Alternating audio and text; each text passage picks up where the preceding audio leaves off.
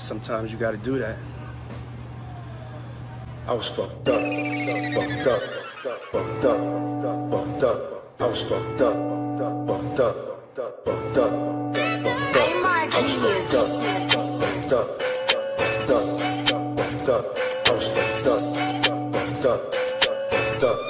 When I did it, I was fucked up, fucked up, fucked up, fucked up.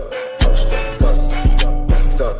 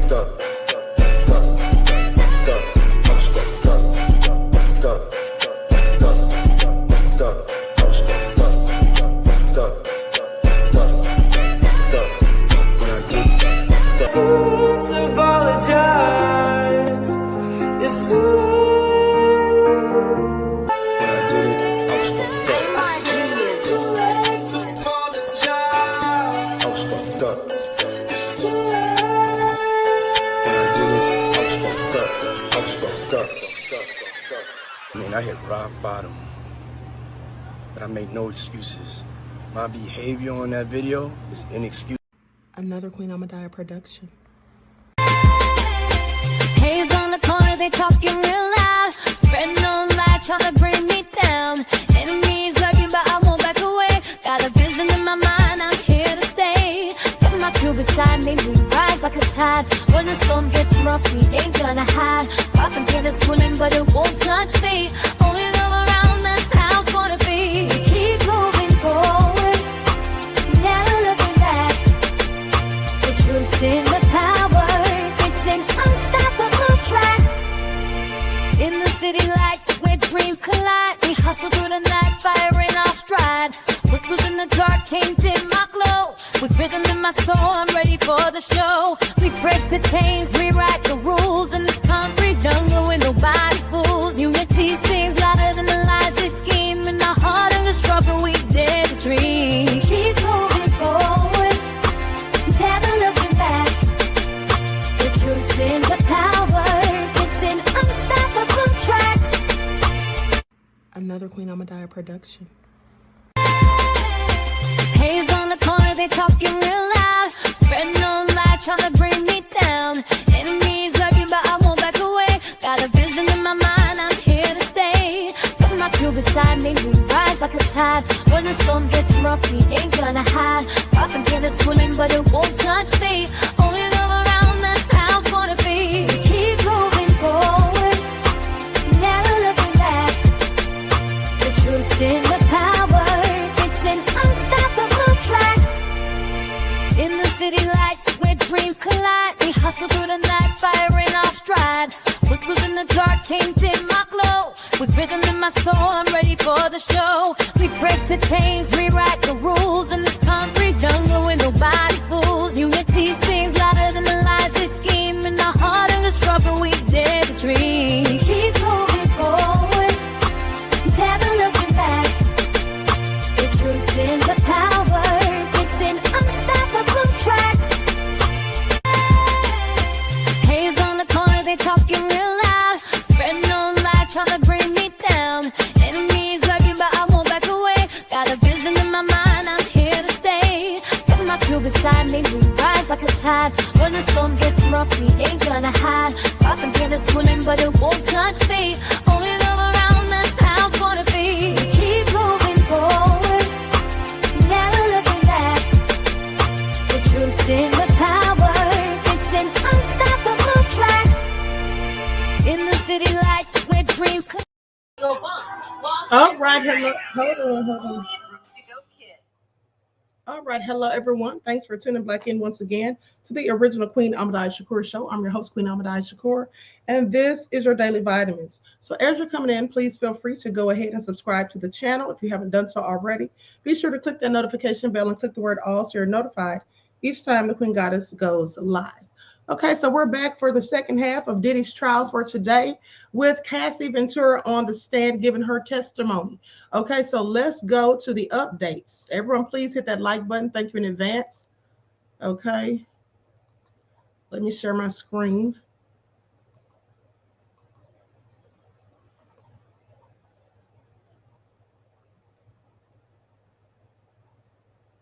Okay, so we've seen Cassie, not Cassie, but Diddy's family arrive earlier. We saw this before. Okay, so now let's go to the next updates. Before I do, let's have a brief word from my sponsor at 12 Tribes. Likes up, everyone. Please like and share.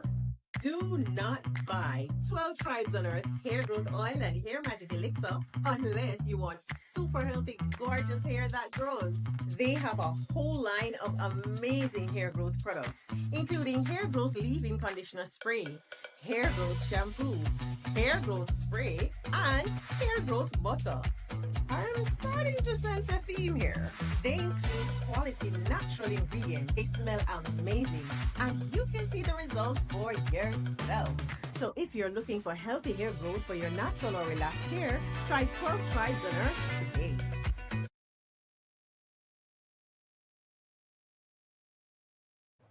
Okay, so don't forget you can purchase 12 Tribes hair oil at Etsy.com. Just look for Lisa Crafts. You can also find it at Walmart.com. Okay, all right, Terry Hitton is here. That Crazy Beach Aries. All right, let's get into it. Anita Harrell, Alice is here. Mel is back. Okay, so let's go ahead and get it started. Everybody hit that like button. Thank you in advance. Okay, AJ, I see you, beloved. Okay, so let's get into it. I see you, Buckhorse DC, with your nefarious self. All right, so let me go to the first update. Okay, so Ventura said, now this is from 36 minutes ago, okay, right before the break.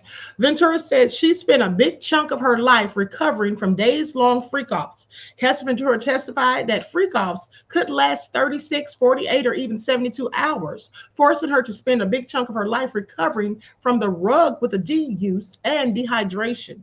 The freak-offs became a job where there was no space to do anything else but to recover and just try to feel normal again, she says. Ventura recalled the longest freak off continued for 4 or more days with some breaks. And this is a whole lot of freaking off, okay? 4 days. Okay, so what we've learned so far from Cassie Ventura's testimony.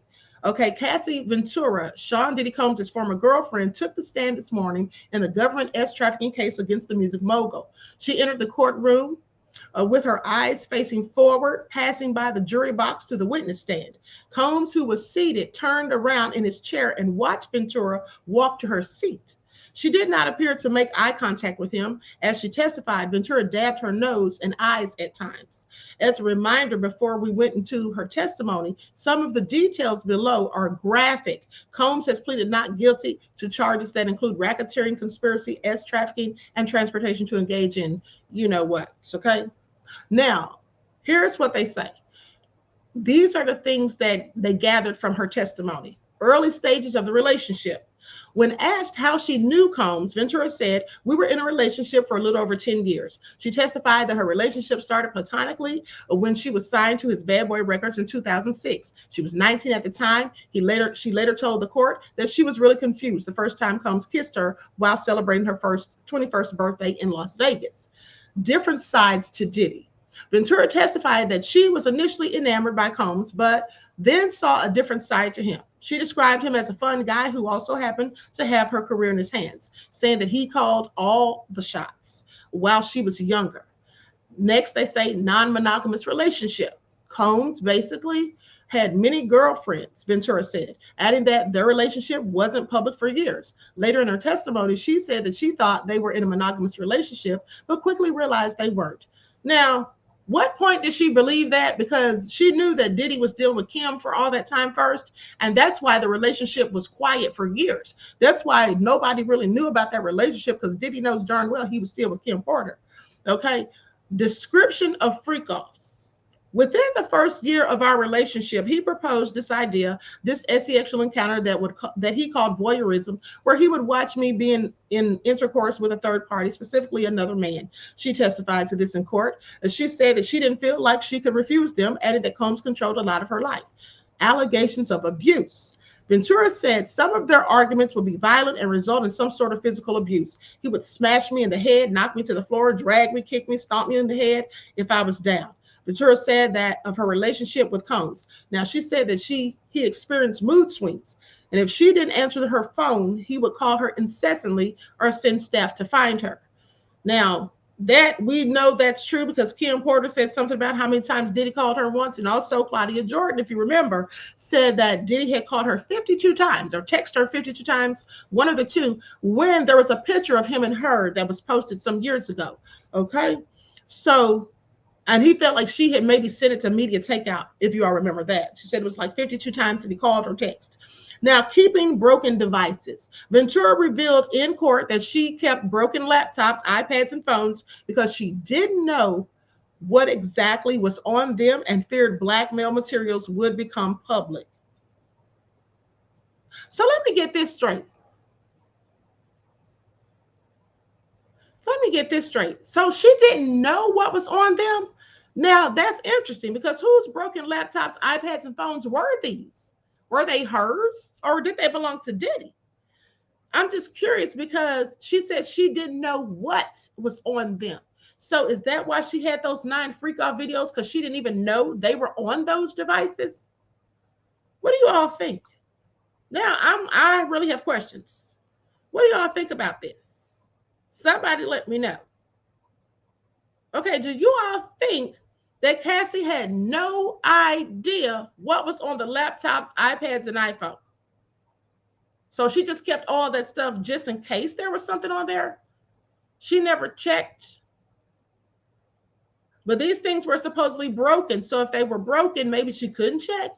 But so she just assumed something was on there. But if they were hers, if these were her belongings, wouldn't she know what was on there? Because how did it get on there? I don't know. Something about that just sounds crazy to me. I mean, is it just me? And I'm using critical thinking skills, okay? So some of my critical thinking skills may not align with some of y'all who don't use them. I'm just saying. Mel said she knew what was being recorded. Exactly. But she said Diddy was recording stuff, right? But I'm wondering, are these her devices or were they Diddy's? That's what I'm wondering. Were these her devices that she kept that were broken? I believe they were hers. So if there's stuff on there that Diddy recorded, how did it get on there? Did Diddy send it to her? How did it get stored on her computer? And if it was stored on her computer, which clearly it was, because that's why the prosecution has 9 freak off videos. So clearly it was stored on her computer. How did she not know that? I just have questions, honey. Okay, I just have a whole lot of questions. I don't want to make y'all mad and be like, oh, she's going in on Cassie. No, I'm asking legit questions because I seriously want to know. I'm wondering if the jury's wondering what I'm wondering. Okay, that's all I'm saying. Please pay attention. Now, with that all being said, okay, so next point of business is Cassie Ventura's husband is allowed to be in court for parts of her testimony. Here's what we know about him. So defense lawyers for Sean Diddy Combs indicated Tuesday that they intend to call Cassie Ventura's husband, Alex Fine, to the stand to testify about allegations that Combs raped Ventura, Combs' former girlfriend, and one of his accusers in 2018. Now, this is going to be real crazy right here. And I'm going to tell you all what might happen. Alex Fine is Cassie's husband. Do you think he wants to get up there and say anything that could damage her case or make Diddy look good in any way? Of course not. It's a surprise to me that the defense is calling him as a witness, not the prosecution. Is the defense trying to get Alex Fine to engage in lying? Or are they trying to say something on the stand when they question him to trigger him, that he might get upset and become a hostile witness? I have questions because that's what I think exactly is about to happen. I think Alex Fine is going to get up there and they're going to start asking him stuff about Cassie and Diddy, and he's not going to like any of it, and he's going to look like he's mad or sound upset, and they're going to say he might be a hostile witness. Now, this will all depend on, in my opinion, of course, if Alex Fine can control his emotions and keep his composure. But I think this is a sneaky little old trick by the defense. Okay, please pay attention. Okay, because why do they need him specifically to corroborate anything? I guess we'll see. Maybe they want to ask him, when did he start messing around with Cassie while she was with Diddy behind Diddy's back. Okay, and try to get some of that in the story to make it look like Cassie's not as sweet and innocent.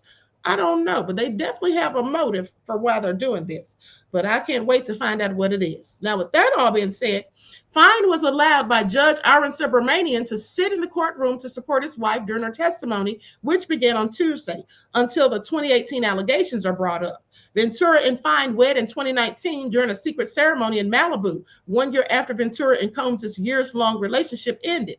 According to an interview with Vogue, Fine, who is a personal trainer, and Ventura first met at a gym. The couple are parents of 2 daughters, Frankie and Sunny, and announced in February they're expecting a 3rd child. After video footage emerged of Combs physically assaulting Ventura in a California hotel lobby in 2016, Fine issued an apparent response to the video in what he wrote as a letter to women and children posted on his Instagram page. He said, "Our daughters, sisters, mothers, and wives should feel protected and loved. Hold the women in your life with the utmost regard. Men who hurt women hate women." Ooh, honey, I have to agree. Cassie Ventura is back on the stand. Cassie Ventura has returned to the stand with the federal criminal trial of Sean Diddy Combs. Ventura testified this morning and described Combs as controlling and said some of their arguments would get violent. Okay, so we'll be waiting for further updates. Let me check this other source. Likes up, everyone. Please don't forget to like and share. Thank you in advance. Okay. Something just came in.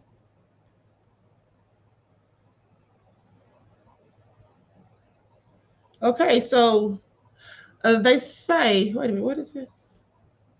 They say, hold on, I think this might be something else. Hold on. Hold on, beloveds. I'm trying to make sure I'm reading this in order. Okay, thanks. Actually, during the break, I went up to cover a case in front of Judge Rakoff. Okay, he's talking about himself right here. Okay, let me go back. I'm reading what Inner City Press has reported, okay? Because he covers multiple cases. So I want to make sure I'm on the right stuff.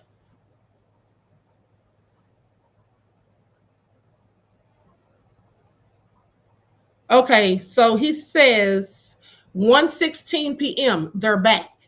Okay, the judge says, "Welcome back." AUSA says, "Who was your manager at Bad Boy Records?" Cassie Ventura says, "James Cruz." AUSA says, "What did he tell you?" Ventura says that he was managing me with one hand tied behind his back. He had to check everything with Sean.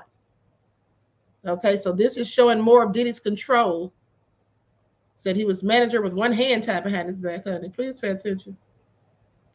Okay, then AUSA says, "How did you make money if your records weren't being released?" Ventura said, "I did hosting parties when Sean approved them." AUSA says, "What comments did Sean make about your physical appearance?" Ventura says, "That I look too Mexican with my hair like that." Okay, he said she looked too Mexican with her hair like that. Is that why he made her shave her head? This is interesting. Is that why he made her shave her head? Because this is really going to speak to how much control Diddy had over her. That he told her to do something and she did it. And if you remember, that's exactly what Lil Jock, what's his name, Young Jock said. That he was sitting right there when Diddy and Cassie saw this woman with half of her hair shaved off. And Diddy was looking at her like the moment in the movie Scarface when Michelle Pfeiffer came down that elevator, how Tony Montana was looking. And as soon as Diddy saw that woman, looked at Cassie and said, "You're going to get your hair cut like that." And Cassie did. And Young Jock said, "Did you even want to? Why'd you do it?" She said, "Because Sean asked me. I always do what Sean asks." She said something like that. So, yeah, it looks like Diddy was a control freak and was telling her what to do and how to do it and when to do it and why to do it. Okay, but still, that doesn't prove trafficking. Okay, so please pay attention. I'm just waiting on these receipts about this trafficking because that's what I'm waiting to hear. All right. That's what I'm waiting to hear. Please pay attention. Miss AP said, told her to shave her head. Yes, he absolutely did, beloved. He absolutely did. Okay. So now with that all being said, likes up, everyone, please like and share. I'm going to go back. I don't know why this stuff gets stuck on my darn screen. This is so annoying. What is going on here? Okay, I'm going to have to close out something real quick. just so I can try to get this off the screen. Okay, there it is. Who had left this time? I don't know why that does that. Okay, so we're going to wait for more updates, but as we do, let me pull up a video real quick so we can get, oh, and then YouTube gave me a copyright claim. Of course, I disputed it. They gave me a copyright claim for showing you all that Breakfast Club video. They could miss me with it because clearly I edited the video. Okay, I put an overlay up there and I also added music, so I'm not even worried about that. YouTube running me my money is all I'm saying. Okay, stop hating. All right, please stop hating. Okay, so here we go.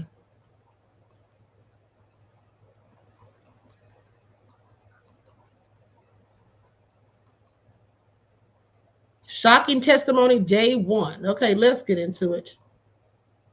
While we wait for further details. Now, this is a report from ABC News. Okay, they're going to be breaking down how they feel about yesterday's testimony.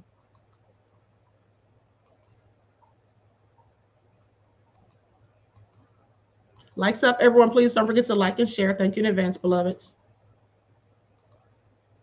Entertainment's most powerful moguls, accused of crimes so heinous, he faces the possibility of spending the rest of his life behind bars. He's denied all charges. And just a warning, this story contains accounts, descriptions, and visual content of actual or alleged events that some may find disturbing.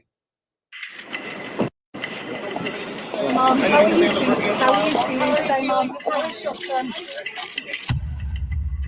Can't.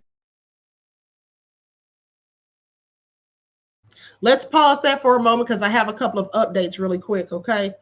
So, okay, Cassie Ventura back on the stand talking about how the arguments turned violent.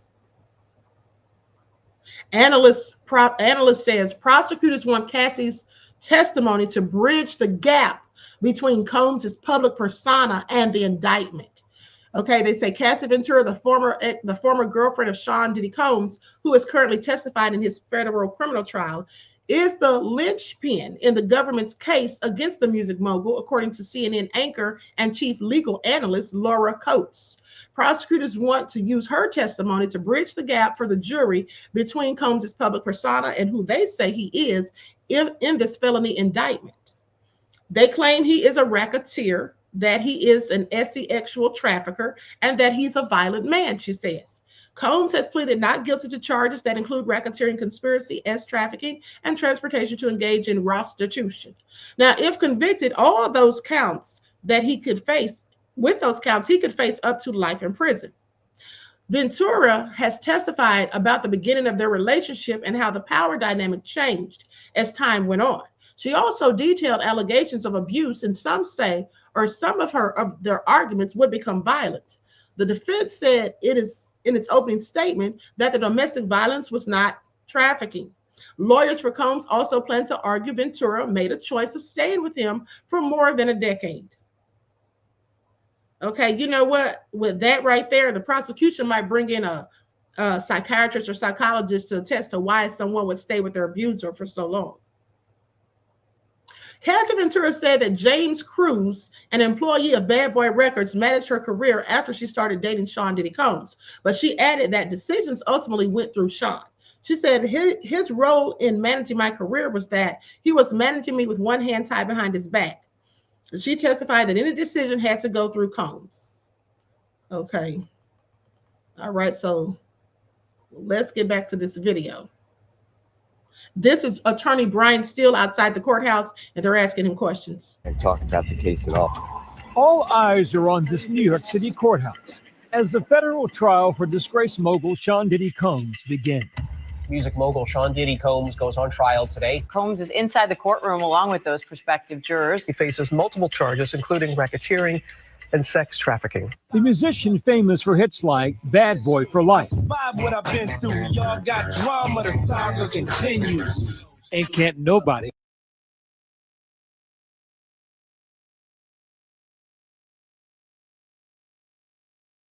Puff Daddy. At one point, he also had the actual key to New York City. So to see him today facing trial on federal criminal charges is completely a downfall of who Puff Daddy, who Sean Combs was. Prosecutors allege he used his power to force women into prolonged drug-fueled orgies he called freak-offs, and then threatened them into silence. The freak-offs, according to prosecutors, were these sex marathons. Some of them lasted days, and they were fueled by ecstasy or other party drugs.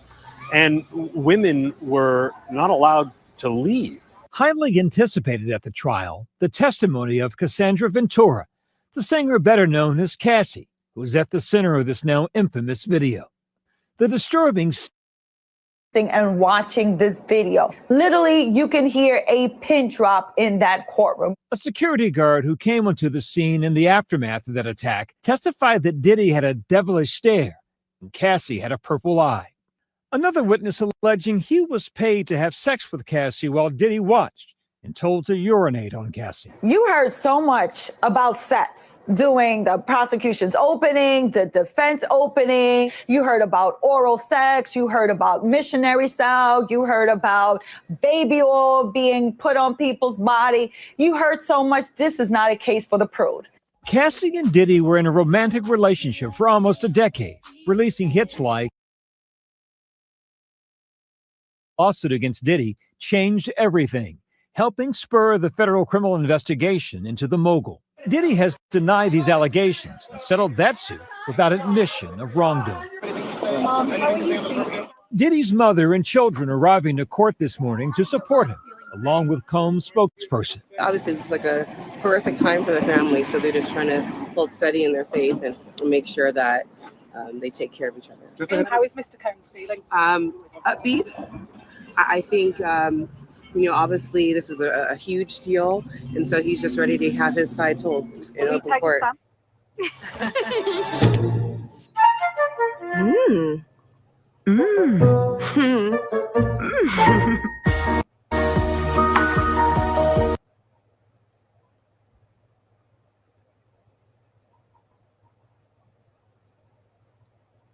And blowing kisses to his family. He's very observant as to what's going on in the courtroom, and he's taken part in his defense. Both sides delivered their opening statements, making their case. The all-female prosecution team saying that Combs used a trusted inner circle to commit crime after crime, including kidnapping, arson, and sex crimes. Prosecutor Emily Johnson saying, "This is Sean Combs. To the public, he was Puff Daddy or Diddy, a cultural icon, a businessman larger than life. But there was another side to him, a side that ran a criminal enterprise." The prosecution is alleging that it was his inner circle that enabled him to be able to engage in these acts, but also hide these acts from the public and for it to go on for so long. At least 3 alleged victims of Diddy are expected to testify, including Cassie, and a woman prosecutors are referring to as Jane. During opening arguments, prosecutors alleged that Diddy forced the women to participate in so-called freak-offs and instructed Cassie and Jane how to look, to dress in lingerie, wear tall platform high heels, and have manicured white nails. Diddy's defense arguing the sexual relationships were consensual and not coerced, saying the rapper lived a swingers lifestyle. The defense wants to say that these women are all adults. They're all consenting and willing participants in these freak-offs. Defense attorney Tenny Garrigo saying in her opening statement, that may not be what you like to do in your bedroom, but you're not here to judge him for his sexual preferences. She later added, being a willing participant in your own sex life is not sex trafficking. Well, we'll see what the jury has to say about all of that. But meanwhile, another update. My self-worth took a hit. Ventura describes how Combs frequently commented on her appearance. Cassie Ventura testified that Sean Diddy Combs was very involved in her physical appearance and started making comments about the way she looked almost immediately in their relationship. She says appearance was very important to him. My appearance, she said, adding that Combs would make comments about her hair and nails. We had tons of conversations about my body at the time, she testified. That included discussions about my breast implants and keeping my shape a certain way. My self-worth took a hit for the entirety of the relationship, just trying to establish who I was, who I wanted to be, who I was allowed to be, she said. Ventura says if Combs disapproved of her, his staff would take away her belongings. Cassie Ventura testified if Sean Combs disapproved of her, he had his staff take her belongings. She said, I would get my car taken away. I got kicked out of the house, my apartment. I had jewelry taken away. It was very random, depending on how he felt, she said. Ventura said there were times when Combs personally took her electronics from her, and other times his security personnel did it. She'd eventually get the items back. It depended how long it was that she was being punished for, I guess. Sean would give them back to me if I would go to his house. That's what she said. All right. Oh, juicy. Okay, so now while we're waiting for further updates, let me just read you all this. So lawyer attire and accessories are pretty unremarkable. So they're basically telling us what the attorneys are looking like, okay? They're pretty unremarkable. A reliable mix of neutral cardigans, blazers, and collared shirts. Brian Steele, one of Sean Combs' lawyers, stands out for his hot pink water bottle, which he has been toting around the courthouse. Now, throughout the start of Cassie Ventura's testimony, which is about to resume, family and other supporters of Sean Combs showed little reaction to some of the more sensitive things that she testified about. Several times, Combs' late ex-girlfriend, Kim Porter, was mentioned by a witness. Some of the adult children Porter shared with Combs were in the room and remained dispassionate. Court is back in session, and Cassie Ventura is back on the witness stand, now with a long coat on. Judge Arwen Subramaniam asked if she was a bit cold. Ventura nodded. Okay, can confirm that the court is quite chilly. Okay, the judge said that he would try to do something about the temperature. So, star witness Cassandra Ventura took the stand Tuesday at Sean Diddy Combs' federal S-trafficking trial. She detailed physical abuse. She said he would knock me over, drag me, kick me, stomp me in the head, as well as the nature of the freak-offs, which had included the hiring of an escort and performing under the direction of Combs. Ventura, an R&B singer who used to date Combs, was signed to his record label, helped open a floodgate of accusations against the producer when she sued him in 2023, alleging that Combs abused her and forced her to participate in humiliating sex parties. She and Combs settled the lawsuit a day later, but dozens of others have since accused Combs of similar abuses, as have federal prosecutors. He faces 15 years to life in prison if convicted on all 5 criminal counts: racketeering, conspiracy, S-trafficking, and transportation to engage in prostitution. Testimony in the trial started after opening statements Monday with searing accounts from other witnesses who detailed alleged violence, paid acts, and coercion from Combs, who has pleaded not guilty.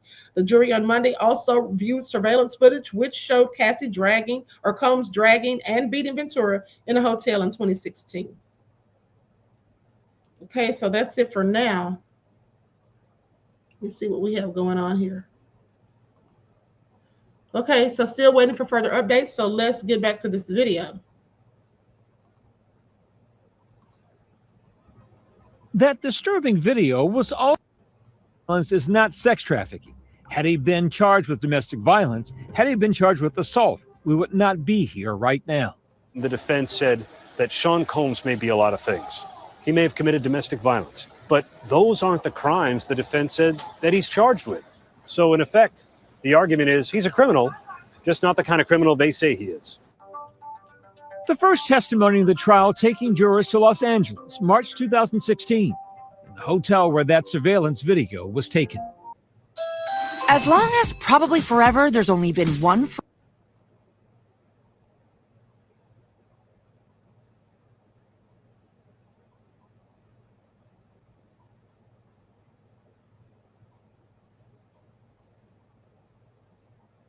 Officer who worked security at the hotel, he says he responded to a call for a woman in distress on the 6th floor. When he got to the floor, he noticed that there was glass on the floor. The vase and the flowers were broken. The security guard described going back to Diddy's hotel room and standing in the doorway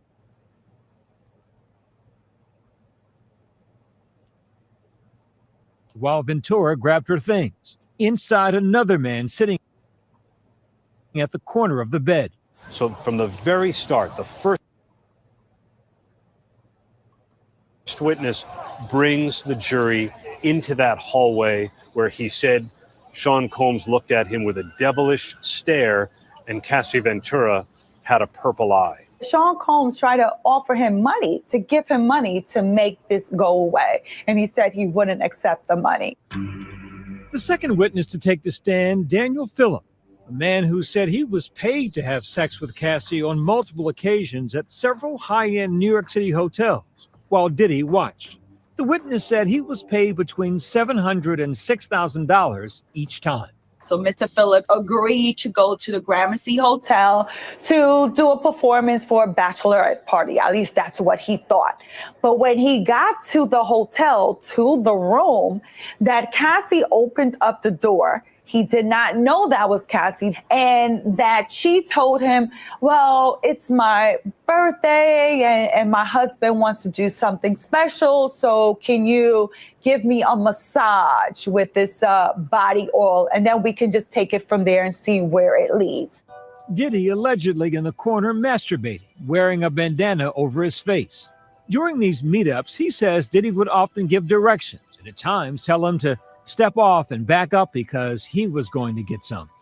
Sean Combs's children, his mother, came to court to support him, but when the testimony became graphic, his daughters stood up and walked out. When they came back in at one point, the testimony got more graphic about ejaculation, about urination. That was too much. They turned and walked out again. Phillip also described witnessing Diddy drag and hit Cassie. When asked by prosecutors why he didn't intervene, he testified, "My thoughts was that this was someone with unlimited power, and chances that even if I did go to the police, that I might still end up losing my life." Cassie, who's now 8 months pregnant, is expected to take the stand tomorrow. Cassie's the case. Cassie Ventura, who has not spoken about this publicly except in a civil lawsuit, is taking the witness stand as a star witness. Her husband and father of her children spotted in court today. If convicted, Combs could face life in prison. Only 12% of women-owned firms actually surpass $100,000 in annual revenue. Welcome back to the Stephen A. Smith Show.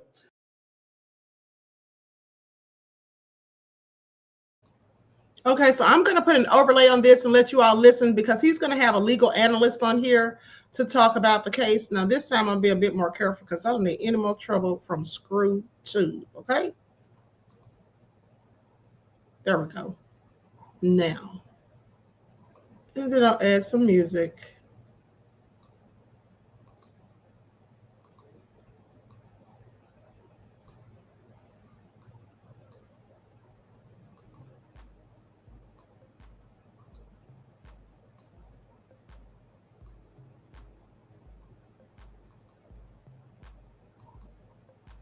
Opening arguments were set to begin today in a highly anticipated federal trial for hip-hop.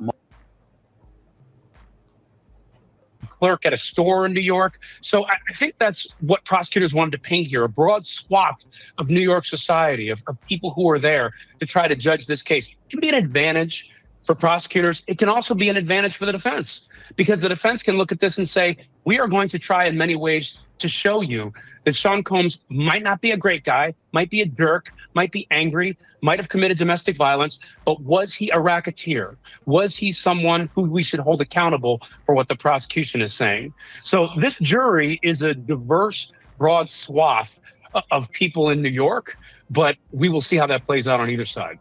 One of the things I'm looking at right now, this is called the fresh CNN update. I wanted to know what you could validate, what you can elaborate upon, if at all. It says the jury was shown additional footage from the hotel hallway.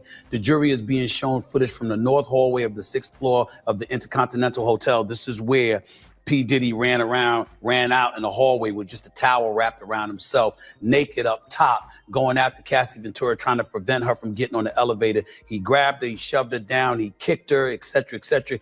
He acknowledged, you know, how heinous the video was in his own social media posting in the aftermath of this being publicized. Could you tell us what happened today inside that courtroom as it pertains to evidence that was shown to the jury and any testimony that was given?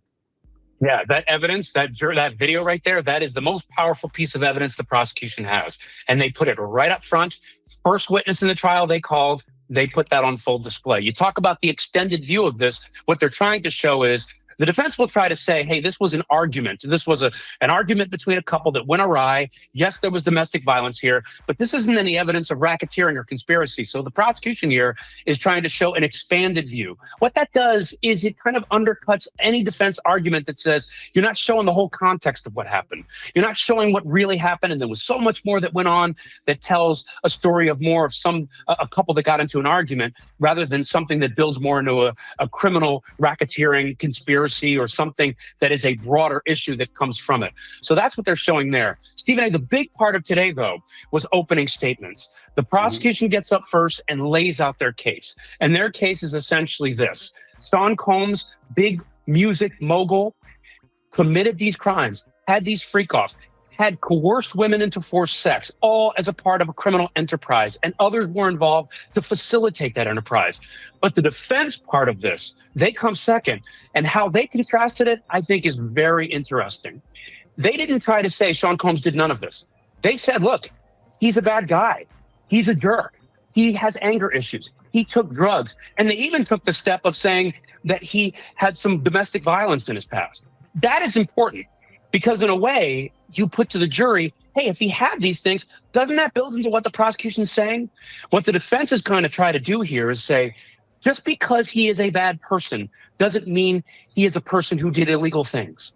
We do not convict people for being bad people. We convict people for doing illegal activities. So was what we're seeing here in this case, jury, is what the defense is trying to say. Was what we're seeing here evidence of a racketeering enterprise, conspiracy, things like that? Or was this a person with anger issues that you or I might have, sexual proclivities that we may not understand or agree with, but are these things that should lead to a conviction in this case? And I think that's a risky thing to do in some ways, but it's what they have to do because they've got a very imperfect client.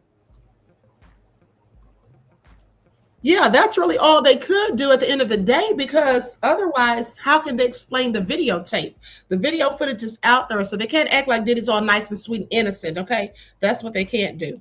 All right, so now listen to this. They say Cassie told jurors that she eventually didn't have enough time to nurture her music career because the freak-offs became a job. She was constantly recovering from the S parties. Okay, now some of this we've already heard. There has not appeared to be any eye contact. Hold on, let me scroll up some. Okay, hold on.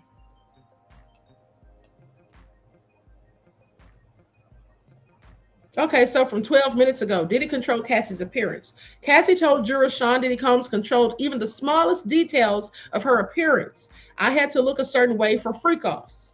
For example, her nails needed to be painted white or French tipped, and she needed to be tan, she testified. Okay, see, that's another tidbit of information we didn't get from the other update. And in general, the Bad Boy Records founder constantly commented on her looks and tried to curate how she appeared. We all remember about the white fingernail polish and how Cassie said in her lawsuit that Diddy liked that color because it contrasts with the black cucumbers that she would hold in her hand. Okay, y'all know what I'm talking about. He would say anything from I look too Mexican with my hair like that to I needed to have my nails done a certain way. Appearance was very important to him, my appearance. Combs would tell her to work out and keep her body in shape, and they even discussed her getting breast implants. Okay, so she's back on the stand wearing a light yellow coat over her brown dress. The judge remarked to the courtroom that the courtroom might be cold. Okay.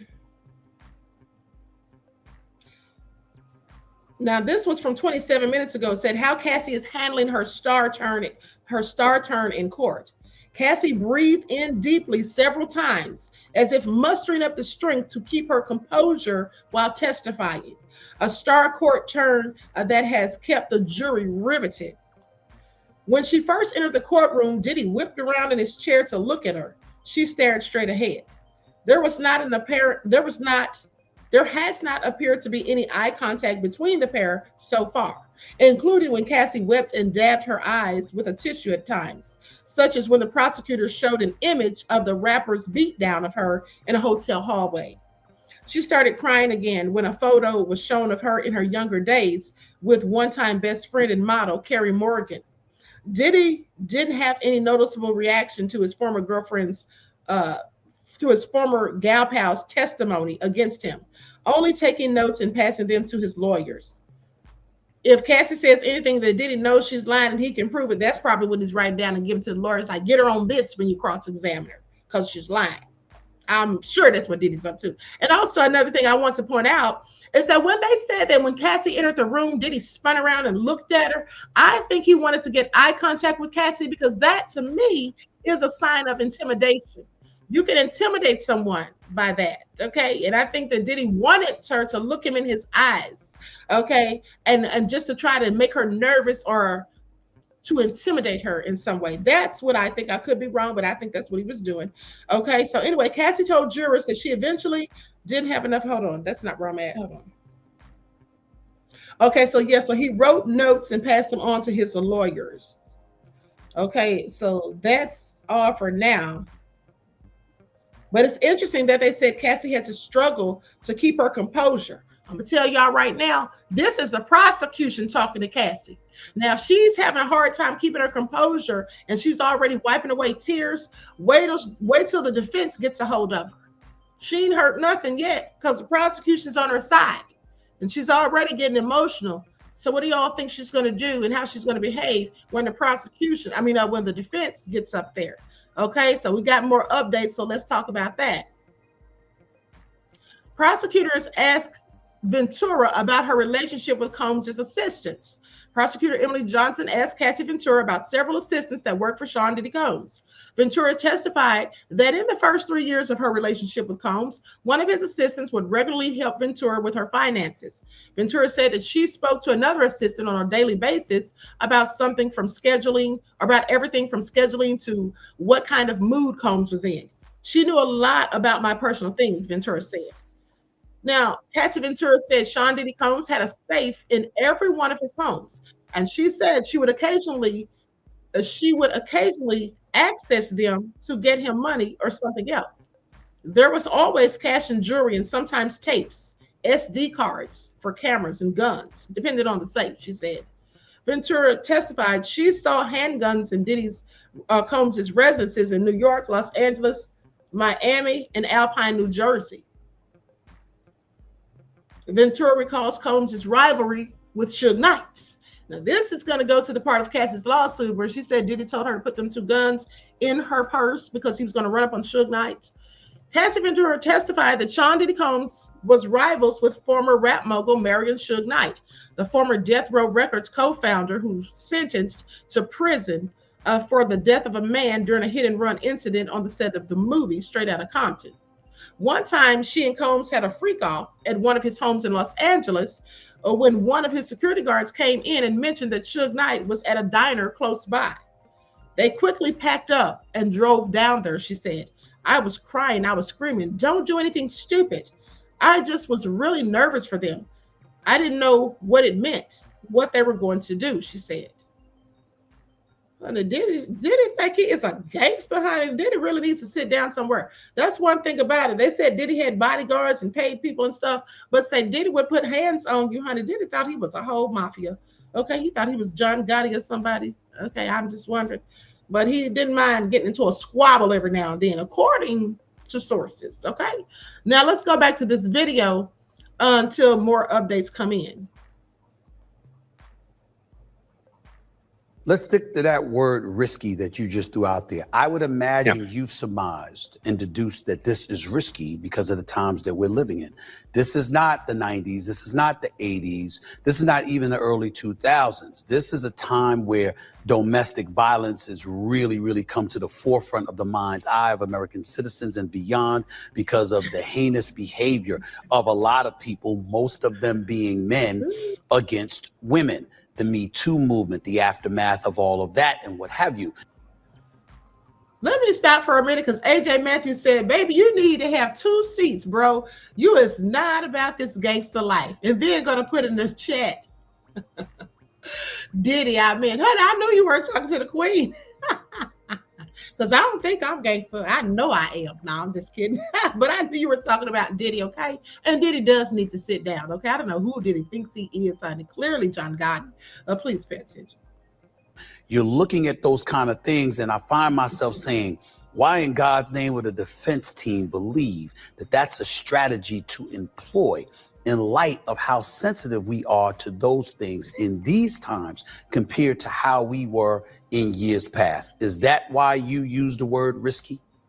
It is. It is, because we are in a time where we are believing people who are accusing big titans of industry like Sean Combs.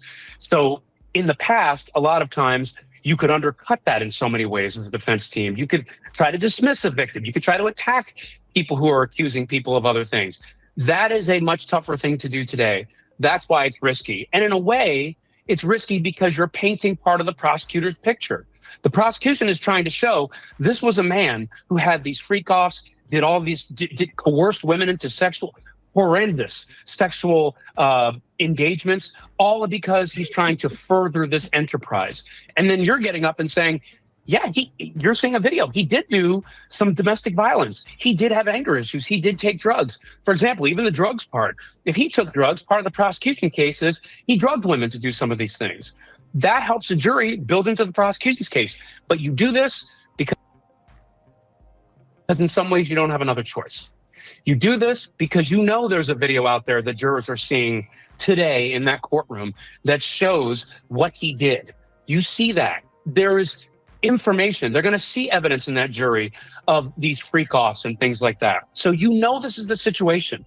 The way you can paint this is to try to humanize Sean Combs to this jury and say, look, I know you might not engage in these things. I know he might live a different life.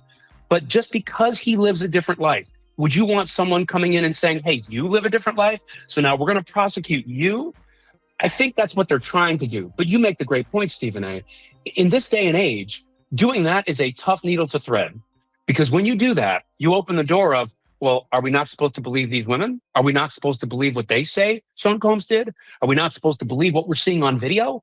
And how Sean Combs, in our minds, yes, he could have paid off people at the hotel or done certain things to try to cover some of this up. And isn't that part of the criminal enterprise they're trying to prove?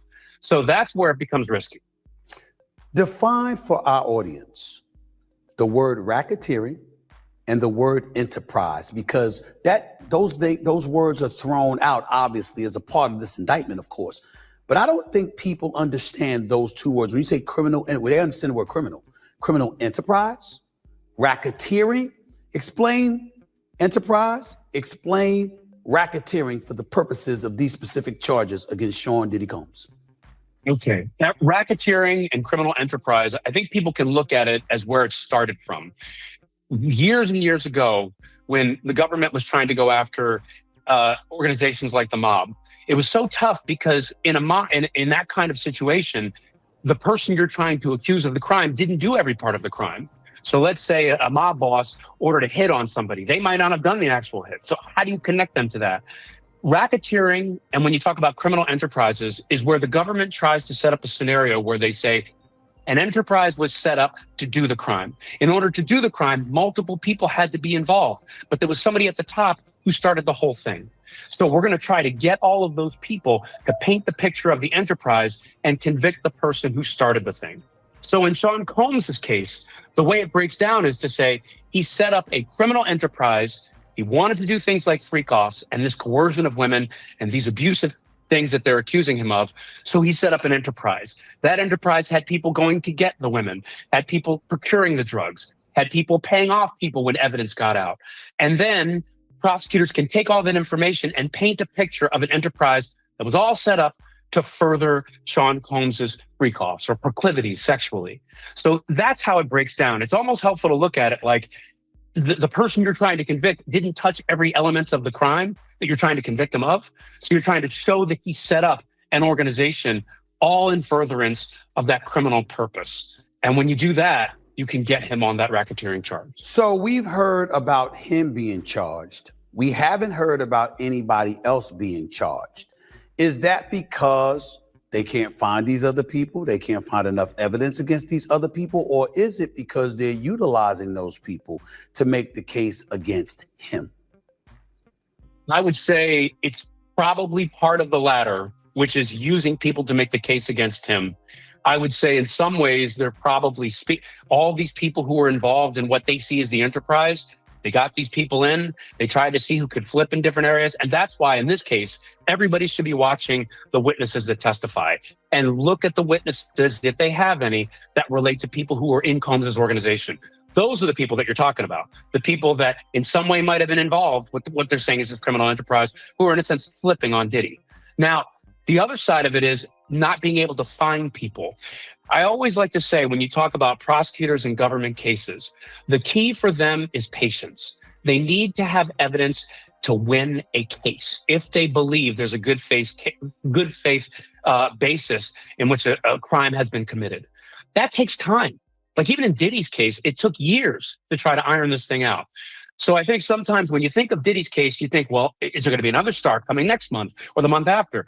I think for them, it's about let's prosecute this case. And what we learn here, if we can use that for other people, we will do that. But we need to preach patience because just like in Diddy's case, if we do not have all our ducks in a row, then you are not going to get a conviction. And if you don't get a conviction, it becomes harder to bring other cases like this where you think crimes have been committed. Any idea how long you anticipate this trial going? I think weeks. It could be anywhere from 6 to 8 weeks. And it could be a little bit shorter, but the key is the prosecutor is going to take all the time they need to lay out all their evidence. I think one thing you can look for is the defense is not going to need nearly as much time as the prosecution because their idea is going to be to try to shoot down a lot of what the prosecution has. But I think this is going to be a weeks-long trial. You are going to see a lot of evidence come out because what the prosecution has to do is like what we talked about, paint this entire picture of an enterprise. But here's the key, Stephen A. They got to do it in a way that makes it simple for the jury. It can't be so complicated that jurors sit back and say, I can't really get what they're trying to do here. I mean, what are you trying to say to me? What prosecutors are trying to say is, here's a broad picture of an enterprise, all in furtherance of a crime.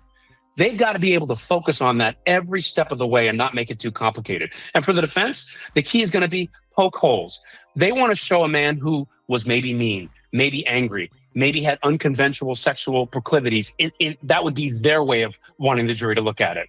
But never force anybody to do anything. They're going to poke holes. They're going to try to knock down a lot of the witnesses by saying they willingly participated in a lot of the conduct, maybe even in some ways try to facilitate some of the conduct if Combs asked for it. And they're going to try to paint the picture of he may be a bad guy, but he's not a criminal.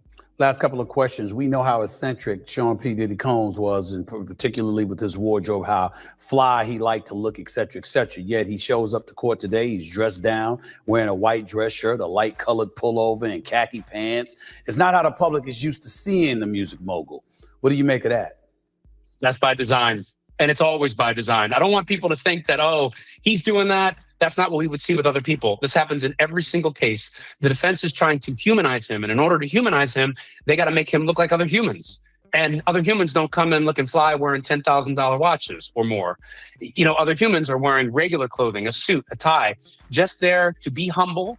And one of the pictures that the defense is trying to paint with Diddy is to say, and you saw this in Diddy's video, I know I did something wrong. I know I was not always my best. And so what they're trying to do is, in his appearance, paint a man who is humble, who is just there.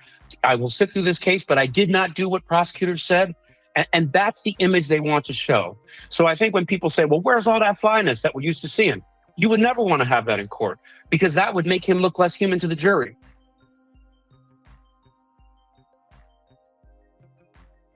Okay, so let's get into these updates. Likes up, everyone, please like and share. Thank you in advance. Okay, so here's what they're saying now. So remember, the last thing we had was Cassie said she was afraid because they went after Suge Knight, who was at a diner down the street, and he had his weapons with him.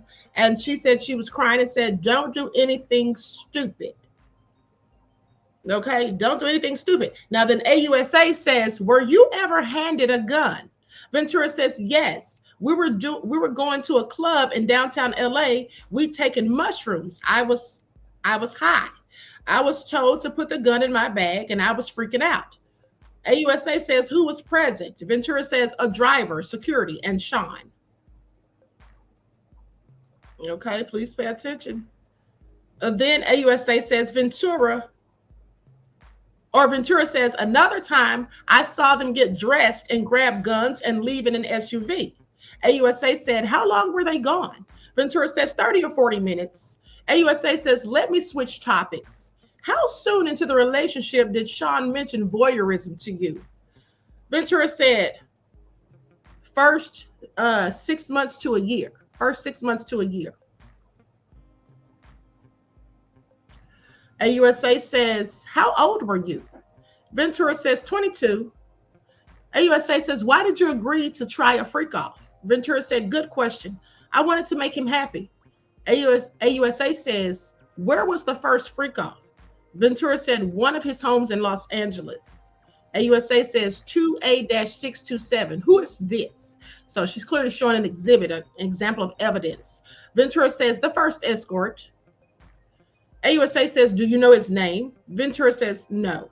AUSA says, I'll call him the first escort.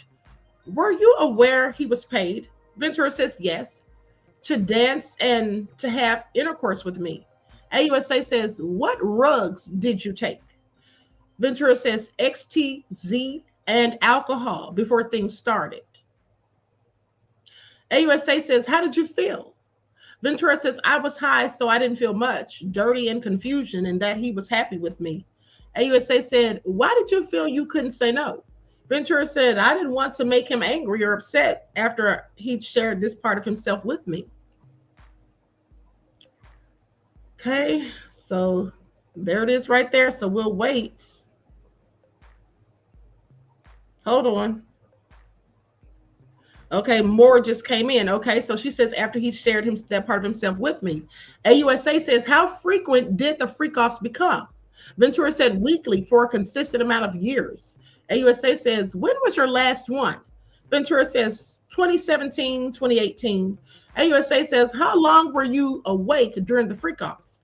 I never slept. I took rugs, XTZ, Molly, and Coca-Cola. AUSA says, do you recall all of the freak-offs? Ventura said, that would be impossible. AUSA said, did you want to stop? Ventura said, yes, I was humiliated. I didn't have those words then. I couldn't talk to anyone about it. Then she starts crying. It says sobs. So she's clearly crying at this point. AUSA says, did you tell him you didn't want to? She says, yes. Ooh, honey, this is getting juicy. She's now in tears on the stand. That's what they say.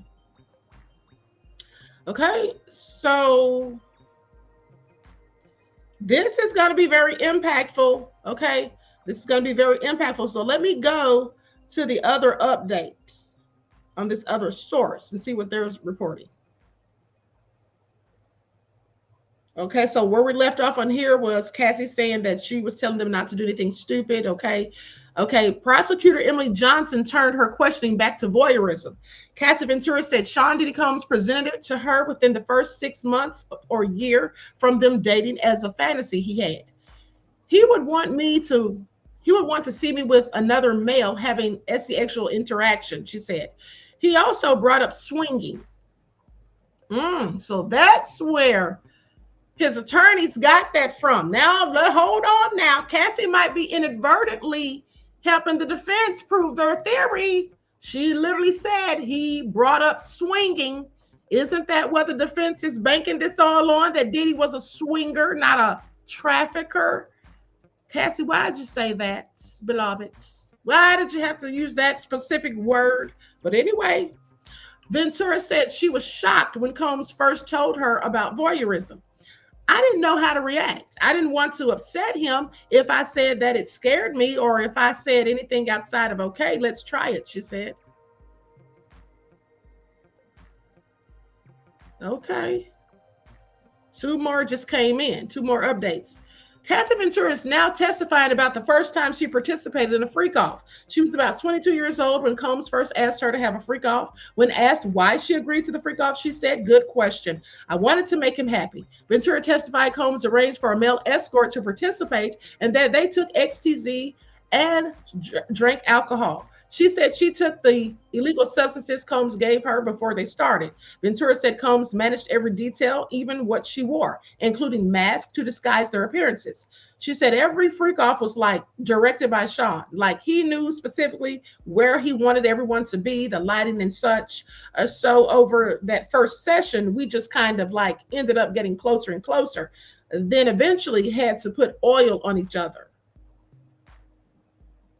She says, I was high, so there wasn't too much feeling, she said, but recalls feeling dirty and confusion, but said she felt like, okay, he's really happy with me.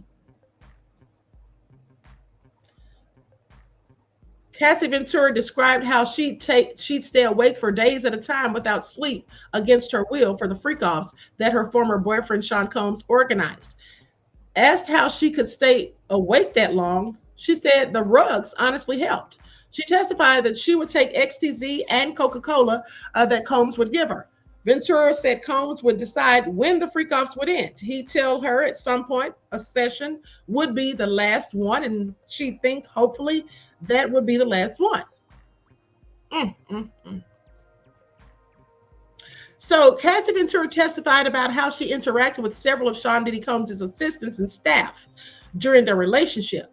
An important part of the government's effort to prove that Combs engaged in racketeering, this was important for them because they want to know how she dealt with these other people. Okay, according to a former prosecutor.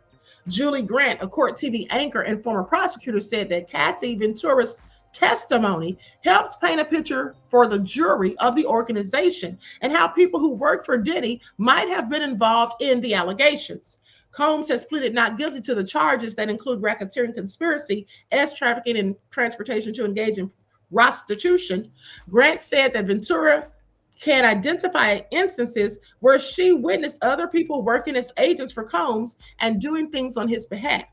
That all does to the charge, or that all goes to, I think is what they should have said. I think that's what they meant. That all goes to the charge of racketeering.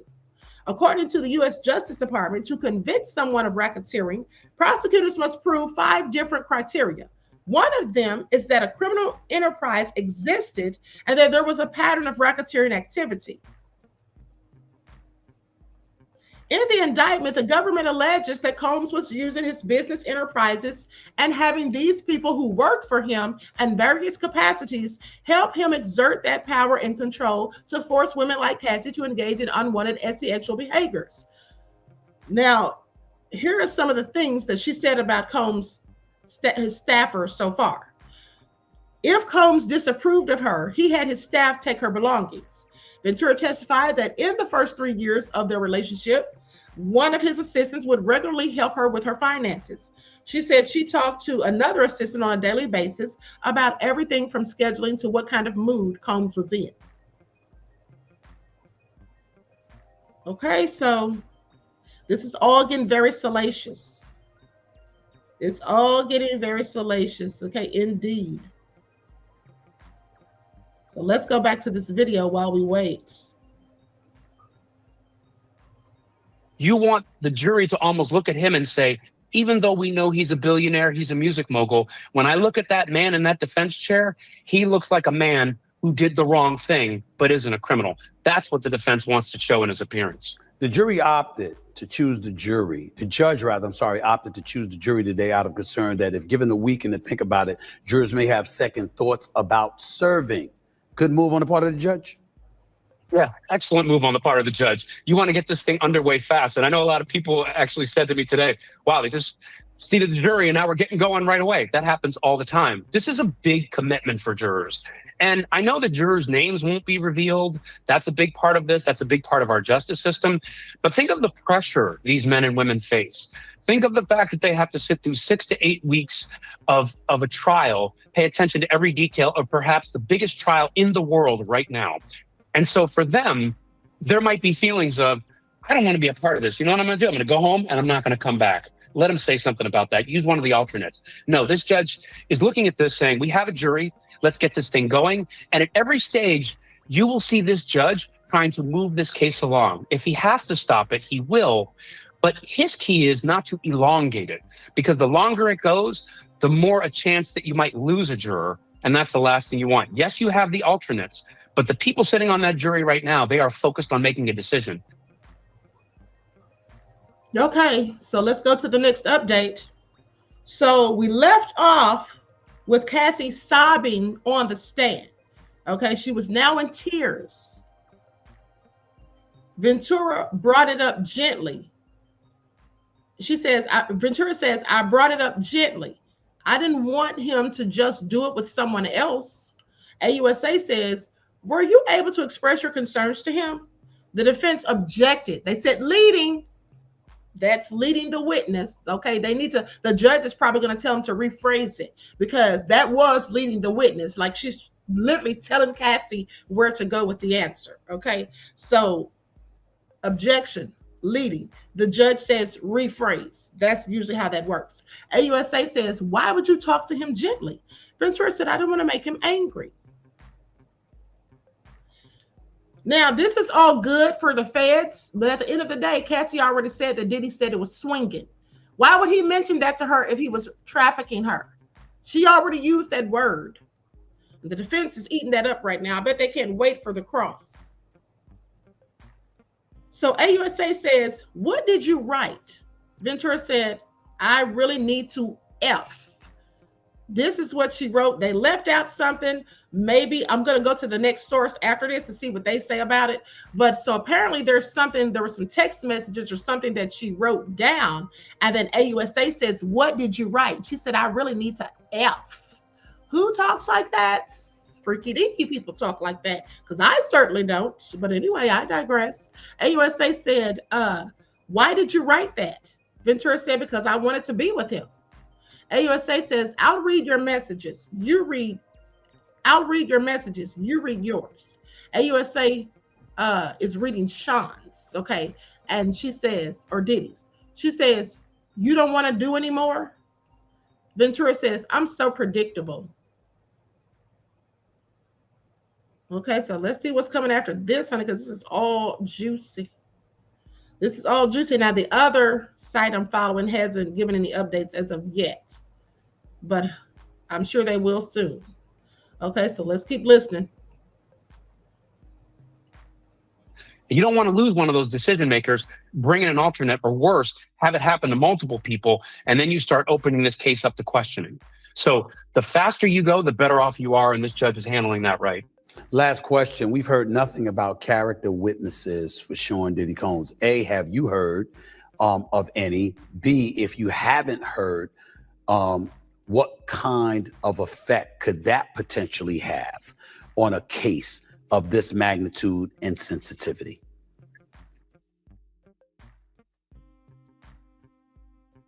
Chosen One says she sounds like she feared him going off on her if she didn't do what he wanted, but she wanted to be with him. Is that why she said she wanted to F?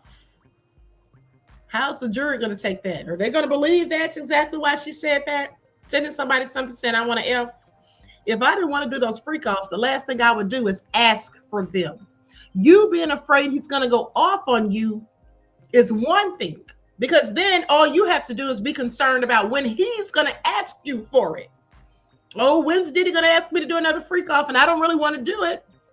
But if he asks, I feel obligated because I don't want to make him angry. So I'm going to go ahead and do it. That's one thing. But for you to say that you don't want to do freak offs and you felt dirty and confused, but then you ask for a freak off, yeah, I'm sorry. That doesn't fly with me. That sounds definitely like she wanted to do the freak offs. Okay, I'm sorry. That's what it's given. It's given she wanted to do the freak offs. Why are you asking for one? I wouldn't be asking for one if I didn't want it, and I'd be dreading when he'd ask me for one. So I'm gonna save him the trouble, and I'm gonna ask him. Yeah, I don't think so. But let's continue. Now, asked what she enjoyed, if anything, about the freak offs, Cassie Ventura broke down in tears. She said the time spent with him. She added that she felt like it was the only time she could get with him.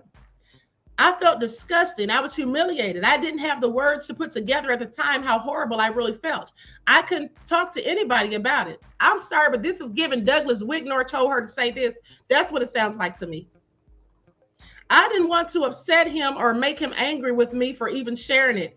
But I would just tread it lightly when I brought it up. Sometimes I would email him about it. I didn't want anything bad to happen.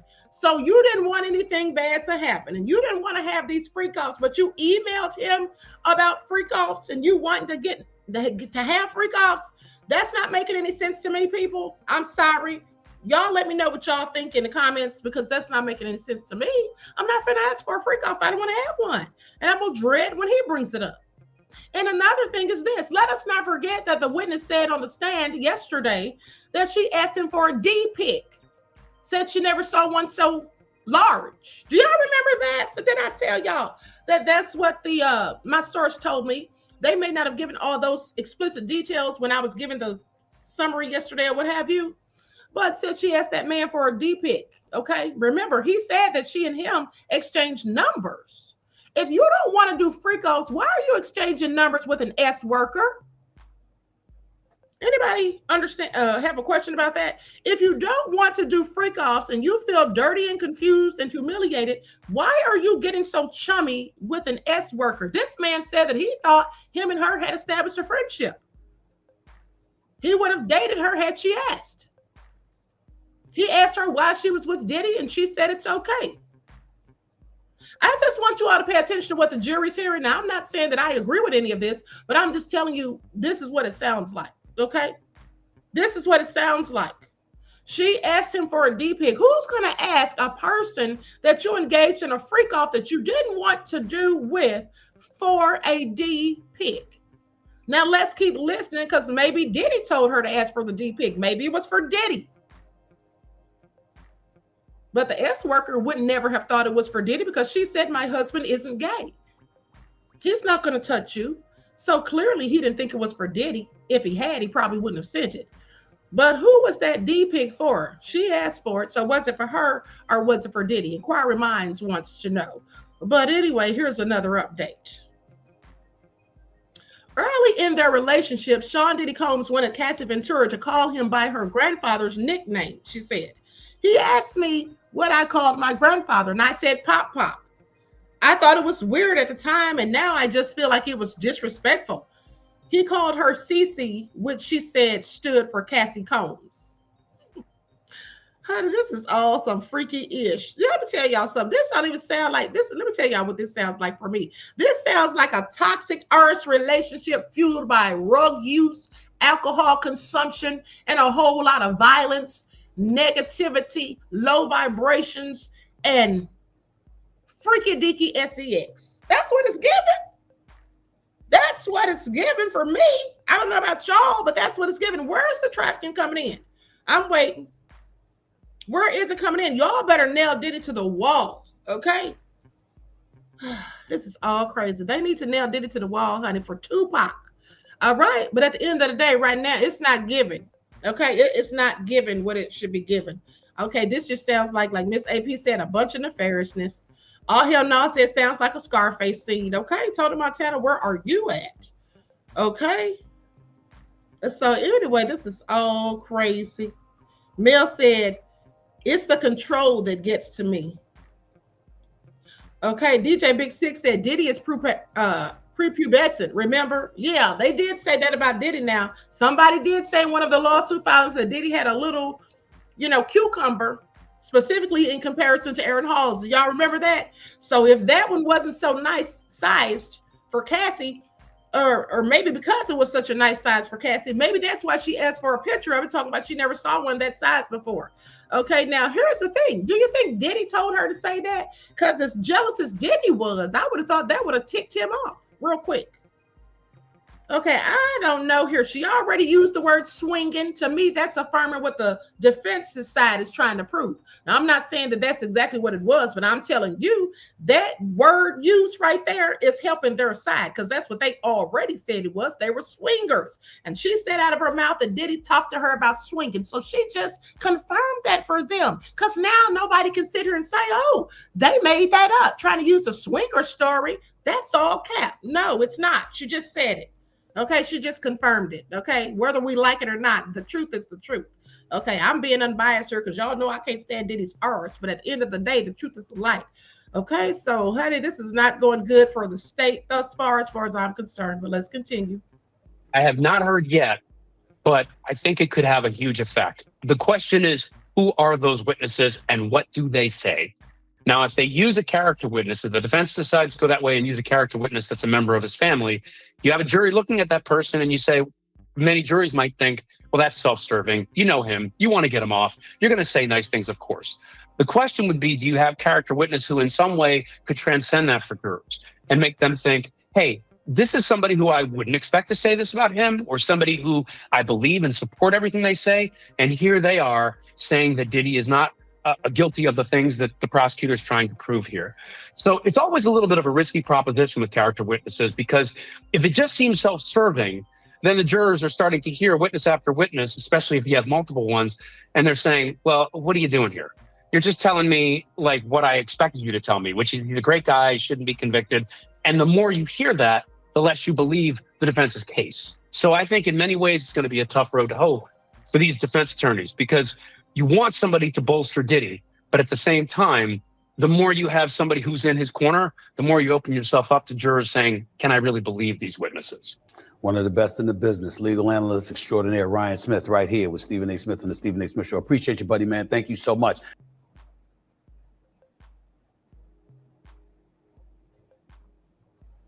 All right. Thank you, Locked Vegan, for becoming a YouTube member, beloved. I appreciate you. Peace, love, and blessings. Okay, y'all heard that. Okay, and then I think I misread one of the typings. Well, keep in mind that the people that are typing this stuff on their social media for us to follow, like Inner City Press, sometimes there's typos or misspellings or whatever, because of course he's in a rush. Okay, but I think I may have said that that she said she was so predictable when she was talking to Diddy about the freak offs. Diddy was like, you don't want to do it no more. And then she said, I'm so predictable. But on this other report, it says that Diddy said, I already know you're so predictable. Okay. That's what it says there. So maybe she didn't want to do the freak offs that day. At sometimes she did. I'm sure at sometimes she may not have wanted to do them. But still, does that make it trafficking at the end of the day? Because they were definitely doing them sometimes. And not to mention, the prosecution already told us that yesterday. Didn't they say that sometimes they had consensual relations? They're not saying that, oh, it was never consensual. So sometimes she wanted to do those freak offs. And sometimes she didn't. Now the defense could say, how was Diddy to know when she didn't want to? I don't know. This is all getting real interesting real quick. Please pay attention. Okay, so I'm waiting for further updates.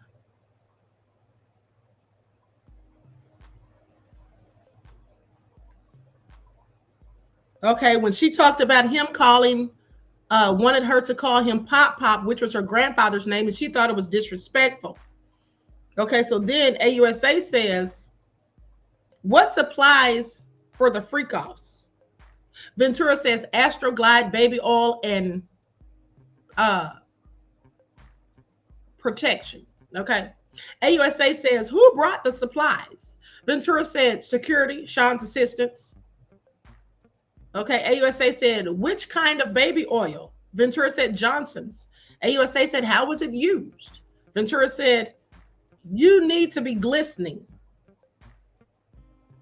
AUSA says, in what hotels in New York did you have freak offs? Ventura said Trump and Gramercy. AUSA says Intercontinental. Ventura says 44th Street. Yes. AUSA says elsewhere. Ventura says Mandarin Oriental, Fontaine Blue. AUSA says what names were used? Ventura said Jackie Starr. I used Frank Black.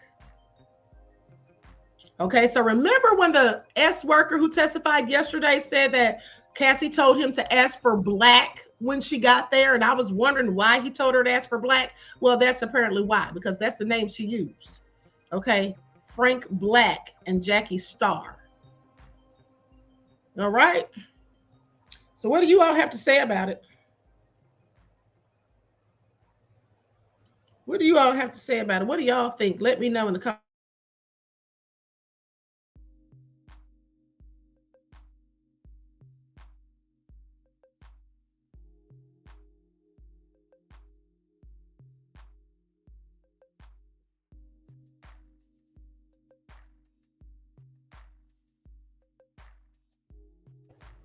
Oh, very interesting.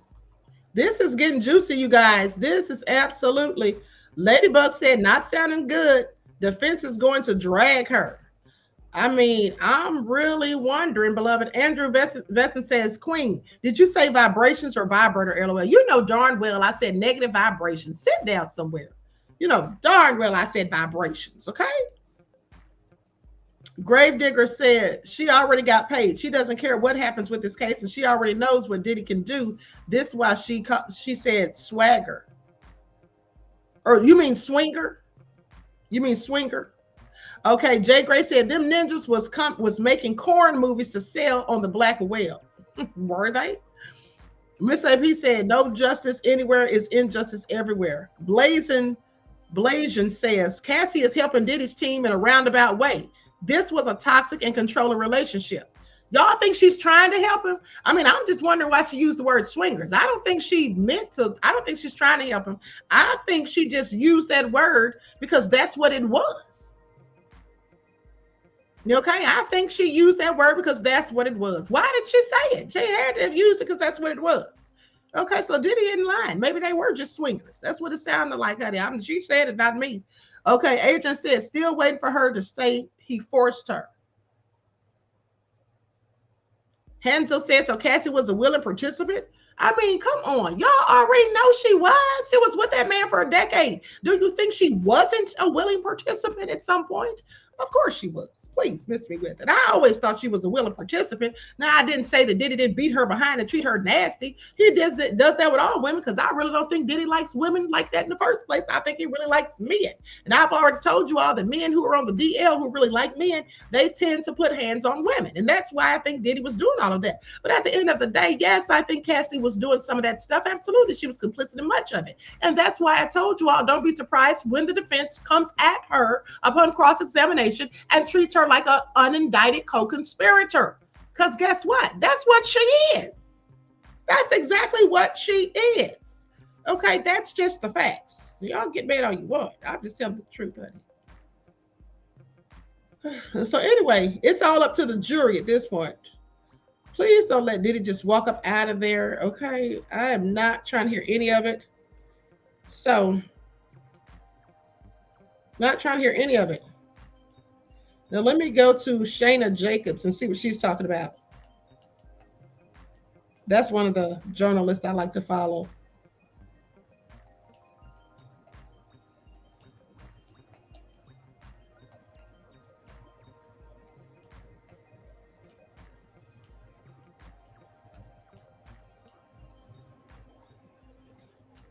Okay, so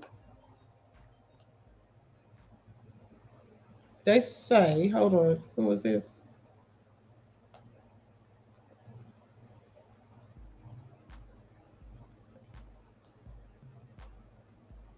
When Cassie Ventura tried to tell Sean Combs she was not a fan of freak-offs, her longtime boyfriend berated her, according to her testimony Tuesday afternoon.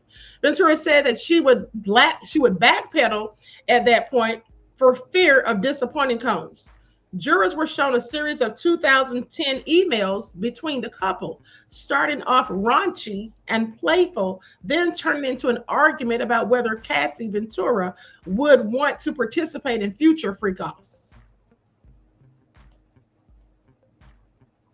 All right.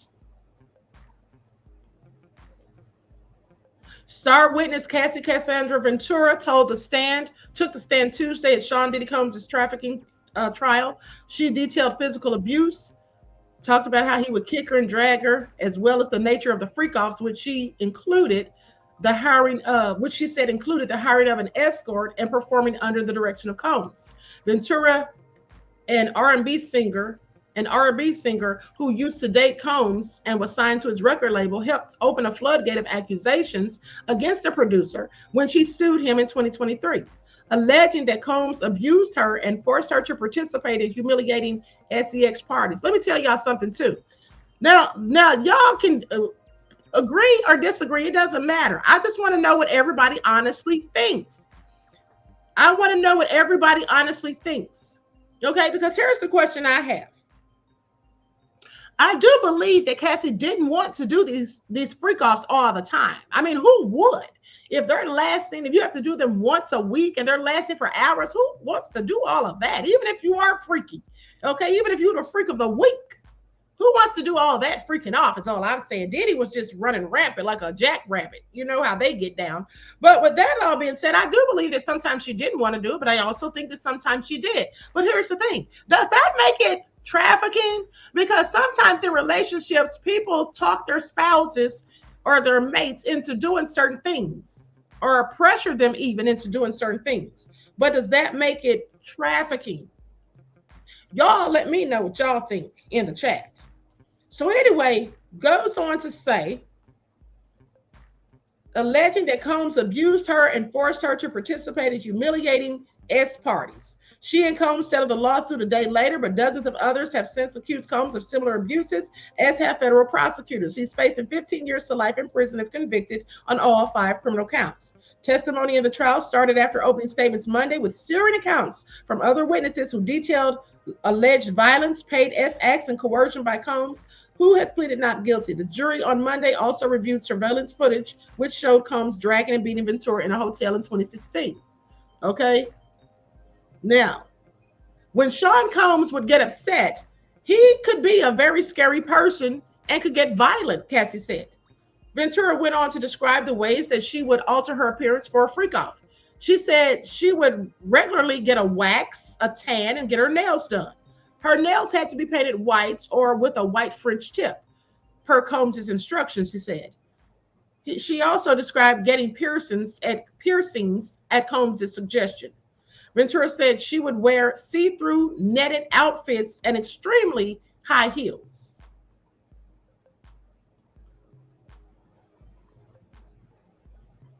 Now, what I'm trying to figure out is where is the prosecution going with this? Because are they trying to show that he dictated what she wore and all of that? Here's the thing. Those freak-offs that they were having were like productions. It's like they were filming Corn with a P. Like they were putting on costumes. And remember, the S worker said sometimes they'd role play. Once they had to pretend that they had met at an airport. Okay, I think I told you all yesterday by mistake when I was talking about it later in the live that I said they had to meet at a hotel, but I meant airport. That's what it literally said. Okay, so Hansel said to show he was controlling. Yes, he absolutely was controlling. Absolutely was controlling. But you know, here's the thing. Men who put hands on women, aren't they always controlling and possessive? Of course they are. That's why they put hands on women. Okay? And specifically, if you're somebody on the down low, you put hands on women, in my opinion. Now, so Sheila said, Cassie said he would tell her what to wear. Tales of a Dime said he would watch people freak her for hours. That gotta hurt. I don't think it hurt at all, because he's the one that wanted these things to happen. Okay, Adrian Marie said Diddy was controlling, but she allowed it. I agree. I absolutely agree. Diddy was controlling, but you know, some people like being controlled. I'm not saying whether she did or not, but I'm just saying that some people do actually like it. Now, don't ask me why. Okay, now let's go to this video that we were watching earlier. Okay, likes up, everyone, please like and share. Thank you in advance. See what they're talking about on here. US and the Middle East, and how important this relationship will be also to succeed through those countries like Saudi Arabia, the Emirates, to the peace talk in between Gaza and Israel, but also to stop Iran from nuclear. Wait a minute, why am I hearing somebody talk about? Spoken to this issue as well just a few hours ago, and he was talking about the fact that we can have great partners. Okay, they're talking about Trump. I'm not trying to hear about him. But they got up here, Cassie recounts the 4-day-long freak-offs. Okay, so let's just wait patiently for the next set of updates, because this is getting real juicy. Are y'all into it? Are y'all here for it or not? Nicole said Cassie fed his ego, then wanted to stop when she didn't feel like it. She teased him. She teased him too. You know, when I think Cassie may have gotten tired of doing those freak-offs, when she saw that that wasn't stopping Diddy from cheating. This is just my opinion. When Cassie said that, you know, Diddy had lots of women or whatever, and she thought she was in a monogamous relationship with him, I think that, and she said that she was so in love with him, she wanted to please him and all of that. Okay, so with that being said, I believe that maybe she was upset when she found that he was still dealing with other women. This is after he stopped talking to Kim, because remember, Kim broke up with Diddy because Diddy got somebody else pregnant. So once Kim's out of the picture, then it's him and Cassie, or so she thought. But then to find out that he was still messing with this person and that person, because remember, he was also dating Gina Hoon for at least 5 years while he was dating Cassie simultaneously. So, and I think her and Cassie had some words. So with that all being said, I believe that when Cassie found out Diddy's still doing whatever he wants, he's still not being faithful to her, even though she's letting him do all these freak-offs and just doing what he wants sexually, and he's still not satisfied. Because see, this is what some women do. Some women have these threesomes with their man because they don't want their man to cheat. And in real life, they don't really want to have a threesome. They may not even be attracted to other women, but they'll do it because they feel like, oh, if I don't, someone else will. Isn't that what Cassie said? Of course she did. So with that all being said, now, did she like it or did she not? Well, I think she did like it. I think that's why she got close with the male S-worker. That's why she asked him for a D-pic. I think that's why she texted Diddy and said she wanted to up. Okay, that's just what I think. All right. Alberta says Cassie has Stockholm syndrome. No, she doesn't. No, she doesn't. Because somebody with Stockholm syndrome would not be sitting here testifying against their abuser. They would be defending them like Patty Hearst did on the stand back in the day when she was kidnapped, allegedly. Remember that? Yeah, that's where they got that phrase from. So no, she doesn't have Stockholm syndrome, honey. I promise you that. If she had Stockholm syndrome, she would not be up there testifying against Diddy. She would, in fact, have been reluctant to do so. She would be speaking up for him. See, people who are victims of Stockholm syndrome, they tend to defend and protect their abusers. That's what they do. Now, one could say that she had Stockholm syndrome and that's why she stayed, but no, that's not what that is. She may have had, women that are abused sometimes stay with their abusers. But I think Cassie stayed because Cassie enjoyed the lifestyle she was living while she was living with Diddy. Okay? That's what I think. I think Cassie put up with the mess Diddy was doing because, first of all, like she said, Diddy was in charge of her career. She wanted her albums to come out. She wrote all those songs, all 9 of them. She didn't write them for nothing. She wanted her career to be, she knew that he was in control of her career. Okay, and the lifestyle. She said they traveled all the time. He was paying for everything. Okay? Diddy was like a sugar daddy to her. Some of y'all have had sugar daddies, and you know how sugar daddies do. They tell you things like, I pay the cost to be the boss. If I'm paying your rent or your mortgage, and if I'm paying your car note, and I'm taking you on fancy trips and vacations, you already know what time it is. That's what people know when they got sugar daddies, and y'all know it, because I know darn well some of y'all in this chat have had sugar daddies, and some of y'all still do. So don't even try it. I know how y'all get down. I know how y'all get down. Okay. Jeff ATL said that's a sucker. Well, you know, you can call it that if you want, but at the end of the day, like T.I. said, it ain't tricking if you got it. So they don't think they're suckers. Okay. Please pay attention. Evision said, yep, showing up. I mean, it's just the fact. And y'all know it is. Okay. Let's not play games. Now, Just Anticipate said Quincy may have Stockholm Syndrome. There you go. If anybody around Diddy has Stockholm Syndrome, it's Quincy. Okay, because Quincy can't see the forest for the trees when it comes to Diddy, as far as I'm concerned. He won't listen to his own father. He don't believe Diddy could do such nefarious things and don't think Diddy would ever have done anything to Kim Porter. And I'm not saying that Diddy did, but we all have our suspicions, right? So, you know, that's all I'm saying. Mel said when it start getting violent, you got to run. Exactly. Okay? Exactly. And, you know, here's the thing. Merlin said their relationship was mutually beneficial. Exactly. I agree. I absolutely agree. Jeff ATL said Quincy does have Stockholm Syndrome. Indeed. I believe it. Zara said Diddy's sons turned Cassie out too. Does she have relations with his sons too?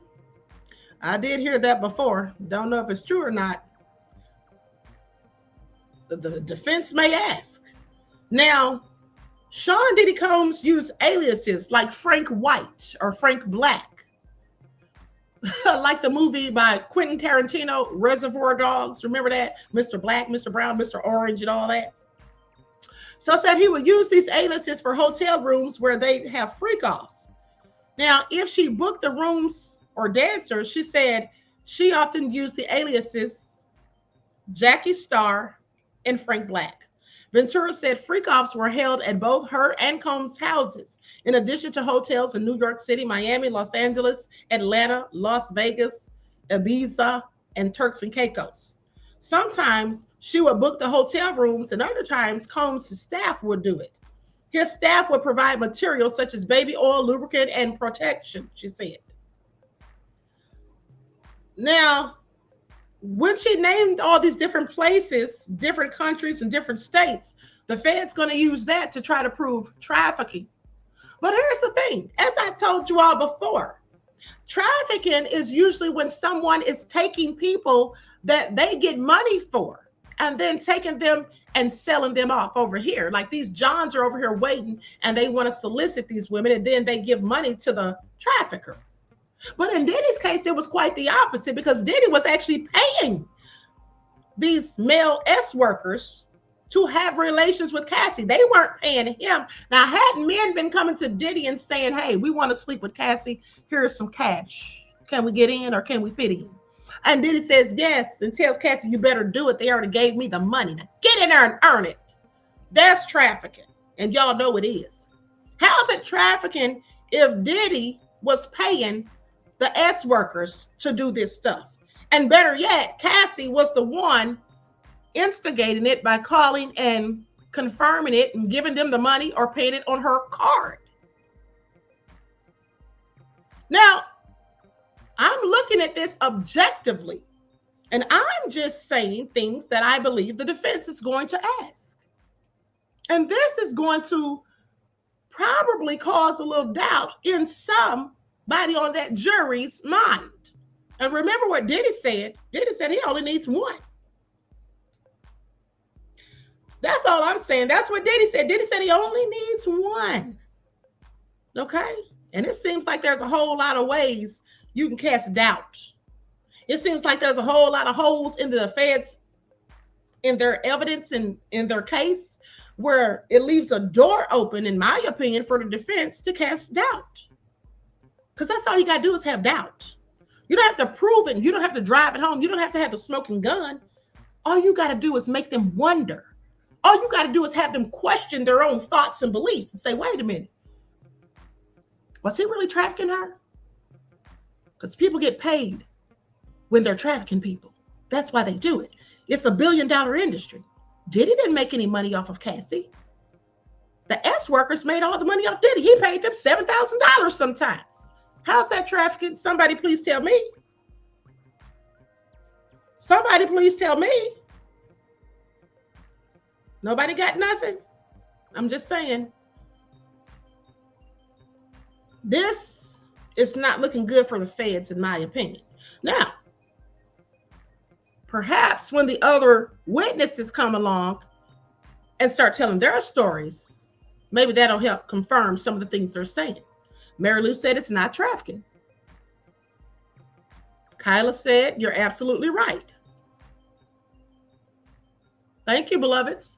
And Cassie said out of her own mouth the same word that Diddy said. He mentioned swinging to me. Diddy's sitting up in that courtroom right now with a button-down shirt on with a sweater, trying to look like a swinger or trying to at least look sweet and innocent or relatable to the jurors. And his defense, his whole argument is that this was all consensual sex with consenting adults and they were swingers. That was their lifestyle. Now, Cassie just confirmed that to me. I'm sorry. Y'all get mad all you want. But she just confirmed what Diddy said. How do you come back from that?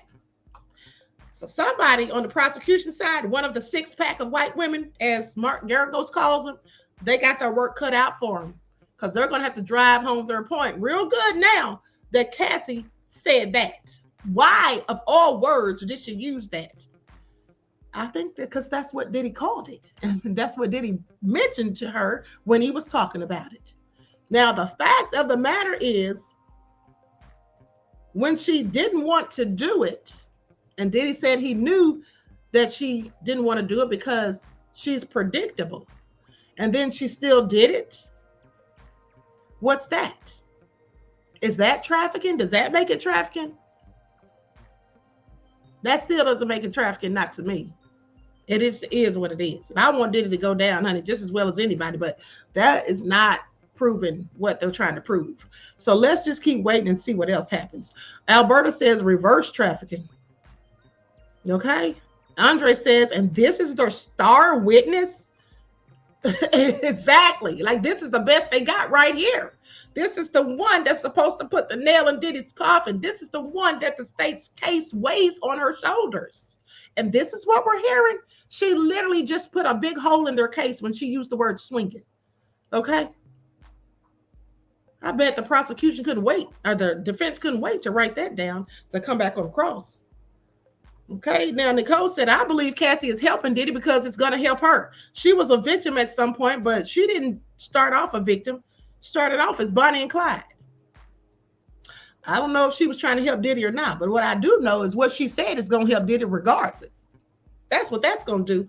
I don't know if she meant to do it, but that's darn sure going to help Diddy right there. I'm not going to say he's going to win, but I'm just saying that's going to help him right there. You know, and if the jury was paying as close attention to that as I was, that's casting doubt right there. Because now I'm down. Okay, like what's really going on here, Cassie? All right, like what's really going on here? Now I just really have doubts about the Fed's case and about what exactly all went down. Because she used that same word. See, I'm going to tell you why that was shocking to me that she used that word. Because when Diddy's team came out and said, oh, we're going to prove that he wasn't a trafficker, he was a swinger. They had a swinging lifestyle. I didn't believe it. I said, Diddy just made that up real quick. See, I felt like they were having the freak offs, yes, and doing stuff like that together and both being complicit at sometimes. But I didn't think that Diddy had ever in his life said anything about swinging. Because, see, here's why. Usually when you talk about swingers, you're not talking about a man and his woman that are not married. You're usually talking about married couples who swap couples with other people. You know, they swap their wives or with somebody else or the husbands, whatever. So I'm like, Diddy know darn well he never said nothing about no swinging, but it's real cute for him to come up with it right now in the nick of time. But no, clearly that's what he said from the get-go because Cassie just confirmed it. So, okay, it's just not a good look as far as I'm concerned, but let's continue.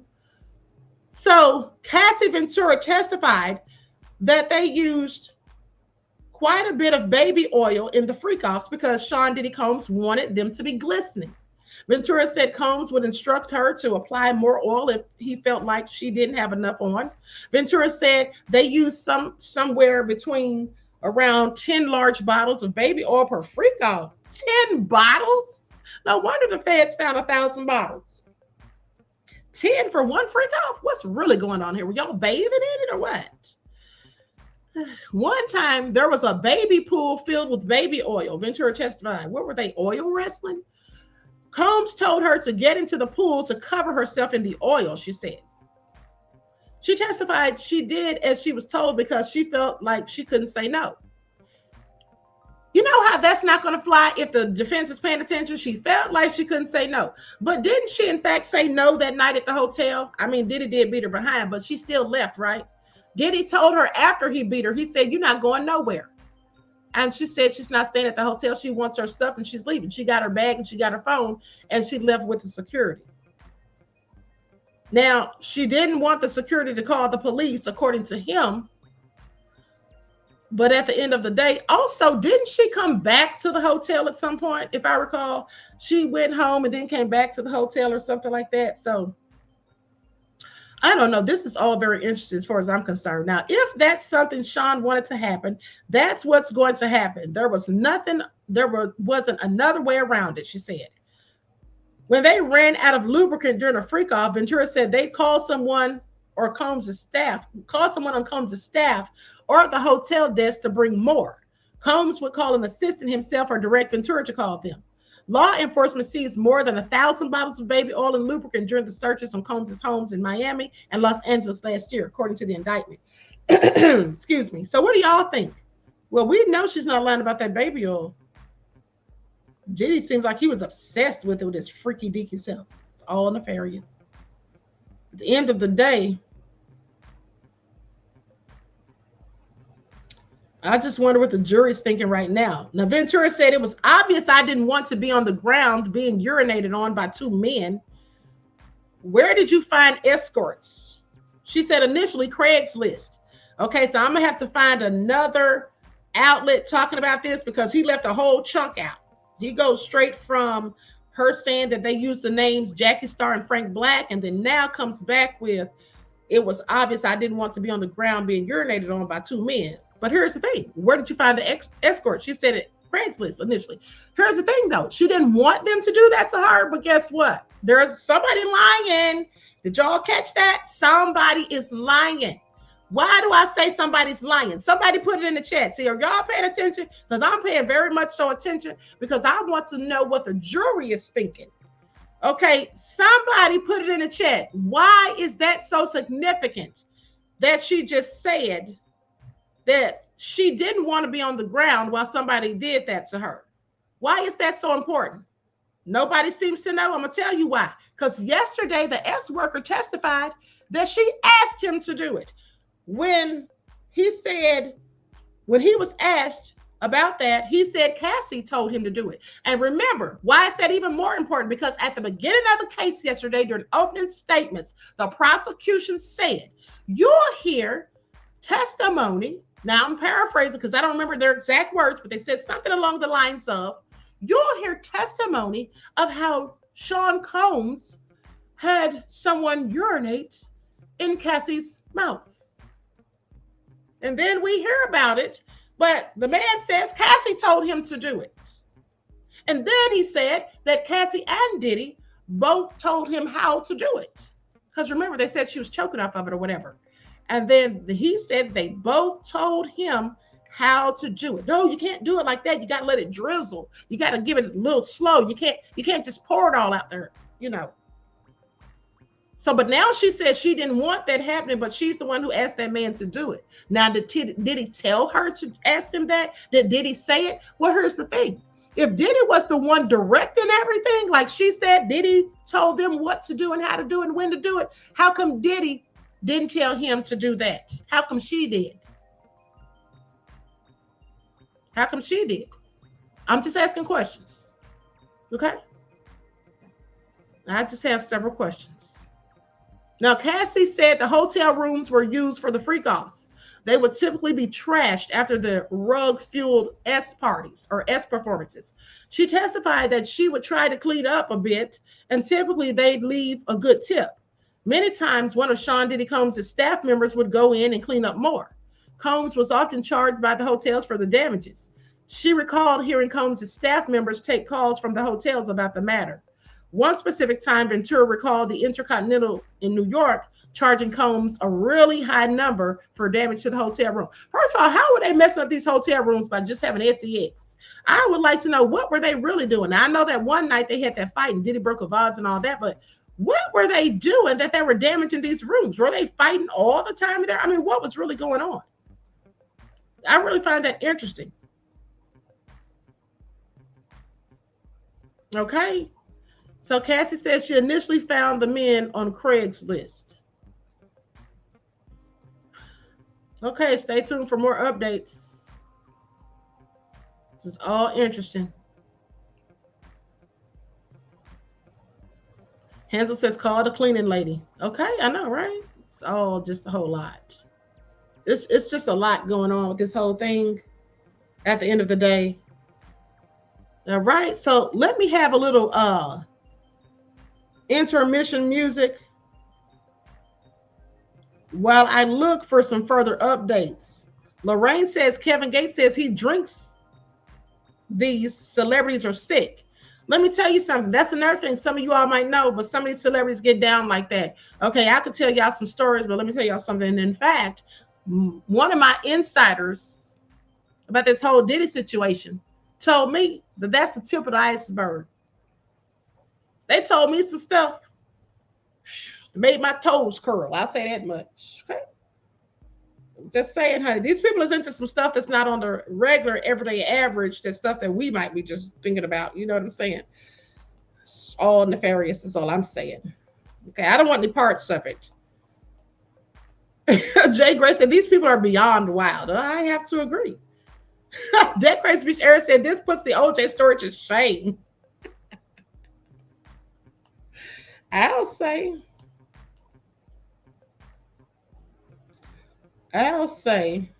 Now listen. Star witness Cassie Cassandra Ventura took the stand Tuesday at Sean Diddy Combs' federal trial, and she detailed physical abuse and X, Y, and Z. And she said she talked about the nature of the freak-offs, which she said included the hiring of an escort and performing under the direction of Combs. Performing under the direction of Combs. But she's the one that asked that man to do that to her. That's what the man said. So how's that going to fly with the jury? What are they going to be thinking? I'm just curious. Okay. Testimony in the trial started after opening statements on Monday with Syrian accounts. Okay. This is also very juicy. Oh, very juicy. Leon said too freaking for him. Okay, me too. I don't know anything about any of this stuff. I don't know anything about any of this stuff. Cassie sitting there talking about she didn't know anything about fellatio, girl, bye, and talking about that was her first adult relationship. But yet, when she was 19, she was dating a 27-year-old Ryan Leslie. So clearly not her first time at the rodeo. He probably, of course, wasn't into the stuff Diddy's into, I wouldn't imagine. But nonetheless, that was still an adult relationship. And somebody said maybe she never knew anything about fellatio. Cassie's a millennial. You think Cassie didn't know at that age? You think she didn't know anything about fellatio at the age of 19? That's what you really think? Well, unless she lived a sheltered life, I would totally disagree. Okay? There's kids in high school that know about that stuff and in fact do stuff like that. Okay. When I was in high school, there was kids doing it. So I'm just saying she's a millennial. So they definitely know about those things. That just didn't fly with me. That was just trying to downplay, acting like, oh, I don't know anything about this. I've never been with a man older than me and da-da-da. That's what that was given for me. And I really wish she hadn't done that because I'm just wondering what the jurors are wondering about that. That's just my opinion. Okay. So likes up, everyone, please like and share. Thank you in advance. Waiting for more updates. Let's see what we have here.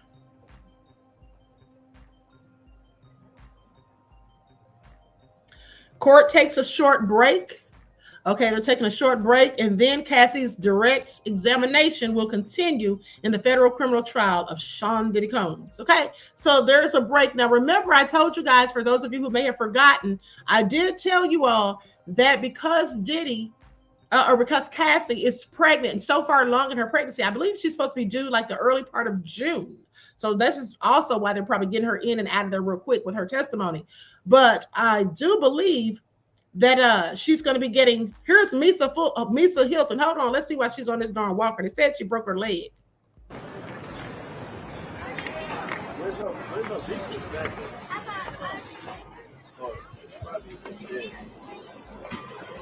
Hey, Misa, don't worry, it's going to get better soon, okay? You all right?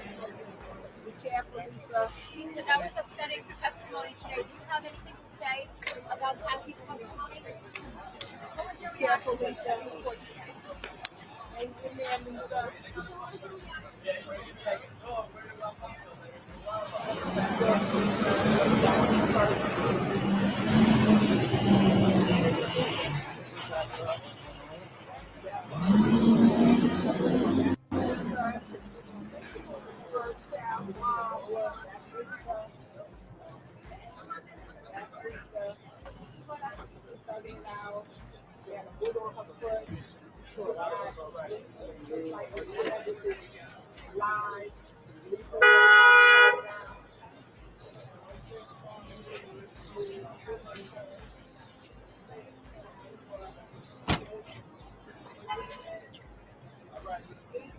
So as I was telling you guys that I told you that they said because Cassie is so far along in her pregnancy that she would be allotted 90 minutes or she would be allotted breaks every 90 minutes. Every 90 minutes while she's on the stand, she's going to be given a break. Okay, so every hour and a half. And her testimony is going to take days. And also, you know, of course, because she's pregnant, she may need to go to the restroom. She may need water or whatever. She already said she's cold. And here's the thing. Poor Cassie, this is a lot on her. She's pregnant, and this is a lot, I'm sure. Okay, she probably didn't even ever wanted to get to this, especially after she got her settlement. Probably thought that was the end of it. But here come the feds, and they want a RICO case. So here she sits. But at the end of the day, you know, just being honest, some of the stuff that Cassie is saying just proves to me that she was complicit in much of it. That's just what it is. All right. That's just what it is. Now, with that all being said, Miss AP said Bill Cosby, R. Kelly, now Diddy, entire S life been on trial, and now get ready for Shay Shay, Smokey Robinson, etc. Yeah, and Lil Wayne. Okay, because on that last video, if you missed it, go back and watch. I talked about Lil Wayne putting that lady that he's been dating for about 5 years out of his house on Mother's Day, her and her daughter. Now she's talking about, oh, he put hands on me, and I know other people that he put hands on. Lady, sit down somewhere, ma'am. If he put hands on you, you should have said something a long time ago, because right now it's given that you're trying to retaliate and that you're being vindictive and you're mad and pressed. And now you want a whole bag because he embarrassed you and humiliated you by putting you out of his house on Mother's Day, no less. And because you're mad because he had 2 women come to his house. She said, remember in the video, she said, oh, I know he's flying 2 women in. And clearly that's true because there was videos of these 2 white women who look older than her. And one of them was saying that, oh, she was going to hang out with her man. Okay. So said she was going to hang out with Lil Wayne. And she said, it's good being us, or I love being us, or something like that. Then the other woman posted something about it on social media either. But when I looked at both of them, I'm like, this is who Lil Wayne's hanging out with? Because they look older. Well, maybe he likes older white women. I don't know, because Shannon Sharp clearly likes younger ones, but they look like they should have been more Shannon Sharp's type than Lil Wayne's, is all I'm saying. Did y'all see him? Did y'all see them? Thought it was very interesting. Okay, and they seemed like they were clearly clout chasing, because why did y'all have to make videos talking about y'all going to hang out with Lil Wayne? It seemed like they were clout chasing, as far as I'm concerned. But she knew that Lil Wayne was having those women to his house this weekend. So she said, yeah, and he's inviting 2 dummies to his house. Or he's flying 2 dummies out or something like that. Lady, who's the dummy here? Who's the dummy now? I'm just saying. At the end of the day.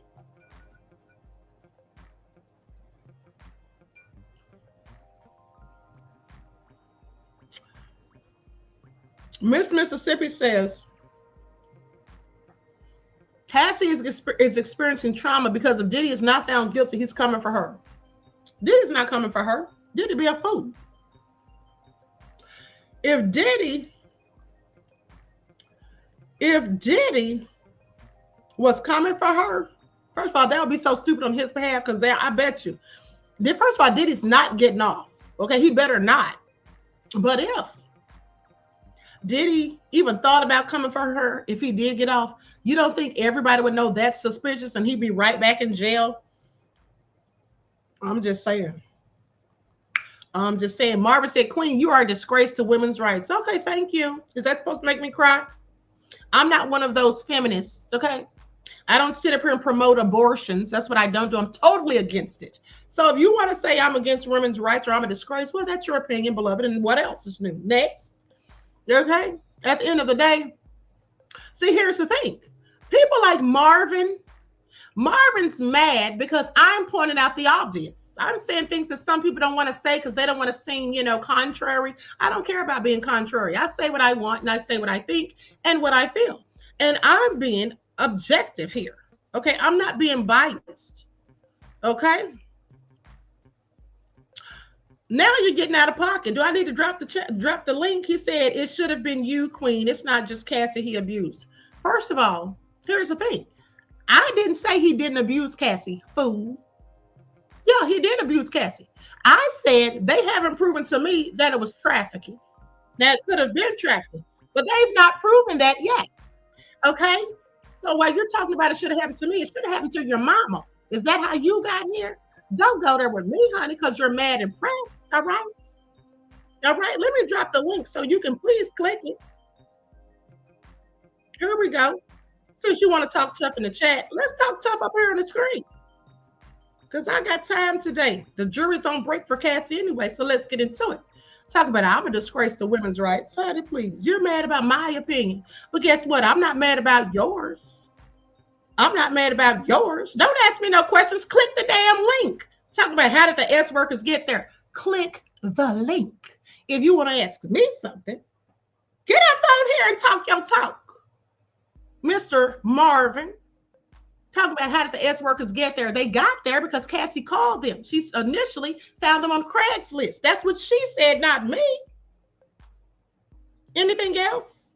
Don't ask me anything else. Click the link. You either click the link or you know what comes next. Y'all know how I get down. Click the link when you're talking slick, or else you'll be banned. Okay? Because anybody can have Twitter fingers. Ha! Dr. Doom said Marvin gay. Okay? Like he could sit down somewhere. She found him on Craigslist. Exactly. All right? I mean, don't get mad at me because the state's not proven their case thus far. You heard what the lady said on Breakfast Club, that yesterday was a win for Diddy. So why are you mad at me, honey? Listen, don't take out your frustrations on me. Because I want Diddy to go to prison just as well as anybody because I think he had everything to do with Tupac's murder. I've said that numerous times. But that doesn't mean I'm going to sit here and ignore the obvious and the facts and the evidence that's being presented. That's not what I'm going to do because, you see, I don't suffer from cognitive dissonance and I don't live in a false reality. I live in reality and I know things are real. Okay, and at the end of the day, it is what it is. They haven't proved their case thus far. Now, I'm not saying that they won't prove it, but so far they haven't, at least not to my satisfaction. Okay? At least not to my satisfaction. Cassie herself said that it was, you still talking trash in the comments, talking about you a fool, I don't care about being banned. Well, you may not. But guess what? You also are the fool because you're talking trash in the chat, but you won't click that link. Okay? So, yeah, now you are banned. Okay? I mean, it is what it is. Okay? It is what it is. I don't know why people get mad at me, honey. First of all, here's the thing. I want you all to pay attention. Only a fool gets angry at someone else about their opinion.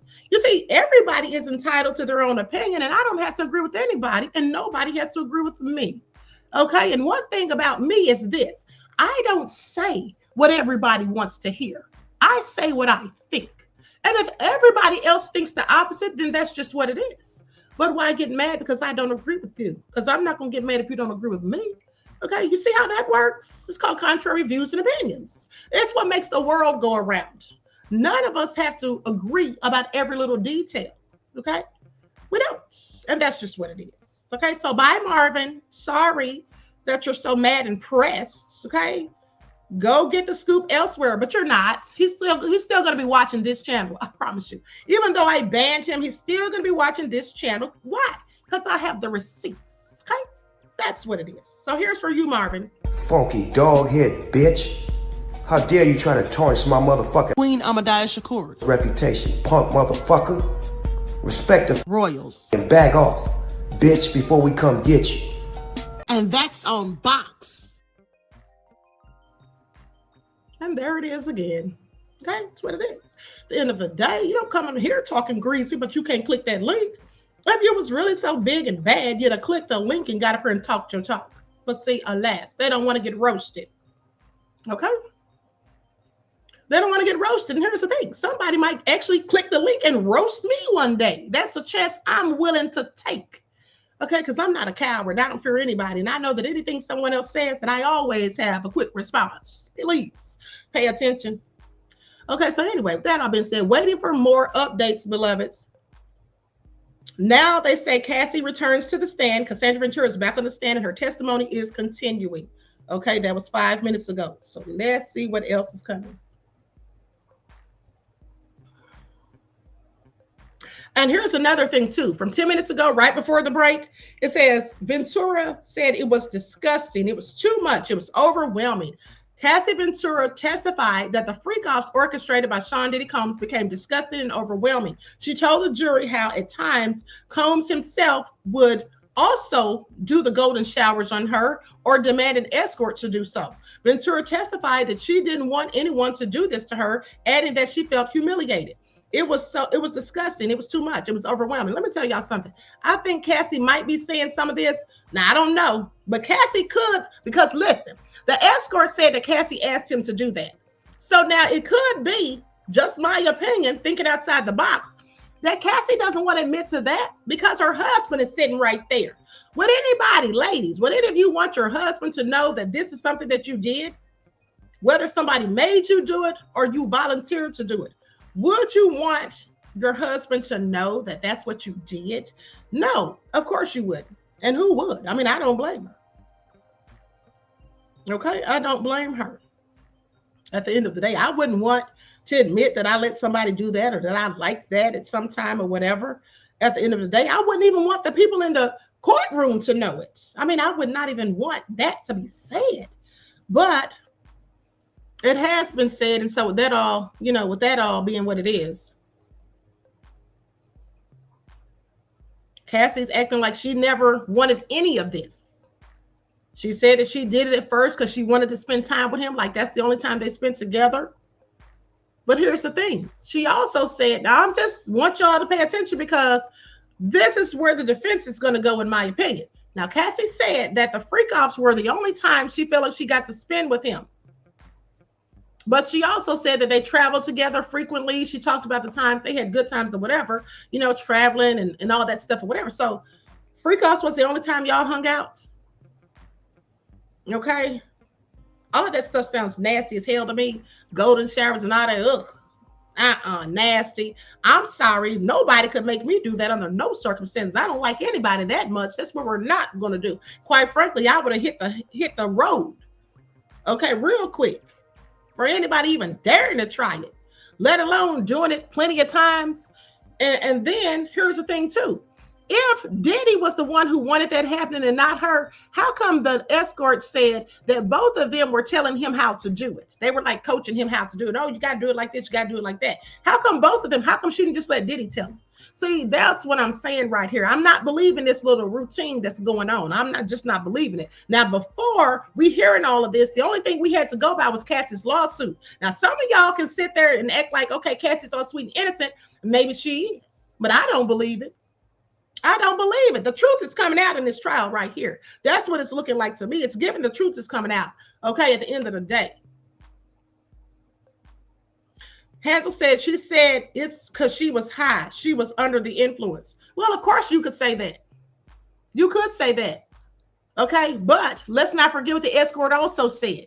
When asked if she was high or on drugs and alcohol, he said, I can't say. Now, the one time that he saw that she was on that, it looked like she was on that, and she was slumped over on the couch.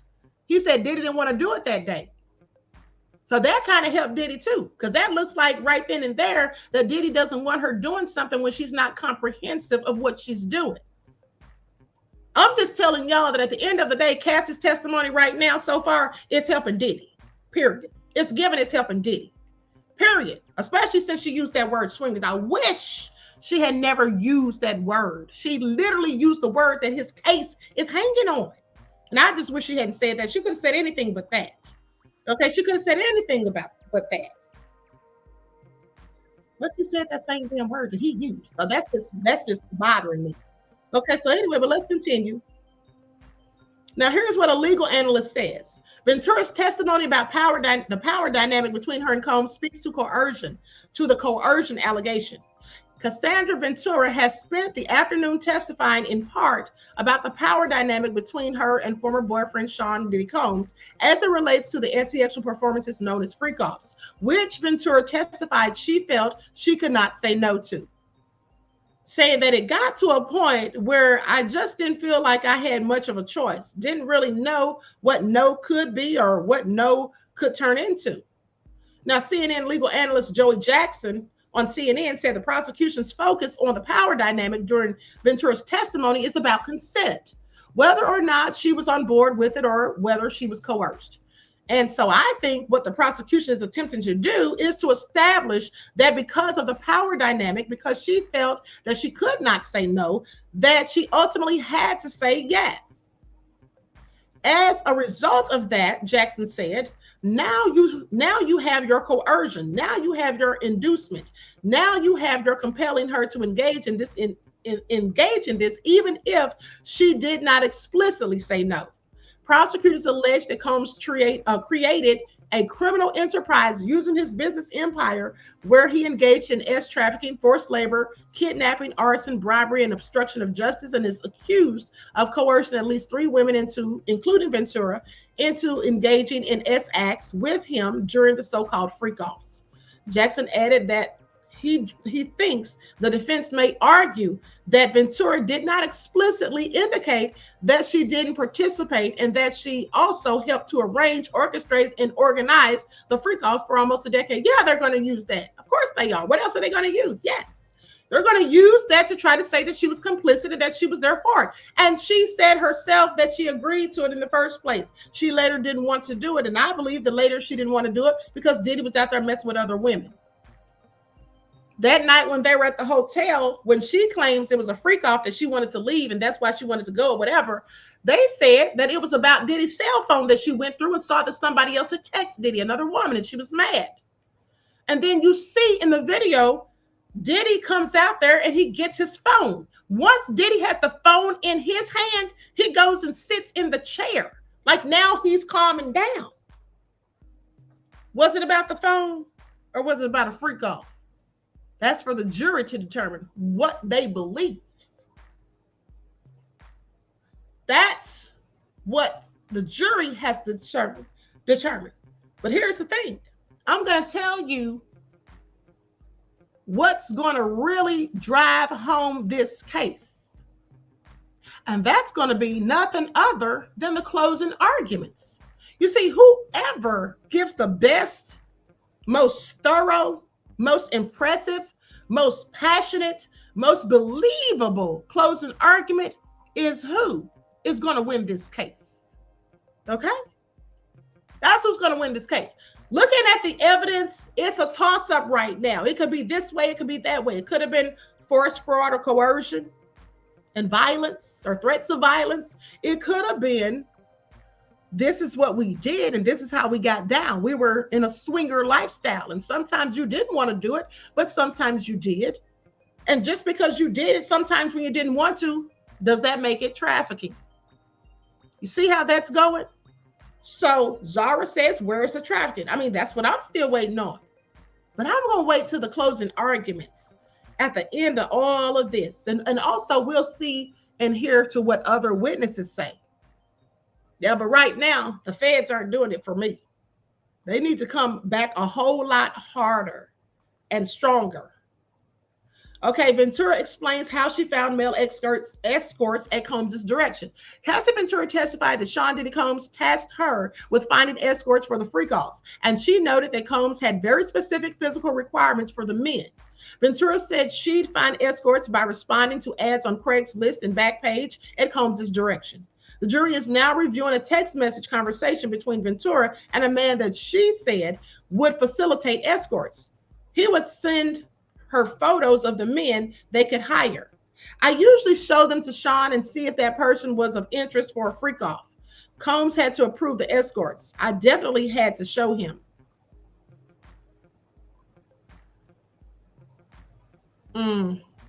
Yeah, this is definitely interesting. So with that all being said, here are some more updates.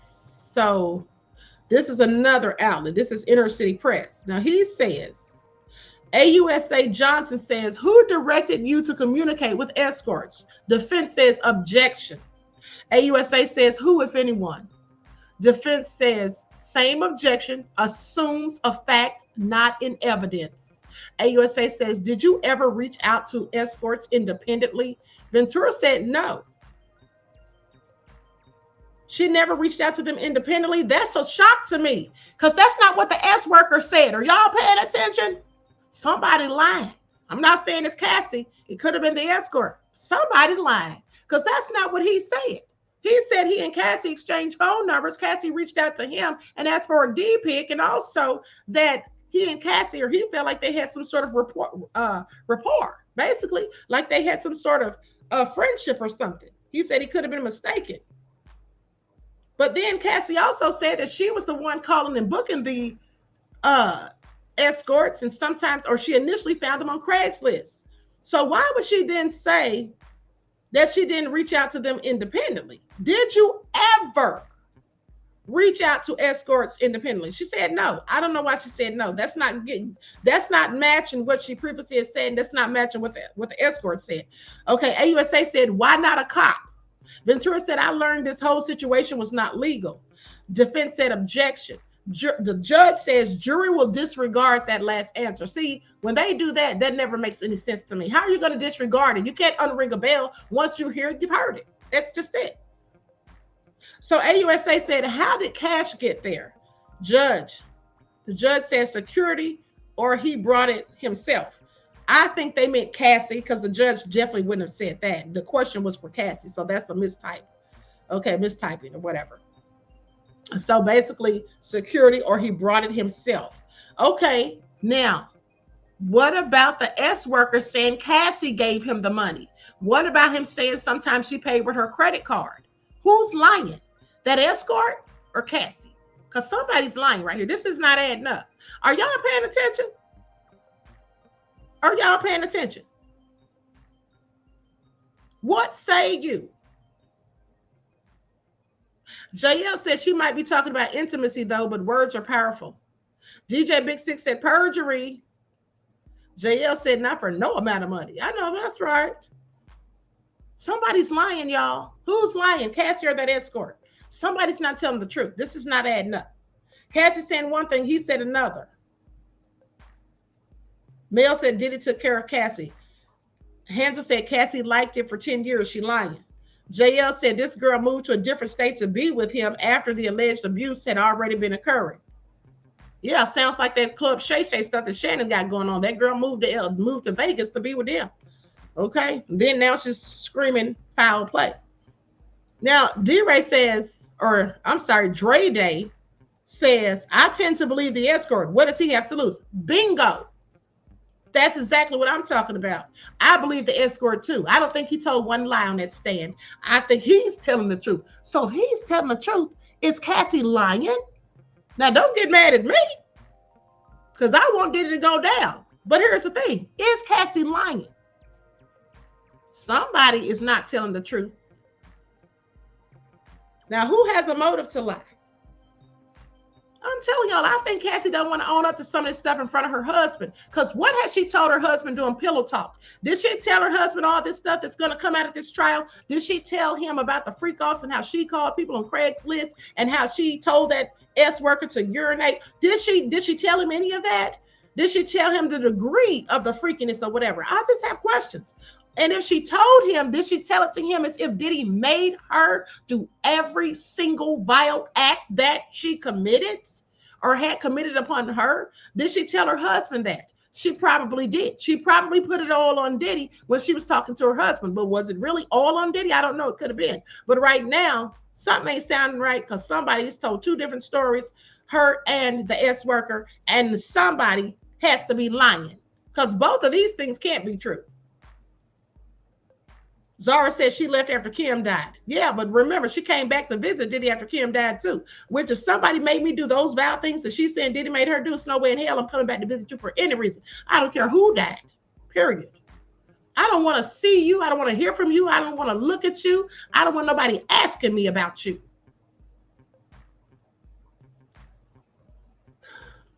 I'm just saying. Virgo Flower says, Queen, you're thinking like me right now because I'm like, it's because you don't even want her after this.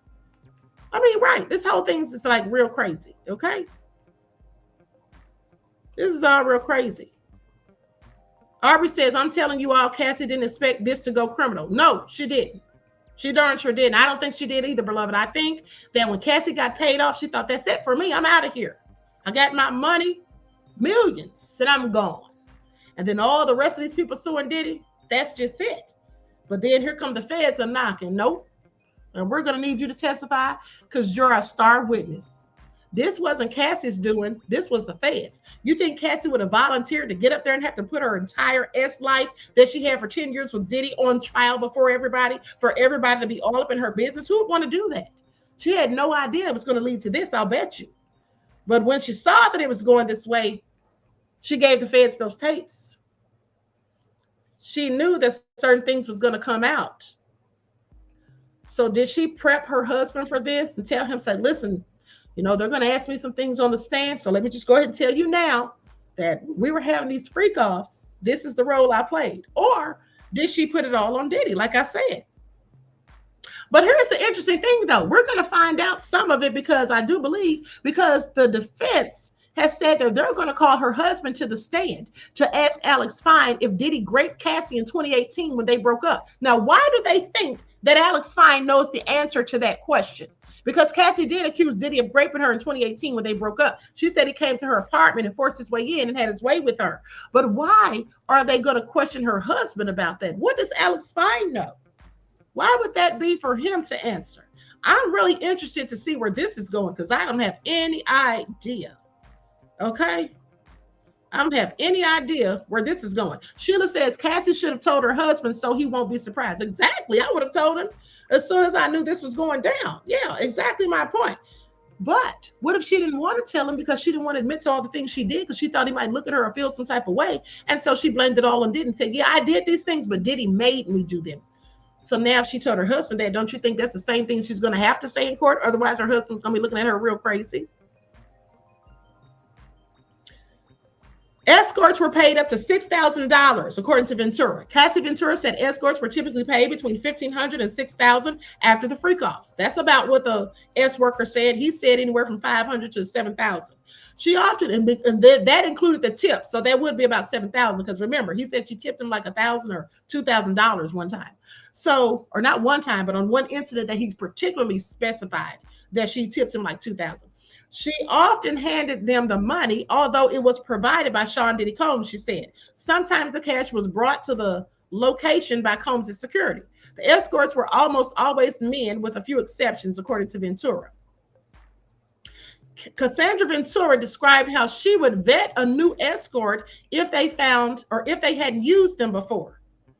Sean would want me to clarify if the person was a cop. I learned that this whole situation was not legal. I want y'all to pay attention. Now, Cassie is rubbing it on too thick, playing dumb. I'm sorry, I got to call a spade a spade. Cassie said, I learned that this situation was not legal, so she didn't know hiring prostitutes was illegal in New York. California and elsewhere, she didn't know that was illegal. So she didn't know that solicitation of prostitution was illegal. Okay, Cassie, please stop. You're just putting it on too thick. I'm not believing it. Y'all know it's a lie. Y'all know it's cap. Come on now. Come on now. Say what? See, this is what I hoped wouldn't happen. This is what I hoped wouldn't happen. Read the clothing said, wasn't she like 19? And what's your point? You don't have to be 25 to know that prostitution is illegal. You think she didn't know that? Where is Cassie from? And matter of fact, she wasn't 19. She was 22 when she got in a relationship with Diddy and started doing them freak offs. That's what she said. Thank you, DJ Big Six. I almost forgot about that. She was 22. Remember, the first time Diddy kissed her was her 21st birthday. So no, she wasn't 19. She was 22. Boom. When she was doing the freak offs. Okay, Jeff ATL said except in Nevada. Nonetheless, she knew it was illegal. Don't act like you didn't know it was illegal. Now that's just putting it on too thick, and that's just trying to paint yourself as such a little angel, and it's just giving lies. I learned this whole situation was not legal. I learned, as if she didn't find out till after she'd already been hiring these S workers. She's trying not to admit that she willingly committed a crime. Y'all don't see that? Y'all can get mad all you want, but I'm here to tell the truth. I learned that this whole situation was not legal. Her remark prompted Judge Iron Subramaniam to tell the jury to disregard the comment about the legality of the freak-offs. Because the judge knew she was lying too. Pay attention. Pay attention. The judge told the jury to disregard that comment about the legality of the freak-offs. Why? The judge is trying to save her ass because he wants Diddy to go down too. And he knows that she's lying. Who don't know that prostitution is illegal? Make it all make sense. Make it all make sense. Okay? He told them to disregard it. Why did he tell them to do that? Okay? Case point. Proven. So anyway, waiting for further updates, honey. This is getting juicy. This is getting juicy. Okay? Whew. Zara said, where's Adria English? Honey, somewhere hiding under a rock with her lying self. I know you didn't believe anything she said, did you? Because I interviewed her, and she's none but a liar who lies. And I pointed out all of her lies before she even did the interview because I knew she was lying. And the only reason I wanted to interview her was to catch her in some more lies because she'd already lied on numerous platforms. Yeah, she's a liar who lies. And where is she? Well, who knows? But isn't she getting sued by Diddy? Her and that nefarious attorney of hers, Ariel Mitchell Kidd, or was that Ariel Mitchell and Courtney Burgess being sued by Diddy? Okay, either way, Ariel Mitchell, that nefarious attorney that I told y'all was nefarious in my opinion, she's being sued. Okay. JL said correct. You did it because you loved him, which doesn't equal force either. It doesn't. Trippin' Travel says, apparently women don't know right from wrong until they're 65 years old, it seems. I mean, that's what it's given, right? I was just young and naive. I didn't know anything about fellatio, and I didn't know this whole thing was illegal. Girl, bye. Okay? You are in the music industry, and you don't know prostitution is illegal. Yeah, okay, I'm not falling for it. At the age of 22, you don't know it's illegal? Of course you do. Of course you do. Miss me with it. Hansel said Cassie pulling the race card, saying Diddy didn't want her to look too Mexican. Yeah, I caught that too. I caught that too when she said look too Mexican. At the end of the day. Okay. Zara said witness 3 was smart not to show up. Diddy walking free. Diddy better not walk free. I tell you that right now. Diddy better not walk free. Okay. JL said this girl is a co-conspirator in her own S trafficking case. That's what it's given so far. I told y'all. That's what I told y'all. Alberta said, Queen, there are lots of dumb youngins out here that will listen and learn from the first idiot coming their way. The women's prisons are full of them. Yeah, that's true. That's true. But I'm not going to sit here and believe somebody 22 years old. I don't care how dumb you are. You're not going to make me think that a 22-year-old who's fully competent and whose mind functions properly, you're not going to make me think that they don't know that prostitution, hiring S workers is illegal. Because who doesn't know that? Kids in high school know it, okay? Please miss me with it. I'm not falling for it. She absolutely knew that was illegal when she did it. Shawshana said she probably did tell him if she was smart. Yeah, her husband. Yeah, she told her husband. I definitely know she told him. But I'm just saying, did she tell him the real facts or did she put everything on Diddy? That's all I'm saying. I just have questions. Sheila said, I remember Cassie's husband threw shade at Diddy on his IG post, commented that he was in the closet, LGBTQ. This was a couple of years back. Alex was his trainer. He knew that. Well, here's the thing. Yeah, he did say that about Diddy. And so I wonder if Alex felt like Diddy was having relations with these ex-workers as well. Maybe that's what he was under the impression of. Rose H2O says, F Diddy, all the black artists he crap on all these years, I see this as karma. Oh yeah, it is karma. If he gets convicted, that's what I'm hoping for. Okay, I want karma for Tupac because I still think Diddy had everything to do with it. I'm sorry, I'm going to always believe that until further notice. Okay, until further notice. But the bottom line is, it's not what you know, it's what you can prove. Okay, that's how that works in the courtroom. So we can all sit up here and say we know Diddy did X, Y, and Z, but the problem is, can the prosecution prove their case beyond a shadow of the doubt? Okay, so that the jury convicts Diddy. Because I'm telling y'all right now, all they need is one holdout, one person who says that it ain't adding up. And I'm pretty sure right now they got more than one person who sees it ain't adding up. Because we all can see it ain't adding up. Okay, please pay attention. All right, that's just what it is. Now it might get better. Hopefully it will. But as for right now, it's just not looking. It's not given what the charges are. What the charges are saying. Okay, so here is another update.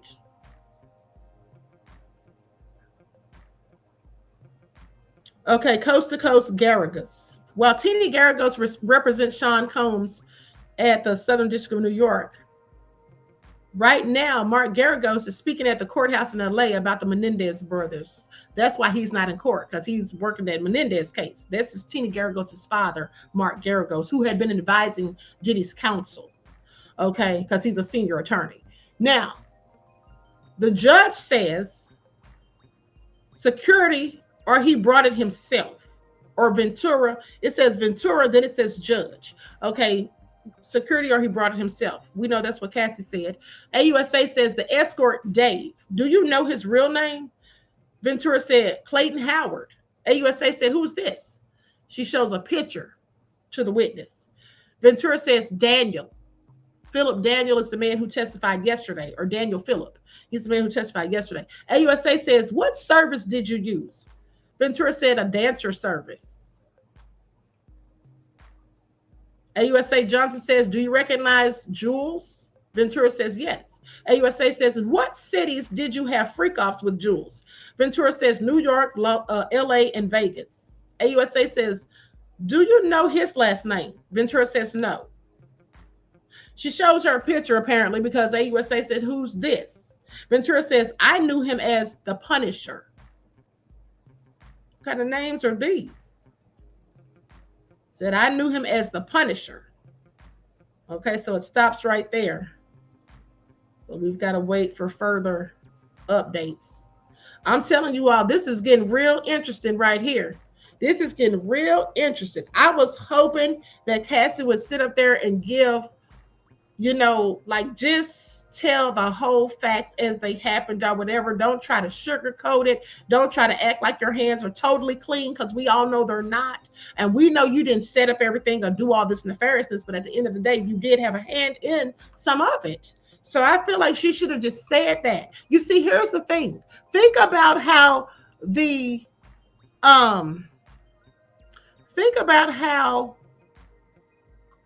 hold on. King Kai says, if prostitution was so illegal, all the witnesses need to be charged as they leave the stands. Well, yeah, they're not going to do that, beloved, because first of all, that's part of the reason why they're not going to get any charges, even if they committed crimes, because they've likely been granted immunity so they can testify against Diddy. That's how that goes. And see, this is why when people say, what's their motivation for lying?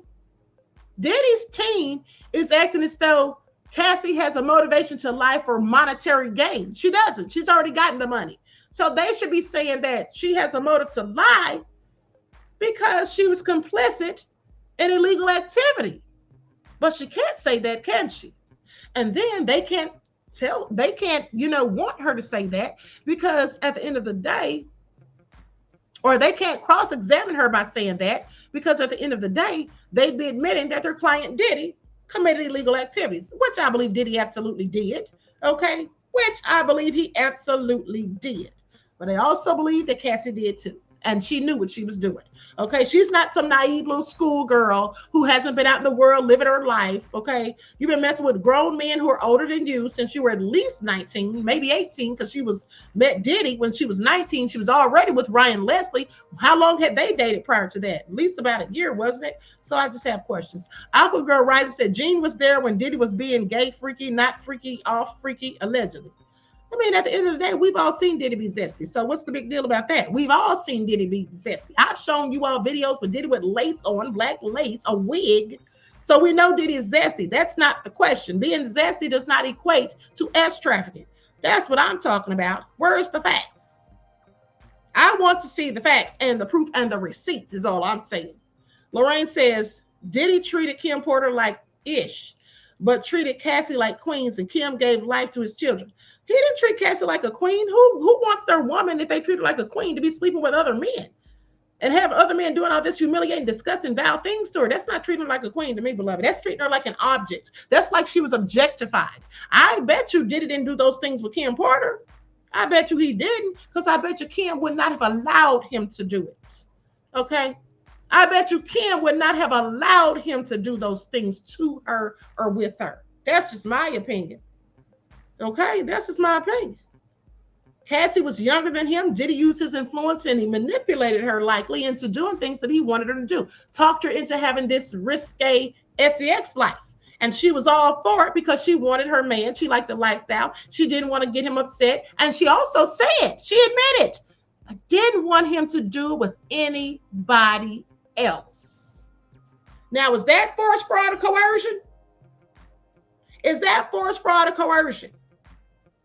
Jeff ATL said Kim Porter demanded respect. Exactly. But is that force, fraud, or coercion? Okay? Ask yourself that, because that's the question here. I am too gummy says true. Kim would not have allowed it. I don't think so. Okay? I do not think so. Aqua Girl Rising said Kim was older and stronger than Cassie. And here's the thing too.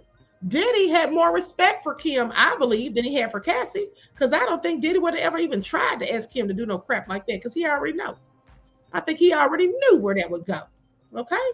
Let's not forget that Kim even fought Diddy back and cut him till he had to go to the hospital. Y'all remember that? When Diddy did something to Kim and they said that Diddy or Kim picked up a corkscrew and swung at him and it nicked his artery in his wrist, his left wrist, and he had to go have surgery, and he still has a scar to this day. Kim wasn't going to put up with a whole lot of things that some of these other women might have put up with, in my opinion. Okay? Nicole said no, because Diddy was going to do it with or without her. Exactly. Exactly. King Kai said, I know, sarcastically said, just saying the prostitutes and the person who pays are normally charged. Immunity doesn't merit perjury. You're right, beloved. I have to agree with you on that. You're right. Okay, Jeff ATL said, I sure remember you saying that, Queen. Thank you, beloved. So said, I said, right, Queen. Okay, I'm just, telling y'all what I think. Okay, Lorraine said Kim Porter saw Diddy topping off Andre Harrell and said stayed with him. I couldn't do that. First of all, who told you that? Who told you that, beloved? Lorraine, where did you get that from? Kim saw Diddy topping off Andre Harrell. I've never heard that. But if you did hear it, where did you hear it from? You don't know if that's true. Why would you even say that? You have no way of proving that's true. And I can imagine where you heard it from, but at the end of the day, you don't know if that's true, okay? So please, let's stick to the facts and the evidence. Let's not listen to conspiracy theories or rumors and all that. We can't prove any of that. You can't prove that. Whoever told you that, they can't even prove it. Okay? Now, let's not conflate facts with fiction or with rumors. Alberta said Cassie was a side chick to Kim. JL said she was already dating an older cat before Diddy. Exactly my point. Ryan Leslie was 8 years older than her. But she said Diddy was her first adult relationship. Okay, make that make sense. Okay, she said she didn't know anything about fellatio at the age of 22. Because here's the thing. Now, when they first started talking about she didn't know anything about that, I was thinking she was 19 until DJ Big Six put it in the chat and reminded me, no, she was 22 when she started dating with Diddy, or 21. It was her birthday when Diddy kissed her. So you mean tell me a 21-year-old didn't know about fellatio? A 21-year-old who dated a man 8 years older than her says Diddy is her first adult relationship? No, I know that's a lie. That's all cap. Question is, why is she lying? Hansel said, so Diddy took her virginity? Of course not. So I'm just saying, why is she saying all this stuff? Because she's trying to paint herself as some innocent little princess, some little angel. Now, we know Diddy's the devil. We don't have to paint him to see that. We already know that. And the video shows it. But Cassie's trying to come off as a little angel. And see, that makes it look a whole lot worse for Diddy to have done that to her on that video. Question is the prosecution or the defense, are they going to point some of this stuff out? Measure Man says she wasn't a cheerleader because I played basketball in high school. I'm just saying. Okay, OG Patrice said, Queen, I didn't know either. I mean, I'm just saying I never heard of that, right? I never heard of that. Andre Harrell and Diddy and Kim caught them. I never heard such.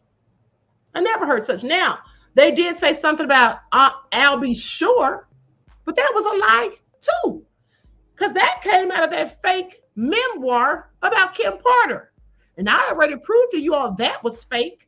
I interviewed Courtney Burgess, the man who claimed that he's the one that had all the flash drives and had all the information and said that it all belonged to Kim. And he said, when asked, he finally broke down and said Shakir Stewart gave it to him. Shakir Stewart died in 2008. Kim didn't die until November of 2018.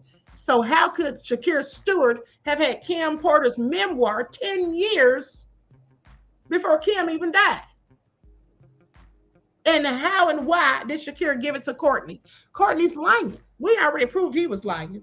So that memoir was all lies. Okay? That's why Amazon took it down and stopped selling it. So that all being said, even if you mistakenly said Andre Harrell or Rain Beloved and you meant Albie Shore, it's still a lie. Okay? Kim Porter didn't walk in and see Albie Shore doing nothing to Diddy. And I never heard about her walking in and seeing Andre Harrell doing anything to Diddy. Kim stayed with Diddy because Kim would put up with some things, but Kim said herself that she was not going to put up with a man having a baby on her. And when Diddy got somebody else pregnant while he was with Kim, that was the last straw. And Kim left. She left. Okay? She left. Cassie could have left too. Shantavia Chronicle says, exactly, Queen. Thank you. Okay? Now, I Am Too Gummy says, yes, Cassie is performing before her husband, so she has to pretend to be decent. Exactly. Who wants to sit there and air your dirty laundry, stuff that you did with a past ex that you know?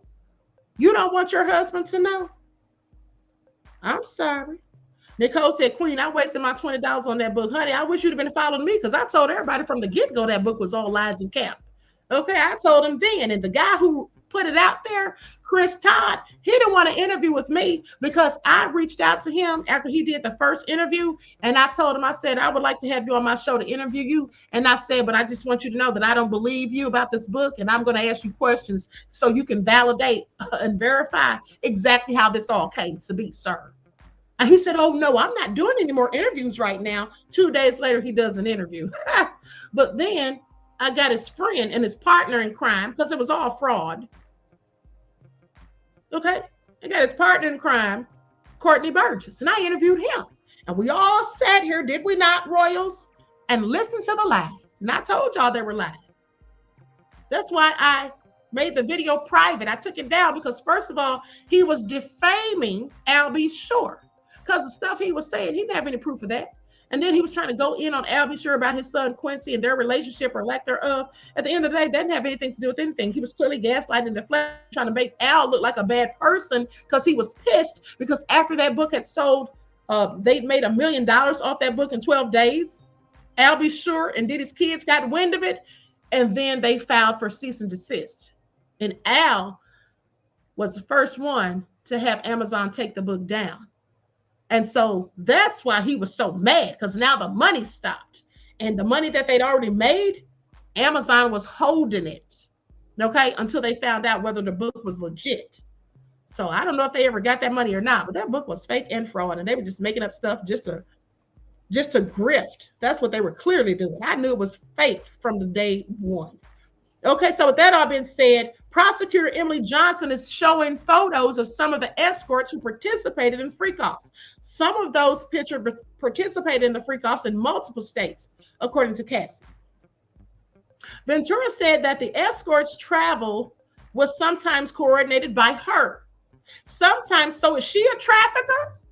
And let's just ask us, let's talk about it. Because they said Diddy was taking these people across state lines, but she's the one who coordinated it and organized and arranged it. You see how that goes? Unindicted co-conspirator is what it's given, but let me continue. So anyway, it goes on to say that they were sometimes coordinated by her, sometimes by a travel agent for Diddy or for his company, and sometimes by the escort himself. Ventura testified that she would tell Combs, his travel agent, that she'd need to arrange travel for a new staff member when she needed to fly an escort in for a freak-off. Whoa, let me read that again real quick, because I don't think y'all are all listening. See, this is why Marvin got mad. I can only imagine how old Marvin is with a name like Marvin. Okay, Marvin's some old dude who's mad because I don't agree with him. But listen, now let me read this last line again. Ventura testified that she would tell Combs, his travel agent, that she'd need to arrange travel for a new staff member when she needed to fly an escort in for a freak-off. When who flew the escort in for the freak-off? When she needed to fly an escort in for a freak-off, not Diddy.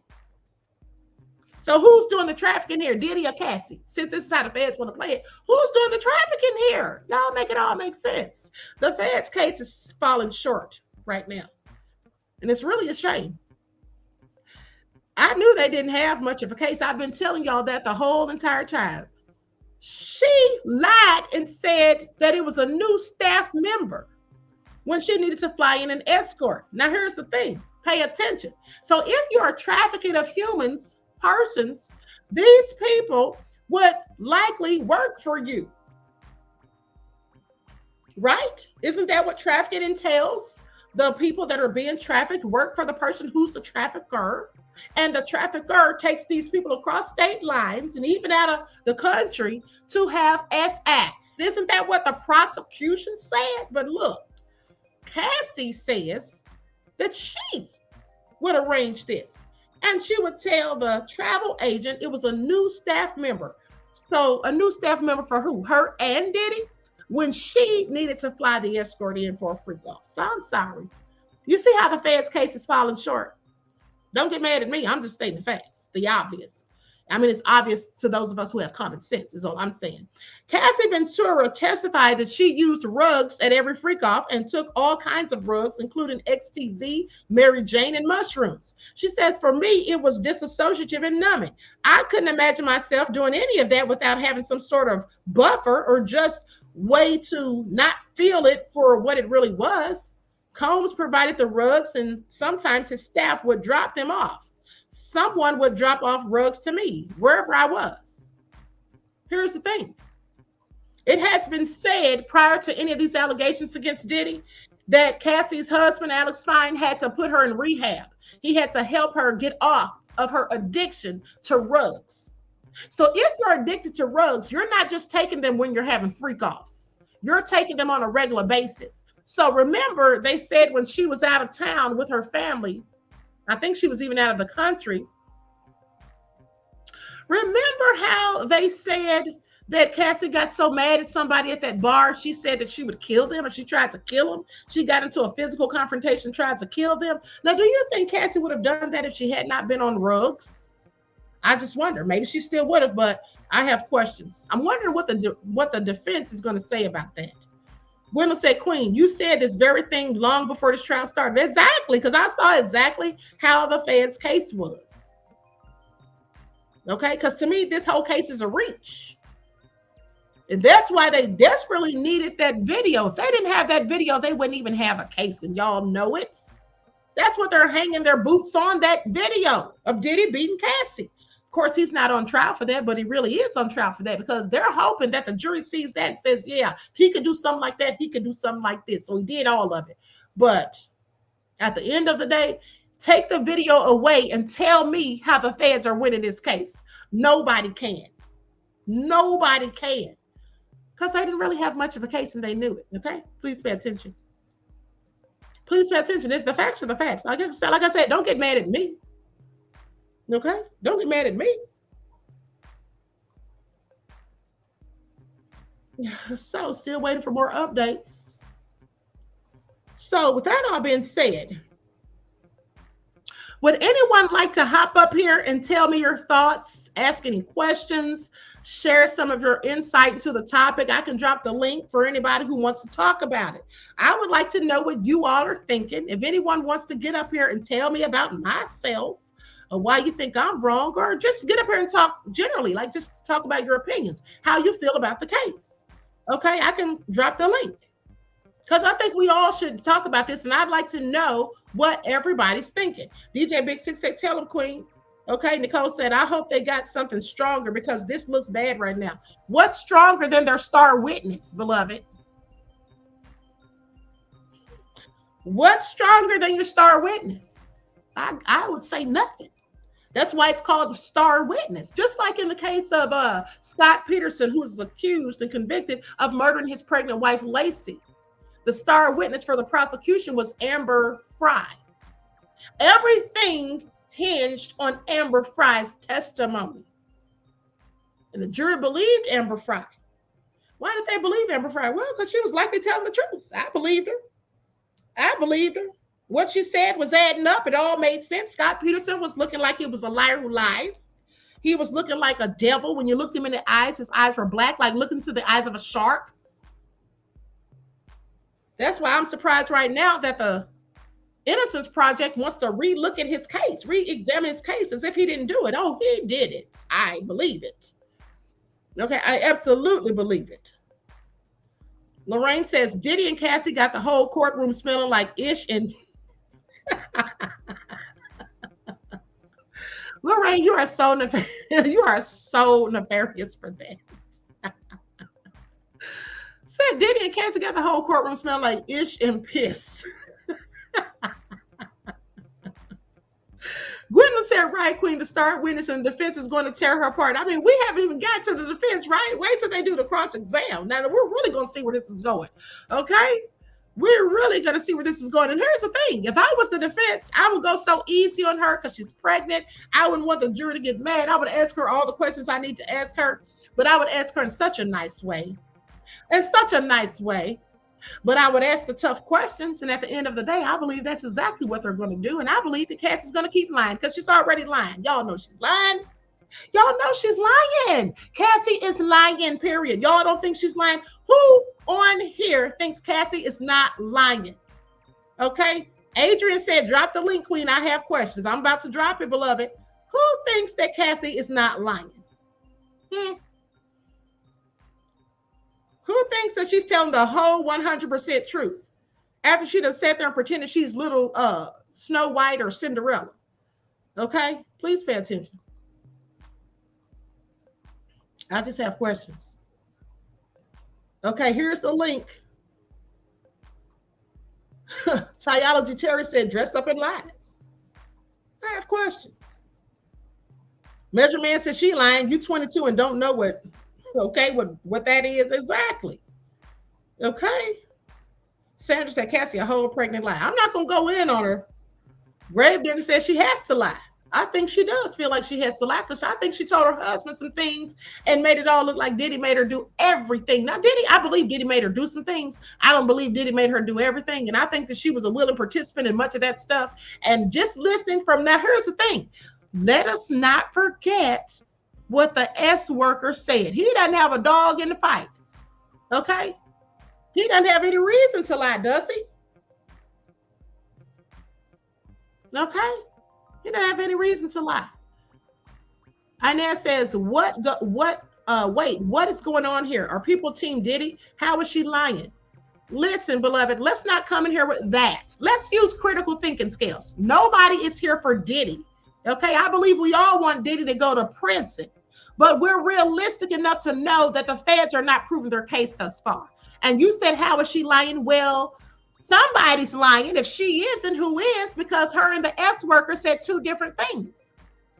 And she's definitely lying when she said she's acting like she didn't know that prostitution, hiring S workers is illegal. And she's 22 years old. You mean tell me she didn't know that? Yeah, she knew that. Please. That's a lie right there. I know that's a lie. Okay? I know that's a lie. Hey, beloved, what's going on? Make sure you turn off your device so there's no feedback. If you're watching the video on another device, other than your phone, can you hear me? Can you hear me?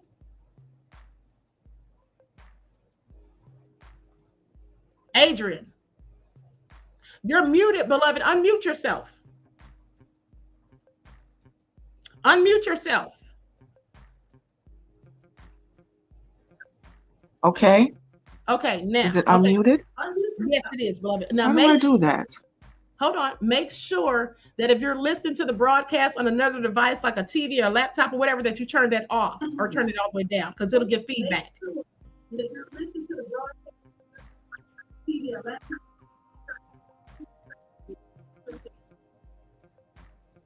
Is it good? Yes. Okay. Now, go ahead and ask your question, beloved. Is it good? Yes. Go ahead.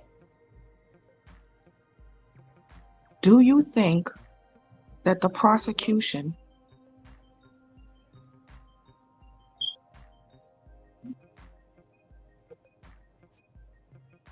had Cassie testify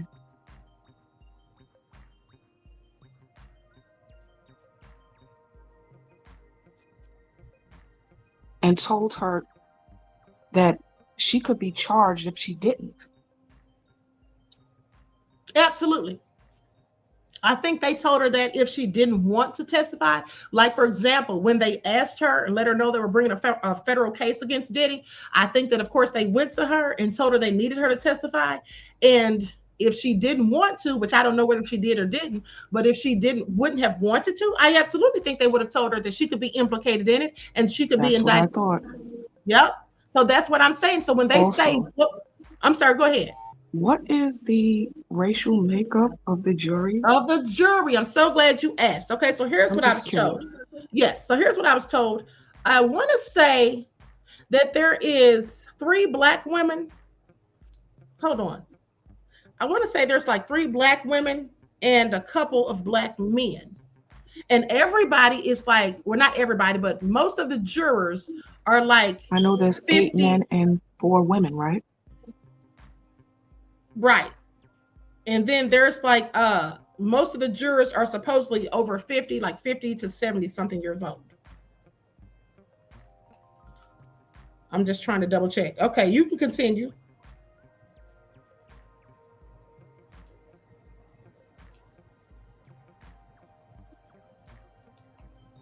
And who do you think witness 2 or 3 is? Gina Hoon. Because that's what I thought from the very get-go, because we already had said that these witnesses or these victims 1, 2, and 3 were women who all dated Diddy for years. Now, then they came back and said that victim number 3 said that she didn't mind using her real name. She didn't need a pseudonym because she'd already spoken publicly before. And so I thought then that it was Gina Hoon, but then I further knew it was Gina Hoon when I read documents that the judge wrote denying some of Diddy's motions, and the judge said that victim number 3 has done an interview. And that was Gina Hoon. She did an interview in 2019 saying all this stuff about Diddy. She did it with Tasha K. So that's who that is. Definitely her. And the other witness? The other witness, we don't know who that is yet. They have not revealed it, but it's someone who's going to be testifying under a pseudonym. I do believe Jane. We don't know who that person is thus far. And then don't forget, they just added witness number 5. And see, this is how you know the Fed's case was weak. Because on the eve of the trial, they had to go get witness number 5 or victim number 5. They added that person at the last minute. But hold on, let me say something about the jury. The Sean Diddy Combs trial jury is composed of 8 men and 4 women. The jurors represent a diverse range of professions and backgrounds, with some working in fields like investment analysis, social work, and healthcare.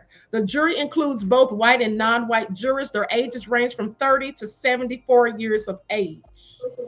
Okay, and so like my source told me yesterday, if I'm not mistaken, that there was like 3 Black women and at least 1 or 2 Black men.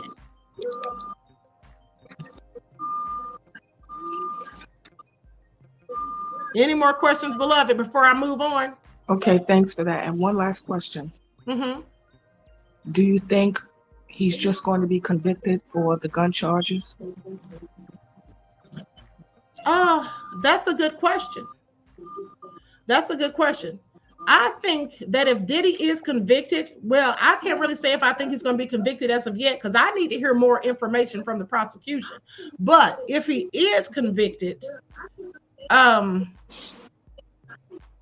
don't think Diddy's going to get 15 years to life, because I don't think the jury is going to see it like that. And here's what I really think. I think that this might end in a hung jury. If I'm just being honest from how it's looking right now. But what other charges are they going to get him on? I don't think he's going to be charged with sex trafficking. Well, they might not get him on that. But here's the thing. Are the gun charges even in the indictment? The gun charges aren't even in the indictment, are they? The indictment is sex trafficking with coercion, force, or fraud, prostitution. So what is this about them? About the serial numbers being scraped off? Well, that's just what they said they found, but they didn't really charge him with that. That's not in the indictment. So how are they going to find him guilty of something they didn't even charge him with initially? Because I don't remember that being in the indictment. Does anybody remember those guns being in the indictment? I don't. Inez said, grasping at straws, trying to defend this man. Who's grasping at straws? Inez. Inez, you just seem butthurt. Yeah. So, any more questions, beloved, before we move on? Okay, Queen, thank you. You're welcome, beloved. You Anytime. answered everything. Okay, and you're doing a great job. Thank you. I appreciate you. Okay, so now with that all being said, let's talk about Inez. Inez says, grasping at straws, trying to defend this man. First of all, I'm not trying to defend Diddy's ass. Are you crazy? I want Diddy to go to prison, if for nothing else, for him having something to do with Tupac's murder. How many times do I have to say it? Okay. What I'm doing is I'm just giving my honest opinion, unbiased, because of the facts. See, I'm not an ignorant fool like you. See, that's what you sound like at the end of the day. Now, don't get mad because I'm going in, because that's what you've been doing. I've been letting you slide. But you sit here saying I'm grasping at straws trying to defend it. But I'm not trying to defend Diddy. You must be beyond obtuse to think that. How many times have I said it? Okay, and I gather you haven't been watching all of my broadcasts when I went in on Diddy about him dealing with demons, conjuring up stuff allegedly with the lesser key of Solomon, having bacchanalias. I'm the first person that brought that out. I don't think I'm the only person that brought that out. I'm the person who first, now they're giving Whitney Webb the credit for finding the Jeffrey Epstein and Diddy connection, but I found that a year and a half ago. Y'all know it. I told you the connection. It was to do with Ronald Burkle and his phone number being in Jeffrey's black book, in Epstein's black book. So with that, I've been said, honey, the last thing I'm trying to do is defend Diddy. Okay, and if I were trying to defend Diddy, I'd say it.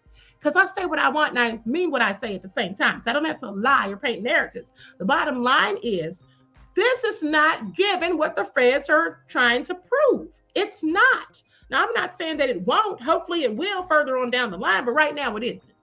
Okay, that's just what it is. I don't have to grasp at straws. At the end of the day, see, you're one of those people that get emotional and upset when somebody disagrees with you. And I think you should learn to not do that. I'm sure you should know that that doesn't make any sense, because just because people don't agree with you, why are you mad and trying to go in? Am I trying to go in on you because you don't agree with me? No, I'm going in on you because you went in on me, honey, for more than once. Okay. Hey, Jamal, how can I help you, beloved? Or is this the same person that was just up here? I think it is. Okay. So with that all being said, at the end of the day, Inez, please, beloved, stop. Okay. Stop. I mean, if you're mad and butthurt, you really shouldn't be listening to this broadcast. There's other people covering this. So why are you here? If you think I'm grasping at straws, I have several questions. Okay. All right. CB said, pull up Inez. I can't pull her up. I dropped the link. If Inez wants to click the link, she can do so.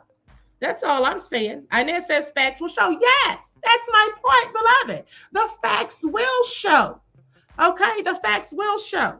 And all I'm doing is stating facts. I'm not making up anything. I'm not adding anything. I'm not spinning or twisting any sort of narrative. That's not what I'm doing. Now, everybody who follows me on a regular basis knows that I'm all about the facts. F your feelings and F my feelings when it comes to facts. Okay, because I don't go by what I feel. I go by what the evidence shows. Okay, I went to school for criminal justice and I was taught to be unbiased in your assessment of the facts. Okay, so that's what I do. That's just how I look at it. Okay, I know a lot about the law and I know how things work. So that's how I look at it. I don't sit here and be biased because I can't stand Diddy. Everybody that knows me knows that. All of y'all know that. Y'all know that, right? Okay, I'm sorry. I knew Tupac in real life. Why the hell would I defend Diddy? Why would I do it? Okay, so that goes to show how much you don't know about the queen. Okay, now I told you, this is not adding up and somebody's lying. Either Cassie's lying or that S worker was lying, because he said Cassie told him to do what he did with that golden shower and that they both directed him after the fact. That's what he said. Don't get mad at me. Now, Cassie says that Diddy told them to do it, would make them do it. But that's not what he said. He didn't say Diddy. He said Cassie. And when he was talking about the freak-offs in general, he acted as if Cassie was the one conducting the whole thing. Okay? He did say that Diddy would direct him sometimes and tell him to put oil on her, whatever. But he did say that Cassie was the one contacting him, asking for D-pics. They swapped numbers privately. He thought they had built a rapport. He liked Cassie. He asked her, why didn't she leave Diddy? Why are you with this guy? She said, oh, it's okay. That's what he said. So why the hell are you mad at me? Because I'm telling you what the man said and give you my thoughts and my assessment of the facts. Okay? I'm sorry. You see, for those of you who don't know, now I'm an adjunct professor. Okay? And I teach criminal justice, something that I myself went to college for and have 2 degrees in it. All right? With that all being said, my master's is in public administration. Now, I said all that to say this. Because I went to school to learn about the criminal justice system, I may not look at the law, the evidence, or the facts the same way as someone who didn't study that. Okay? I have an objective perspective. Now, I don't want Diddy to get off. I think Diddy is dirty, low down, and nefarious. And I'm sorry, didn't I earlier in this same broadcast, or maybe it was the first one from this morning?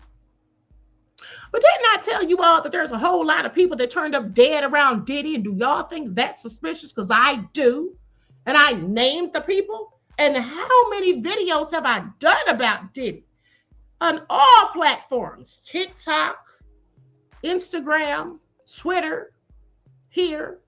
I've been going in on Diddy. So I'm sorry. At this point, I'm not even going to sit here and go in any further because I think I've proven my point that anybody who thinks that I'm grasping for straws trying to defend Diddy is nothing but somebody who doesn't know the queen. Okay? Or for lack of a better word, because I'm trying to be a better person. I don't want to call you a fool. I don't want to call you a fool, but that's what you sound like. That's all I'm saying. Okay? Now, shall we continue? And again, if anybody doesn't like what I'm talking about, you can excuse yourself from the chat and unsubscribe to the channel, because we're not about the numbers over here as much as we are about the facts and the receipts. That's why I'm the queen of receipts for a reason, okay? Because that's what I care about. I care about receipts and facts. I don't care about people's feelings and opinions because we all have them and they vary and they don't really amount to a hill of beans in most cases. Now, that all being said, still waiting for another update. Last on this one with the inner city press is where Cassie said, when AUSA asked her, what service did you use? Cassie said, a dancer service. Okay, then she said, do you know his last name? When she mentioned one of the specific dancers, Jules, she said, no. Who's this? She shows a picture. She says, I know him as the Punisher. That's where we left off. Now, here's another update from the other source. They said Cassie took a break. Okay, she took a break while we were talking. She was on break, and that's why I didn't bother dropping the link, or didn't mind dropping the link, because I knew they were on break. Okay, so took a quick break, because remember, it was a 10-minute break, because remember, Cassie has to get a break every hour and a half, every 90 minutes, because she's pregnant. So now they're back. They say Cassie Ventura is back on the stand, and the jury is entering after a short afternoon break. Okay, so keep on listening, because this is all getting real juicy real quick. Okay? And here's the thing. I find this also interesting, because what did I tell y'all last week? I said if Diddy gets off, I'm moving to Costa Rica. All the trash I done talked about Diddy. Didn't I tell y'all that? But I want Diddy to get off. Like, girl, bye. Okay. Lisa says some people don't have critical thinking skills. Yeah, you're right. And that's really sad. That's really sad, beloved. I know it's all true. And here's the thing. Speaking of critical thinking skills, I'm glad you brought that up, because listen, for those of you who follow the spiritual channel, there's a masterclass that I'm going to have for you all, and we're going to talk about things of that nature: logic, rationale, metacognitive skills. Okay, we're going to talk about that. Metacognition, we're going to talk about that, because you all know that we've talked about that before. Measurement said not Costa Rica. Yes, that's what I said. Okay, absolutely. Tyology Terry said yes, love that channel. Thank you, beloved. We're going to be talking about metacognition. And what is that? For my Stardusters in the chat, y'all remember, that's when you think about how you think. And then you realize why you have certain thoughts and beliefs, and you have certain patterns of thought, whether negative or positive or whatever. You think about the way you think. Okay? See, that's what I do. I think about how I think. And I ask myself, why do you think this way? Or why do you feel this way? Well, you know, some people don't do that. And that's because some people don't critical think ever. They may have common sense, but I can't even say that you have a whole lot of common sense if in fact you don't exercise critical thinking skills. You see, critical thinking skills are very important. You see, that's how you obtain logic and knowledge. And that's how you learn to think with your mind and logic and rationale rather than your feelings. You don't think about your feelings with your, you don't think about the facts with your feelings. That's what you don't do, because then you get emotional, you get all upset and butthurt when things don't turn out the way you want. And that's why when other people form different opinions that are contrary to your own, you get upset and mad and you say, oh, wait a minute. You're trying to get Diddy off. You want Diddy, you're defending Diddy. That's why you think like that, because you don't have critical thinking skills. That's how that goes. Okay? I mean, we had the same discussion before the election, when some of us didn't agree with some of the things Kamala was saying. Just because we didn't agree with some of the things Kamala was saying didn't mean that we were for Trump. But some people with a lack of critical thinking skills and rationale and logic, they felt like, oh, they're for Trump, because they're sitting there talking about Kamala's not this and Kamala's not that. Listen, we can't criticize people. We can't hold the Democrats accountable. And if we hold them accountable, that means we're favoring Trump. I didn't vote for Trump. I said it 1,000 times. I had Dr. Shiva on my show, who was also running for president, and I said I was voting for him initially. So I had him on here. Some of y'all want to say what y'all want to say when people don't agree with you. See, that's what people do. When they feel like you don't agree with them, but they can't debunk you with what you're saying, because that's what Inez isn't doing. She's saying, oh, you're grasping at straws. I don't have to grasp at straws. The facts are there. We've all seen and heard them. Those of us who don't suffer from cognitive dissonance accept the facts as they are. We don't have to deny reality. That's how you set yourself up for failure. Okay? Because reality, one thing I know is whether I like what's going on or not, I know what the hell's going on. And just because I say what it is doesn't mean that I like it, but that's just what it is. Sometimes, beloveds, in life, you'll see that it just is what it is. Okay? That's how that goes. So, no need to get mad about contrary opinions is all I'm saying. Anyway, I digress. Waiting for further updates. So with that being said, I'm going to drop the link to my spiritual channel because I saw someone said they wanted to find that channel, but don't look any further, beloved. The Queen's going to drop the link for you so you can follow that channel if you choose to.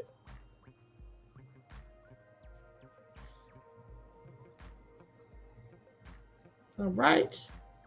Likes up, everyone. Please don't forget to like and share. And also, beloveds, please do yourself a favor and make sure that you check to see if you're still subscribed to the channel, especially if you have not been receiving notifications. Some of us YouTubers who look like me, our channels get tampered with, sabotaged. You have like shadow banning, people unsubscribed, you name it. These things happen. Some of us who go hard in the paint, some of us who speak truth to power, some of us who won't bow, bend, or break. That's just what it is. Some of us who talk about social injustices and things like that, they just shadow ban our channels, okay? Now, there is the link to my spiritual channel. It's called Queen Amadiah TV, More Than Meets the Third Eye. All right, so now they say prosecutors are trying to use Cassie Ventura's testimony to prove to the jury that the crimes that Sean Diddy Combs is accused of happened in multiple states, one lawyer said, which gives the federal government jurisdiction. But didn't Cassie say that she was setting up the freak-offs, and when she wanted to fly people out, are they just going to gloss over that? I bet you the defense won't. Now, in order for the case to be brought in federal court, prosecutors have to be able to show that the alleged crimes occurred in multiple states. Bob Bianchi, a criminal defense attorney and former prosecutor, said this to CNN, saying Combs' former girlfriend testified that some escorts participated in freak-offs in multiple states.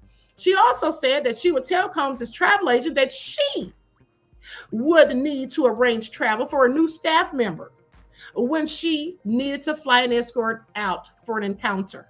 Now, in order for the federal court to have jurisdiction over this, or prosecutors or U.S. attorneys, they have to be able to show that there was either enticing, harboring, transporting, or advertising, and it traveled in interstate commerce, Bianchi said.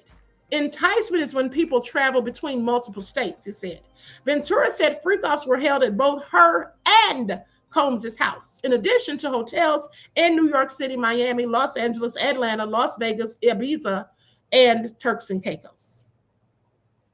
That she did say all of that. And she also said that she was arranging the freak-offs and she would fly people out. So were her and Diddy both traffickers? Because if that makes Diddy a trafficker, that makes Cassie a trafficker. Inez, I don't have to grasp at straws. Those are the facts. Those are the facts. Okay? Those are the facts. Don't get mad at the queen. I didn't say it. And here's the thing. Even when the girl on the Breakfast Club, when she was asked by Charlamagne the Devil, who won yesterday as far as she was concerned, she said the defense. Now, because she said that, and that's her honest opinion, are we supposed to say, oh, wait a minute, she's down for Diddy. She wants Diddy to win. She wants him to get out. No, that would be obtuse. Only a fool would say that. Only an ignorant person would come to that conclusion just because she gave an honest answer. See how that works? Because I have critical thinking skills that lead me to know that that's just what the evidence showed. That's how she felt about what was shown in the court on yesterday, how the attorneys proceeded against the prosecution and all the evidence and facts that came out. And that's what she came to the conclusion of. That does not mean that she's for Diddy. But for a fool, they'll think that means you're for Diddy because you just told the truth, because you just gave your own opinion that they didn't like. Get out of here. Okay? Just ridiculous. Okay, let's not be ridiculous. Okay, let's not do that. I pride myself in the fact that my subscribers, whom I call the loyal royals, I pride myself in the fact that my subscribers do use, most of y'all, some of y'all is a little lacking, like a little slow. Okay, do we need to put some turtle emojis in the chat? But most of my subscribers do have critical thinking skills. That's why they have questions. That's why they make good talking points, and they have very good memories, okay? at the end of the day, and most of them don't paint narratives, so whatever, they just tell the truth. Because quite frankly, most of us in here want Diddy to go down because we think Diddy is absolutely nefarious, and we do believe that Diddy did a whole lot of things to a whole lot of people who look like him. So why in the hell would we want to sit up here and defend him? Okay? Why? Make that make sense. Okay, so anyway. All right, so still waiting for updates. Let me see what I can find. Tyology Terry said, Leonard been crap, like Monique said. Okay. Don't even get me started on him, all right? Adrian said, but we can be fair. Exactly. And here's the thing. See, Inez, people like you don't need to be on the jury. People like Marvin, he don't need to be on the jury. Because see, people like that, they don't care about the facts. They've already made it up in their mind that Diddy's guilty and this is how it's going. Guess what? I think Diddy's guilty too. But the facts better prove it before I agree to charge him with guilty. Okay? That's how that goes. See, this is a judicial system that has been used for centuries. Okay? To get people who look like me caught up in mess at the end of the day, but it doesn't work the same for people who don't look like me. I just want the justice system to work fairly. Okay, give justice to everybody. Everybody deserves justice. Let the truth be told, and let's not paint narratives to show favoritism with one race or the other. That's all I'm saying. So because that's how I feel, because here's the thing, Marvin, who was so mad at me, I wonder what Marvin would say or how he would feel if the shoe were on the other foot. If he was the one facing trial for something like this, and these were the things that were being said, would he not want me or someone else to point out inconsistencies in the testimony of a star witness or the S worker? Would he not want anyone to point that out? Of course he would. Of course he would. Now, they need to get Diddy's arse so he can be convicted, but they need to do it the right way, and they need to amp up whatever they're doing, because right now the case is not giving that. The case is lacking. It's lacking. Damn it. Get mad at me. Joel get mad at me up in here. But of course, DC said messy Marvin. Okay. Up in here mad at the queen, honey, because I'm telling the facts. Sit down somewhere. Lorraine said Diddy's defense team should tell them he was trying to potty train the S workers and Cassie got in the way.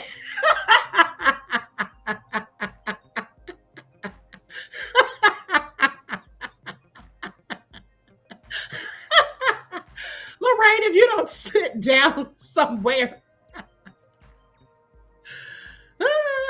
Gwendolyn says, y'all are something else. Now that was funny. Gwendolyn said, Cassie is supposed to be on the stand all week. Y'all think she's going to go into labor before this week? I don't know, honey. I hope not. I hope she gets all her testimony out first. Okay, please don't give us any delays. I want this to be over because I want to see how it turns out. Okay.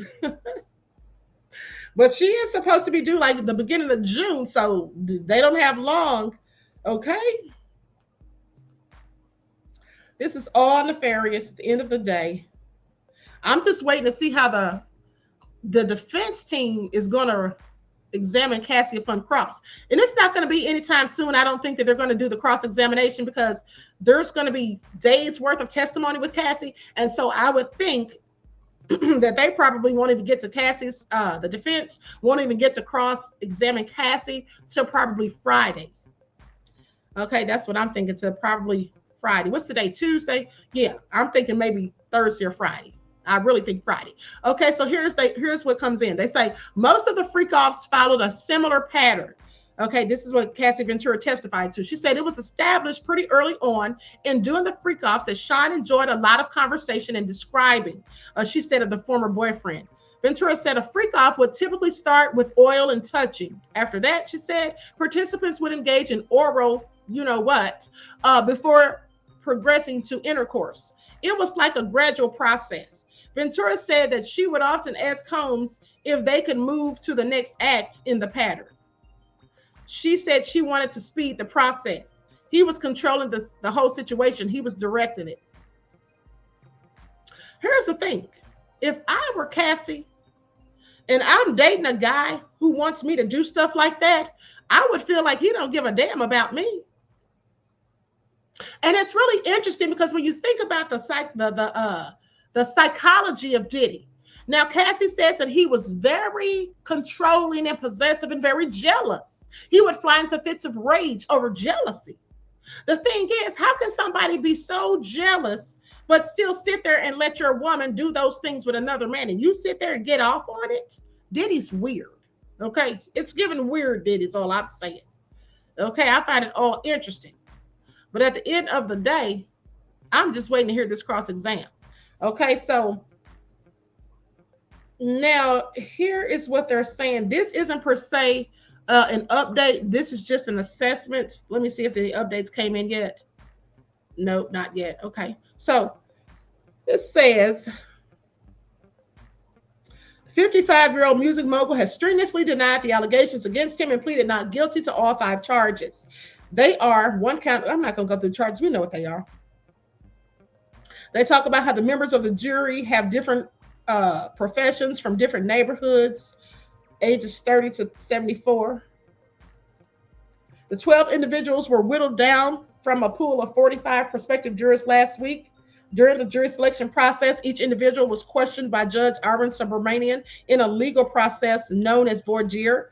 Okay, translated from French, to speak the truth. That's basically what that is. I told you all that before. The process aims to find a panel of 12 main jurors, 6 alternates who can be fair and impartial. See, Inez, you can't be fair and impartial. You see, because you're biased. See, if you really want to enact justice when you're on a jury panel, you have to be unbiased. You have to just examine the facts, not allow your feelings to get into the way, because if you do, that's not being impartial.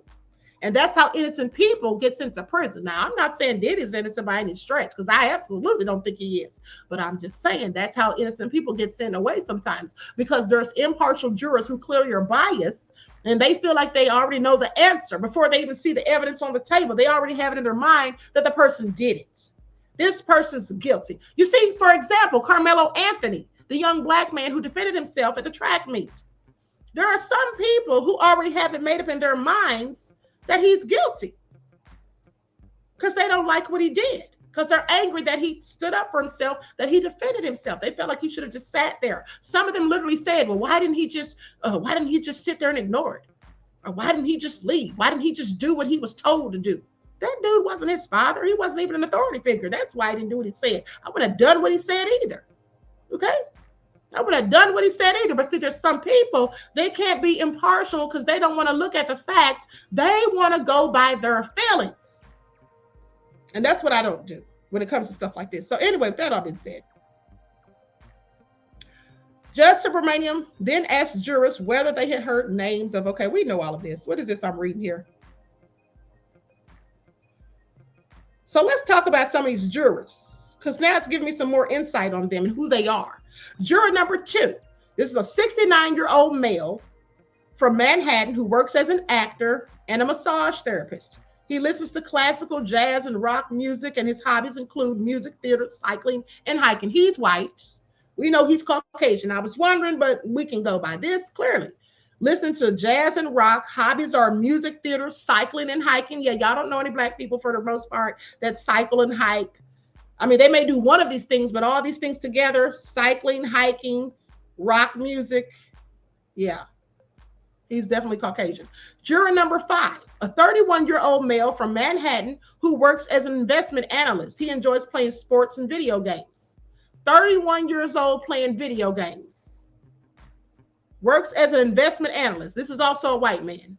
No 31-year-old who's an investment analyst is going to be at the same time playing video games if they're black. They're going to be doing one or the other. If you're a black man, 31, playing video games, you're somebody who doesn't work, sits at home, smokes trees all day, drinks beer, and plays video games. You don't work. If you're a black person who is an investment analyst, which is a good job, you're not sitting at home playing video games. That's what you're not doing, the age of 31. Now, 2 white people, 2 white males so far. Now, juror number 25, a 51-year-old male from Manhattan who has a PhD in molecular biology and neuroscience. So this is a great job and career. He listens to classical music and opera, and his hobbies include art, science, cooking, and the outdoors. Also white. As soon as you said outdoors. Black people don't tend to say they love the outdoors. Even if we do, we don't say it. We just don't. Other things come to mind quicker than that. So yeah, that's 3 white men so far. One of them is 51, one of them is 31, and one of them is 69. Okay. So that all being said, we have a millennial. Okay. And a baby boomer, right? And a Gen X. Is that what that is when you're 51? I can't remember those, the Gen X or the Gen Z. Anyway, I think that's Gen X. Now, with that all being said, then we have juror who is a 30-year-old female from the New York borough of the Bronx who works in a deli. She listens to hip hop and reggae and enjoys reading and playing video games. I'm going to say she's black. Listen to hip hop, reggae, play video games, works in a deli. Yeah, if you work in a deli, you play video games? Probably. But what you don't do is if you're an investment analyst and you look like me, you're not playing video games 9 times out of 10. See how that works? Okay, so juror 55, 42-year-old female from Manhattan who is an aide in a nursing home. She likes to cook and paint and watch Harry Potter and Disney films. Now I'm not really sure. Watches Harry Potter and Disney films. From Manhattan, works as an aide in a nursing home, likes to cook and paint. I'm not sure about that one. What do y'all think? Do y'all think juror number 55 is a black female or a white female? What do y'all say? I don't know about this one. I'm not sure. Adrian said she's white. Latasha said she's African. DJ Big Six said white. I don't really know about that one. Okay, let's go on to juror number 58. Juror number 58 is a 41-year-old male from the Bronx who works in communications at a U.S. prison.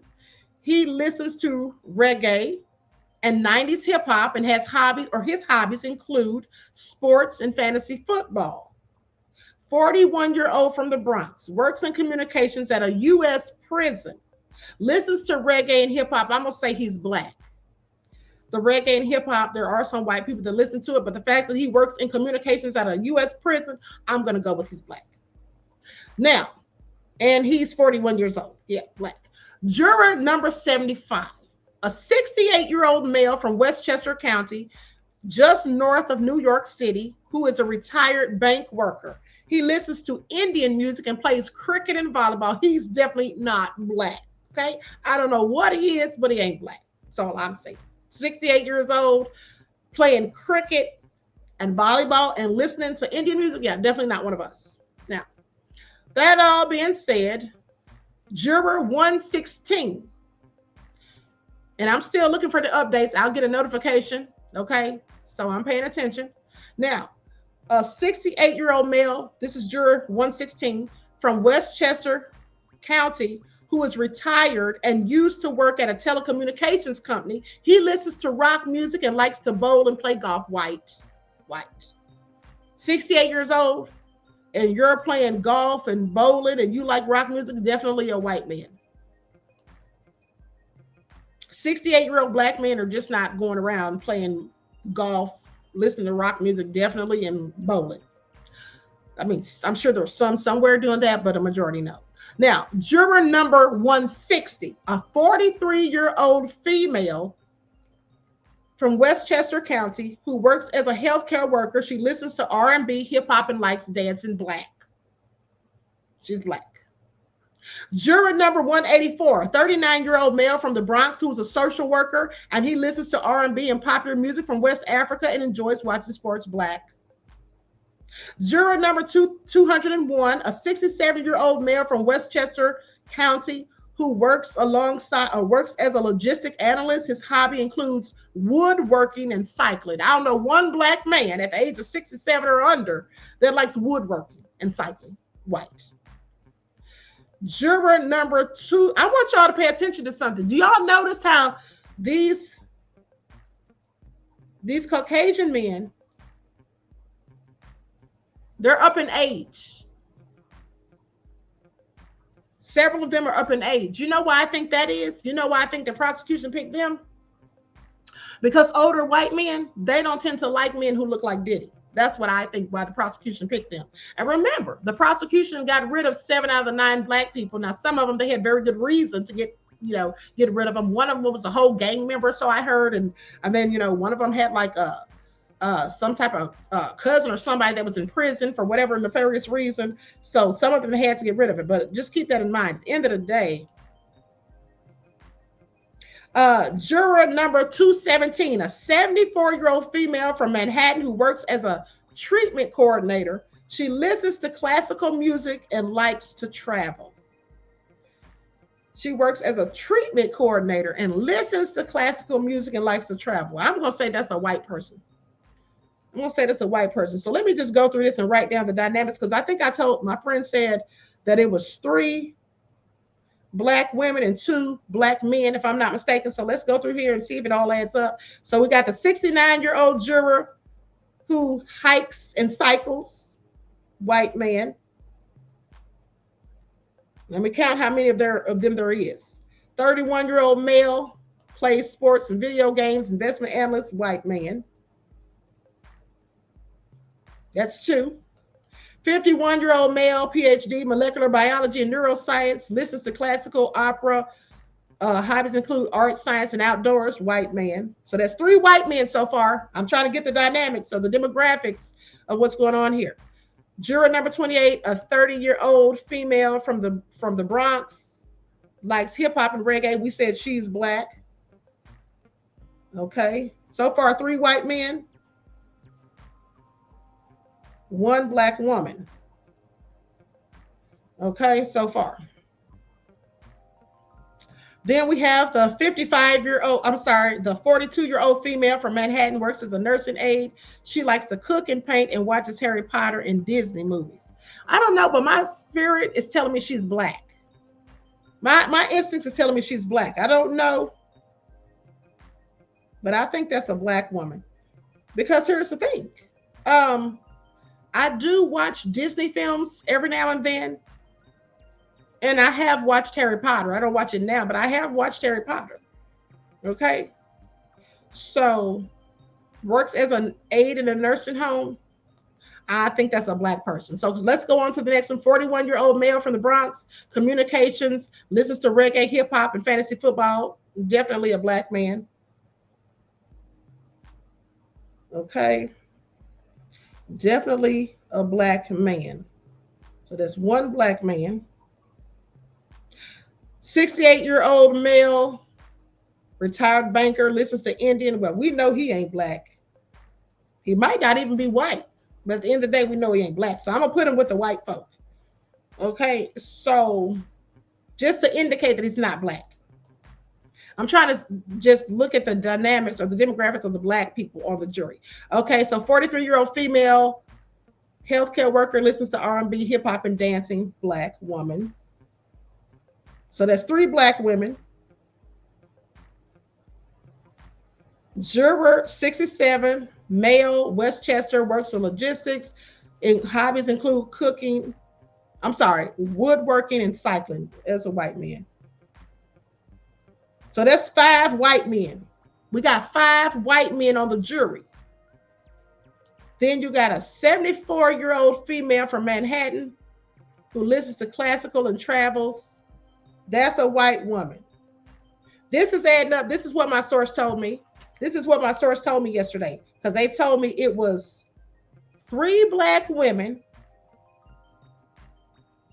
Let me put this white woman down. They told me it was 3 black women and about 2 black men. No, there's only 1 black man. Maybe they did say 1. I thought they might have said 1 or 2, but here we have 1, 2, 3, 4, 5 white men, 3 black women, 1 white woman, and 1 black man.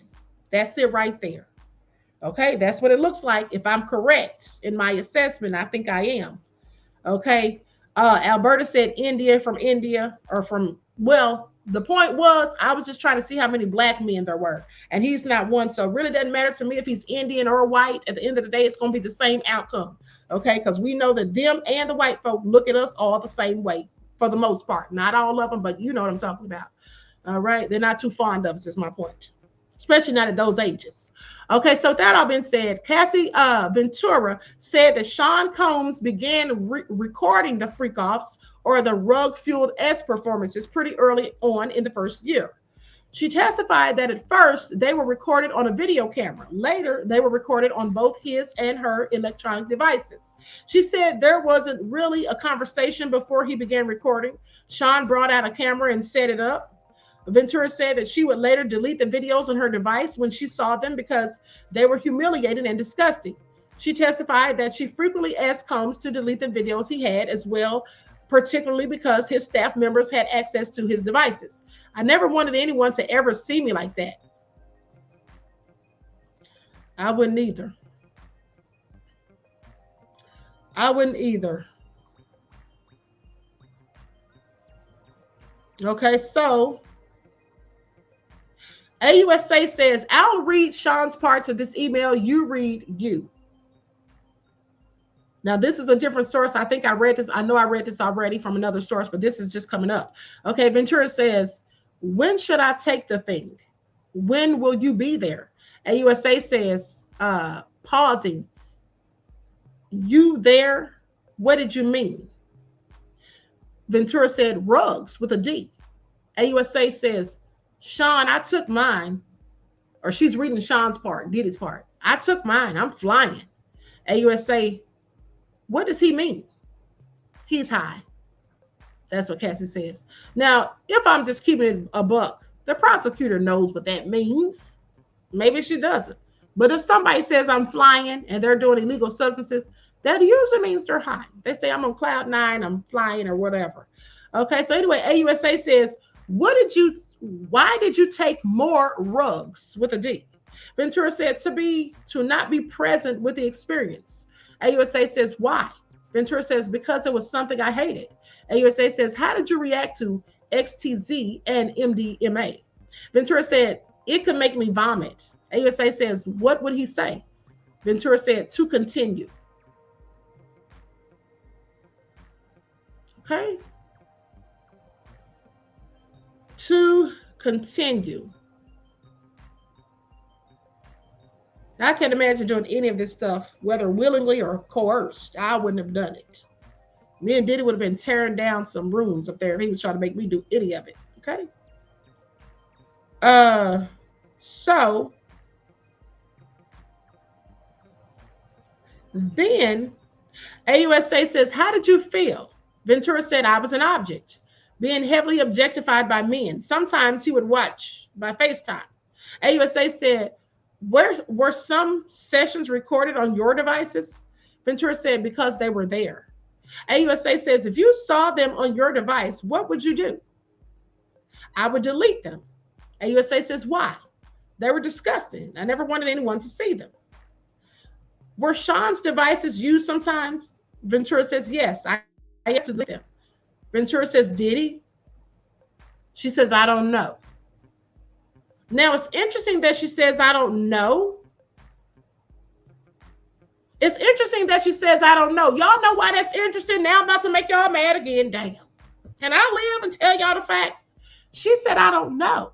You know why that's important? Because in Cassie's lawsuit, I specifically remember her saying that she would delete stuff from her phone, and then Diddy would whip out his phone. In one particular instance, they were on a flight somewhere, and she said she had deleted something from her phone, and Diddy whipped out his phone and showed it to her to let her know that I still got it. Y'all remember that? She said that in the lawsuit. Now you're saying you don't know, but you already said in the lawsuit that he didn't delete these things, that he kept them, that you deleted them and they would still be on his devices. Now she says, I don't know. Inconsistent. Now y'all gonna get mad at me again? Okay. I'm just repeating what Cassie's saying. How's that working for some of y'all? Nicole said, Queen, I understand you just want her to win, and she's not going to holding back all the facts. Right. She's not going to hold back all the facts. Exactly. And that's what I was afraid of. I told you all this before the trial. that I said, is Cassie going to get up there and say exactly what happened? Are the S workers, remember I said this? I said, are the S workers going to say that Cassie was not complicit? Are they going to say that she was coerced? Because if they say that, they'll be admitting that they themselves did things to her without her consent. Because supposedly, most of the time, Diddy was sitting there watching. So if she was being raped or S assaulted, who was doing it? They were. Isn't that what I said? Isn't that what I said? So I'm sorry. This ain't looking good right about now. She literally said, I don't know. That's not what you said in your lawsuit. And I hope that she didn't say something even more different in the interviews with the feds. Okay? Because I'm really going to have several questions. So anyway, let me continue. Cassie Ventura testified. Now, this is the next source that I'm checking on. Cassie Ventura testified today that she took rugs with a D during freak-offs with Sean Diddy Combs, including a version of XTC called Blue Dolphin. XT and Z, also known as Molly or MDMA, is part of a class of psychoactive rugs with a D that produce experiences of emotional communion, relatedness, and openness. Some users report having less of an urge to eat, drink, or sleep, contributing to its use as a party rug with a D. The rug with a D is taken orally, usually in capsules or tablets, and may be made in different strengths or combined with other rugs with a D. Now, many manufacturers create their tablets in specific colors or stamp them with certain symbols as a way of branding their products, building confidence in the contents and increasing their appeal to users. Popular symbols include alligators, trees, doves, and dolphins, as well as logos like Chanel, Honda, and Superman. Blue Dolphin is a blue MDMA tablet stamped with a dolphin symbol. Oh, I didn't know that. Did any of you know that? Sean followed me into the hallway by the elevators. He grabbed me up, threw me on the ground, kicked me, tried to drag me back to the room, took my stuff. That's clearly when she's talking about the 2016 hotel incident, the altercation that she said started because of a freak-off. Now, I'm waiting for the prosecution or the defense to cross-examine her on this because she said it was a freak-off and they're saying it was all over Diddy's phone. So we'll see how that turns out. Because here's the thing. You know why that's important? You know, it really isn't so much of a big deal as to why Diddy was beating the crap out of her, because he shouldn't have been beating the crap out of her like that anyway. That was all heinous to me. At the end of the day, whether it was over his phone or whether it was over a freak-off she didn't want to participate in, it was still heinous, and it was a whole lot. It was a whole lot. But the reason that's going to be important for the defense is because here's the thing. If she was with Diddy for 10 years, and Diddy was so low down and nefarious to her, which we can all agree that he was at least the day of that video that we saw. But if Diddy was so low down and nefarious to her, if it was about his phone and somebody that she saw calling his phone, and she got that mad that she up and left, how come she didn't ever get that mad and up and leave when he was forcing her to do freak-offs?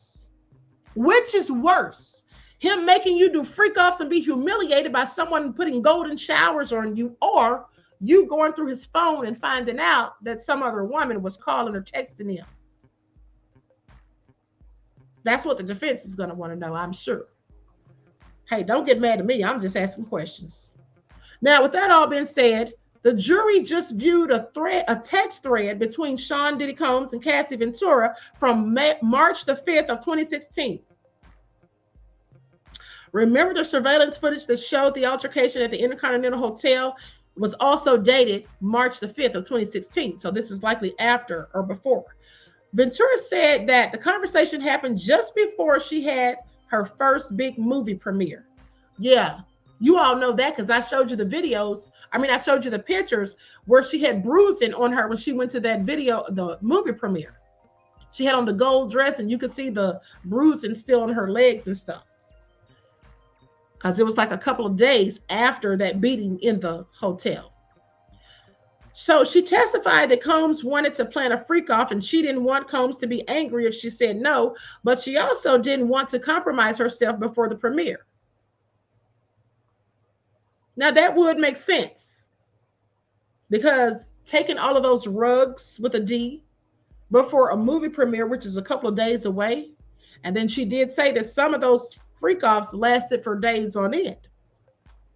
So this is going to be interesting because was this about that or was it about the phone messages? Now, they've already shown that video of the hotel squabble. But remember, they said in the video, Diddy picked up his phone. Once he snatched the phone, he went and sat down and calmed down. Like that's what he really came out there to get. So I don't know, but I'm interested in seeing and hearing about this. Okay, so now I'm going back to Inner City Press, where last I left off, Cassie was saying, I don't know. When AUSA asked her if Diddy deleted the footage from his devices, she says, I don't know. AUSA said, did you ever leave a freak off before it was over? She said, yes, at the Century Center, at the Century City Intercontinental. I finally had a premiere coming up, and I didn't want to mess it up, but Sean hit me.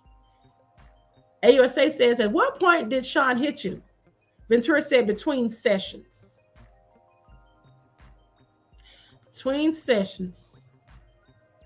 Diddy is the devil, okay? Point blank serious. He is just a devil at the end of the day. We'll see how this all turns out. Alberta said Diddy hates women. He used her like he did several others. She likes glamour. She took him, or so she thought, from Kim. Yeah, see, here's the thing. I agree that Diddy doesn't like women. I think that Diddy is on the DL, and I think he has been for probably most of his life. I don't know. But at the end of the day, men who are on the DL usually tend to put their hands on women. I absolutely think so. Now, Kim, on the other hand, fought Diddy back and caused him some pain to where he had to go to the hospital and get a few stitches. Okay, so that all being said, Cassie may have felt like she took Diddy from Kim, but the truth of the matter is Kim left Diddy because Diddy was lying and cheating and went and got somebody else impregnated. Allegedly. Okay, allegedly.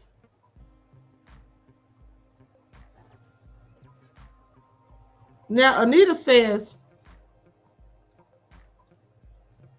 she was into while on D, especially when she was on X, but she was into it while she was off of the substance. Oh, you talk about she was into it while she was on the D, on the rugs with the D. Okay, gotcha. Okay, so she was into it while she was on the rugs, especially when she was on X, but she was into it while she was off. Or you're saying that she wasn't into it while she was off of the substance. Yeah, that could be true too. That absolutely could be true. And with that all being said, Aqua Girl Rising said, yep, that's who abused me, a DL ninja. See, I told y'all. I know, honey. Exactly, because they resent women. They use women as objects and to try to cover up their real lifestyle that they actually want to live, but are too afraid to come clean. And so they use women, and they resent these women and often put hands on them. That's just my opinion. Ladybug says, I heard Cassie was teasing Kim on supposedly had taken Diddy from Kim, but that's a joke. Who wants his dirty ace? I guess plenty of people wanted his money. Not that they necessarily had to want him, but I definitely think some people wanted his money. Okay, so now Ventura says Combs hit her and she ran out as fast as I could. Cassie Ventura said she was having a freak off in the hotel room with Sean Combs and an escort when the 2016 altercation happened at the Intercontinental Hotel in Los Angeles. I'm not sure what happened, but I got hit by Sean and I had a black eye. And at that point, all I could think about was getting out of there safely. I had my premiere. I didn't want to mess it up, so I left. So she left. Y'all hear that, right? She left. just like she could have left many other times. Watch the defense go from this. Okay, watch the defense when it comes to cross-examination. So I left. She wasn't scared to leave that day. She left. Okay, so the defense is going to use that, I guarantee you. She said the escort was in a separate room in the hotel suite when Combs hit her. After it happened, she said she grabbed her belongings and ran out as fast as I could. Ventura ran out of the room when Combs was in the shower barefoot with her sneakers still in her bag. It was faster that way, she testified. So I want you all to pay attention to something, because somebody lied. Somebody lying again, God dog. And I catch these lies now. I catch these inconsistencies. See, don't get mad at me, because some of y'all are not listening. I'm listening. I'm listening to the whole thing. Now, I want y'all to pay attention, because somebody lying right here. And I'm going to tell you why. Cassie says that the escort was in a separate room in the hotel suite when Combs hit her. After it happened, she grabbed her belongings and ran out as fast as she could. Why is that important, Queen Shakur? Well, I'm so glad you asked. Because don't y'all remember that Mr. Flores, Officer Israel Flores, remember how Brian Steele implied that Mr. Flores was changing up his story?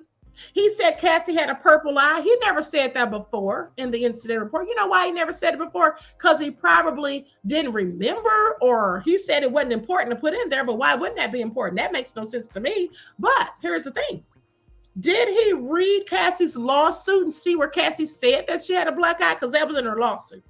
That's one thing. But why is this important about where the S worker was in the hotel suite? Because Mr. Flores said that when he was helping Cassie get her stuff and he's standing there in the doorway, he saw this man sitting in the corner or sitting on the bed, and he wasn't saying anything to anybody. Now, that sounds like a little small hotel room, but as Lauren said from the Breakfast Club, you heard it, and I also agree that Diddy wouldn't have just a regular hotel room, especially if he's having a freak off. Diddy would have a suite, something fancy. So if you have a suite, if somebody else is in there with you and Cassie, somebody standing in your doorway is likely not going to be able to see them, like Mr. Flores said. Mr. Flores, I think you're lying. I think you're lying, sir. Now, with that all being said, he must be lying, because Cassie just said it. Listen, let me read it again. See, don't get mad, because I'm just telling y'all what she says. Cassie said the escort was in a separate room. He was in a separate room in the suite when Combs hit her. After it happened, she grabbed her bags and her belongings and ran as fast as I could. So if he was in a whole separate room, how did Officer Israel Flores see him when he was standing there in the doorway? Didn't Lauren from the Breakfast Club say that that didn't make any sense? Because, you know, if it's a big room like a suite, you likely wouldn't see the person. And I have to agree, because that absolutely makes sense. So now you'd see the person sitting on the bed if you just had a regular room and you open it up, because that's all that's there is the bed, maybe two beds if you have more than one, and a little sofa and a little table and a little chair or something like that. But if you're Diddy, you got Diddy money, okay, do you really have a regular hotel room? Yeah, I don't think so. And also, that's likely why Diddy would have to pay all this money to fix up the rooms after he left, because they were very nice rooms, these larger rooms. Okay? So I find it all very interesting that Officer Israel Flores said that he saw that man sitting on the bed and didn't say anything to him, didn't ask him for his name. I don't think he saw the man sitting there. I think that he said that because he read it in Cassie's lawsuit, and he's trying his best to corroborate Cassie's story, because he believes Cassie, because he was a firsthand witness to what happened between her and Diddy. I mean, he wasn't firsthand, he actually was secondhand, but nonetheless, he saw the footage. And he felt sorry for Cassie. We all did when we saw it, and I still do. When I saw that, nobody deserves to be beaten like that unless you're defending yourself because they're trying to kill you. Other than that, there's no excuse. So he, in my opinion, may have just been trying to corroborate Cassie's story. And so he put that little bit in. Because if that really happened, I don't see how he wouldn't have put that in the incident report. Okay, like I told you all, I used to do security when I was in college, and that's one of the things that they tell you is you write down everything in your daily log or in your incident reports. You write down everything that is of significance You can't write every little detail. Write the main details, the most significant details. And he didn't write down that Cassie told him, no, don't call the police. He didn't write down that she had a purple eye. And he didn't write down that there was another person in the room and that person didn't say anything. And he didn't ask that person their name or if they were okay. Because if Diddy was just going off on Cassie, he didn't think to ask this person, hey, are you okay in there? Do I need to call the police for you? That's protocol all day long. So I have questions, Mr. Israel Flores. I don't think he told the whole truth. Now, with that all being said,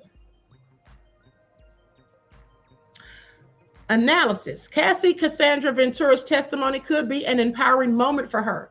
Cassie Ventura has been testifying about her experience as the former long-term girlfriend of Sean Diddy Combs during his trafficking and racketeering conspiracy trial, painting a picture for the jury of physical abuse that she faced through her relationship. Y'all heard that right? Painting a picture for the jury of the physical abuse. We don't need to paint a picture of physical abuse. We saw that on the tape. What we need to paint a picture of to win this case and get Daddy's ass locked up in prison where he clearly belongs is trafficking. Painting a picture for the jury of trafficking, not physical abuse. Because his team already told us there's physical abuse and domestic violence. They already admitted to that. So tell us something we don't know. It is clearly a very emotional moment. This is what CNN's Lisa Respers France said. But I also think that on some levels, it may be an empowering moment for her. France called back to the civil suit that Cassie filed in 2023 against Combs, in which she alleged that Combs raped her in 2018 and subjected her to years of repeated physical and other abuses over the course of their relationship. Combs has denied the allegations. That goes back to what I'm wondering. Why are they asking Alex Fine about Cassie being raped by Diddy in 2018? I can't wait to find out what the defense has up their sleeve with that one. I cannot wait to hear how this is going to play out, because why are they asking her husband? How would he even know? How would he even know? Were him and Cassie together at that point? And so anyway, goes on to say, to actually have her speaking these words and expressing what she had outlined in the civil suit within weeks of giving birth and having to recount this, it's an example of Ventura having a moment to her own narrative and be able to allow people hear directly from her what she says happened to her. France added that she thinks it's an extremely profound moment, not only for her, but for other people who have made such allegations or who also say that they were victims of domestic violence. Lady, we're not trying to prove domestic violence. We're trying to prove trafficking. This is what she says. Who also say they are victims of domestic violence, assault, or in this case, both. Ma'am, we're trying to prove trafficking in RICO. Combs and Ventura settled because he's not charged with assault either. Okay, for y'all that missed it, that's not in the indictment. Don't say anything about assault. It talks about trafficking, racketeering, engagement in prostitution. Doesn't say anything about any of this stuff this analyst is saying. Or y'all see, this is why you get mad at me. The legal analyst just said the same things I'm saying. Now what? See, this is what happens when you go by facts, okay, not your feelings. Combs and Ventura settled Ventura's lawsuit the day after it was filed. Okay. Anybody still mad, pressed, stressed? I'm sorry, make it all make sense. They need to prove this RICO. Okay, they need to prove this RICO. Lorraine said, why didn't she attack him from behind while she was pegging him why did she attack him from behind while she was pegging him if she was so scared of him? I don't know. I wonder if the defense is going to bring that up. Because remember, they did say that Cassie was in the car with Diddy once. She was sitting behind him and she reached up and swung on Diddy real quick. Diddy turned around and went in. And you already know what he did because we see how violent his temper is. But if I'm scared of somebody, specifically a man, I'm not going to reach over from behind him and hit him. Now that shows that Cassie will fight.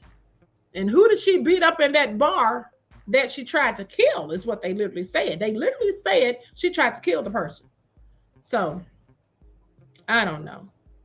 This is all nefarious. Measure Man said, I'm trying to figure out if they started out this raggedy, how they gonna prove this RICO? That's my question. That's my question. How are they gonna prove the RICO? Because like I said 1,000 times, knowing it is one thing, but proving it's another. We can know what it is and see what it is, but do they have the proof to let the 12 jurists see this is what it is? I don't know. Okay, I don't know. She already said that they were swingers, that Diddy brought up swinging to her. She already said that she was initially getting the strippers, the S workers from Craigslist. She already said that she was booking the flights when she needed to fly them out. She's incriminating herself. She is incriminating herself. Do y'all hear that? Y'all do hear that, right? She's incriminating herself. Now, of course, she's not charged anything, but what I'm saying is the stuff that they're accusing Diddy of, she's taking ownership of it. Are y'all not paying attention? DJ Big Six said, book him, Dano. I know you did not go to Hawaii 5-0. Okay, with Jack Lord, no less. All right. I don't know how this is going to turn out, but it's not looking good so far. Lord, help us all. Please don't let Diddy up out of there. That's all I got to say. Justice for Tupac. I mean, really. Biggie, too. Okay. Measure Man said Cassie put that settlement in Alex's name or the kids. Miss IP said, please pay attention. Global Friends Corner said if he gets off with her testimony, she can get sued for defamation. Woo-hoo, honey. I didn't even think about that. I think Diddy would probably just be so ecstatic if he got off. Lord, please don't let that man walk up out of there. I'll tell y'all right now, y'all already know what I told y'all gonna have to do for me if Diddy gets up out of there. The Inkwell said this case is weak unless they bring in minors at the time. That won't happen. No. And you know, when they had said something about minors testifying initially, minor victims, I thought, and I think most people thought, that they were talking about people who had been underage when something happened to them pertaining to Diddy. But no, come to find out, that was basically they were talking about people who are going to testify whose testimony isn't as significant as some of the first witnesses, such as Cassie, the officer, and then the S worker. So they're basically saying they're minor witnesses. It's all a hot mess. Measure Man said, Queen, you good. You trending for pointing out biases. Thank you. Thank you, beloved. I'm just telling the truth. Okay, American Isness said no charges regarding minors. Nope. Only allegations in the civil lawsuits, beloved. That's it. Only allegations in the civil lawsuits. But I absolutely think Diddy did stuff with minors. Okay? I absolutely think so. That's just my opinion. I think something happened with Usher and Justin Bieber, and I think that's why the feds were investigating him in 2011 for it, and that's why they talked to Jimmy the Henchman, aka James Roseman. That's just my opinion. Measure Man said the team dragging the wig, so you know he gonna sue when it's over. We'll see. Aqua Girl Rising said Dawn's father better testify to his daughter being locked in the trunk. She wasn't in the trunk, beloved. She was in the back seat. But I get what you're saying. She was actually in the back seat. Locked in the car in the back seat, not the trunk. She was never put in the trunk. If he put her in the trunk, honey, that would have been beyond nefarious, okay? But she was actually locked in the back seat of that car, and it was cold outside that day, and the heat wasn't on or any of that. And yeah, and her father could testify to it. But see, here's the thing. That's a civil allegation. That has nothing to do with the criminal case. And I'm gonna tell you all something. For those of you, Nicole said the prosecution is really disappointing me. They're disappointing me too. Okay, they're disappointing me too. Leon said we will not put anything past Diddy. Exactly, we can't. We absolutely can. I mean, Diddy is a devil to me, just point blank and serious. At the end of the day, but I've already told you all, and for those of you who weren't here, who may have just started following the channel or just tuned in for this broadcast specifically, what I have also said is the fact that at the end of the day, you know, Measurement said she must have saw LOL because she went live saying her husband got her bodyguards. Stop lying. They ain't worried about you. They're going to take their business in there. Measurement, I'm not going there with you. Okay? He's talking about a content creator, for those who missed it. Okay, so that all been said, Miss AP says, we know who Diddy is. Exactly. Measurement said people, hold on. People need to get out of their feelings. Facts. I agree. Serena says, Queen, he did it, but they took him to the edge. He is not going to do time. They planned his demise. Well, here's the thing. You said they planned his demise. I agree. I agree with that. I agree with that, beloved. They may have planned his demise. And I'm not talking about prison time. I'm talking about Epstein. Okay? I'm talking about Epstein. Mel said Diddy's a wolf in sheep clothing. Okay. JL said, I can believe that. Oh, I can definitely believe it, beloved. I can definitely believe it, okay? So with that all being said, another update come through. Judge denies request to show sexually explicit videos and images in court. Well, I didn't think the judge was going to allow that. And it was for the reporters who wanted to see it. They had filed something so the judge would unseal that information so they could see it. But like I told you earlier, they don't need to see that to finish their reporting.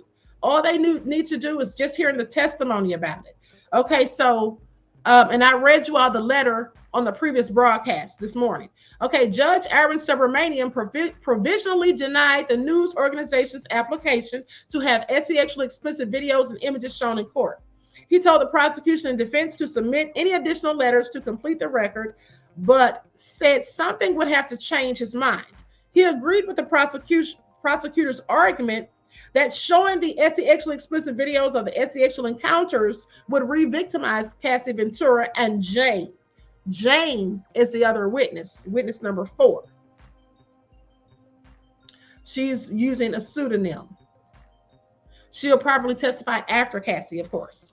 Now, I'm not seeing any case, this is what the judge says, I'm not seeing any case that would suggest in any way, shape, or form that images or videos of these types of acts that are alleged to be sexual abuse would be required to be shown in open court when they pose the obvious risk of re-victimization, especially when those individuals are testifying about these incidents, Subramanian said. Subramanian also provisionally denied the media's alternative suggestion to allow 3 pool reporters view the images and the videos. Why is the media so desperate to see these freak-off tapes? They don't need it. They're not the jury that's deciding Diddy's guilt or innocence. They just want it for the salaciousness of it so they can say, oh, we saw this, we saw this. I mean, I'm sure there's plenty of people that would like to see it so they can have all the receipts or information. But at the end of the day, they can just go by the testimony of the people that have viewed them. Okay, that's what they can do as far as I'm concerned. So with that all being said, it's about to be over in a minute because it's 5:19. So court's about to adjourn soon. Okay, so let me see here what's the last information that came through.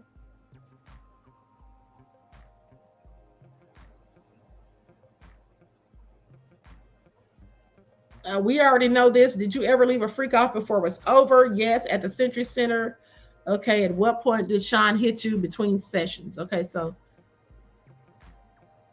now today, when it's over with, Waiting for more information because it's about to be wrapping up in a minute. So, but today, when it's over with, I'm going to stay on here until we watch the people leaving the court, because we might see Diddy's family leaving. We might see Cassie's husband leaving or whatever. Okay. So let's just wait for that. JL said he don't have to leave. He don't have to do what he's told to do. They weren't his parents. Oh, you're talking about Carmelo Anthony. Right. That's what I was saying. Exactly. Yeah, exactly. They weren't his parents. Like, who are they supposed to be, right? Make that make sense. Make that all make sense. It makes none for me. Okay. So with that all being said, they want to justify their personal narrative and feelings. Well, we're almost out of here. Let me see if there's any more updates on another.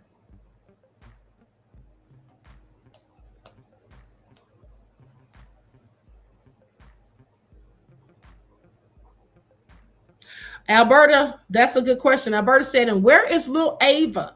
Diddy did it all, and they're going to make him pay by taking him through the ringer. Alberta said, where's Lil Ava? You know, they said that little child wasn't even adopted by Diddy.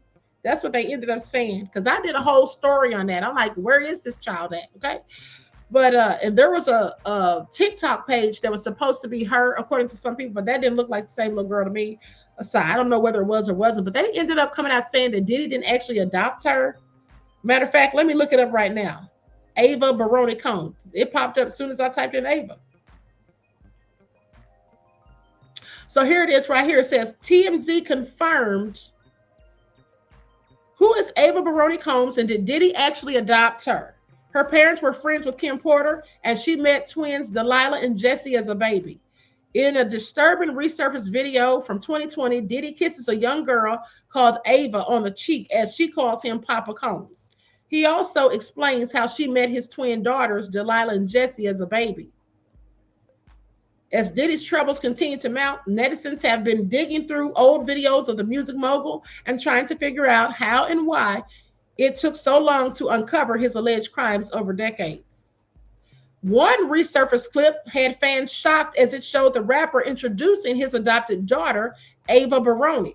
My name's Ava. I'm a Scorpio. This is what she says in the video, before stating her name is Ava Combs, and then Ava Baroni after his probing. I adopted you because I felt like you could enjoy having a black parent to take care of you and help you out, Diddy said. Remember that? They have a lot of pictures with this young lady on here too, more than I showed you all when I did that video. I'm seeing all these other pictures. However, TMZ later confirmed that Sean Diddy Combs has never legally adopted Ava and that the clip was actually a skit. That's what they said.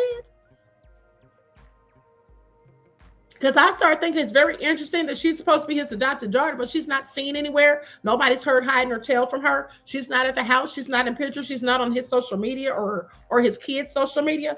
And when people started asking those questions, that's when they came out and said it was a skit all of a sudden. It looked real to me. That was a skit.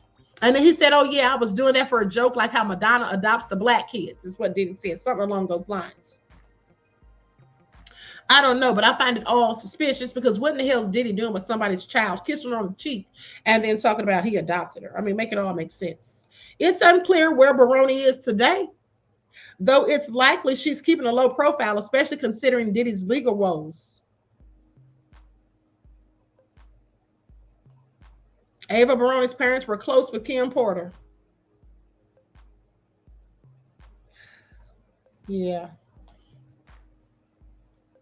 I'm going to upload this, send this to my email so I can show you all some of these pictures while we're waiting on these live updates, because court's almost over for the day.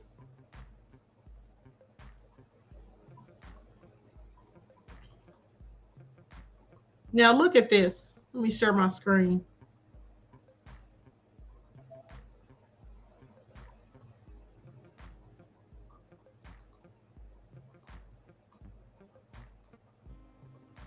Here we go. Excuse me. Let me stop sharing this for a second.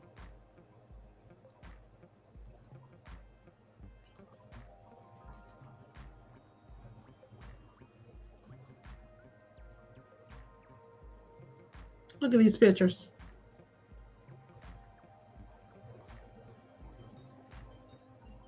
That's Ava and Diddy right there. Why is he all up on somebody else's child that's not even he's, and then this is a skit that he never even adopted her? Like, make it all make sense. What was the point? Here's the video right here. My name's Ava. I'm a Hold on. Just in case YouTube tries it. Just in case they try it. Let me put an overlay on here. Scorpio. No. What's your last name? Ava Combs. What's your other last name? Ava Barone. Eva Barone Combs? Yes, it's breaking news. Diddy adopted a white child. I want you to tell them the story about how I adopted you. But you still have beautiful parents but you're my child also. But please tell the story. So, I was on the streets, and then Papa Combs decided that he would like to be a caring man. So then he saw me and decided to pick me up and said to come inside and play with his kids.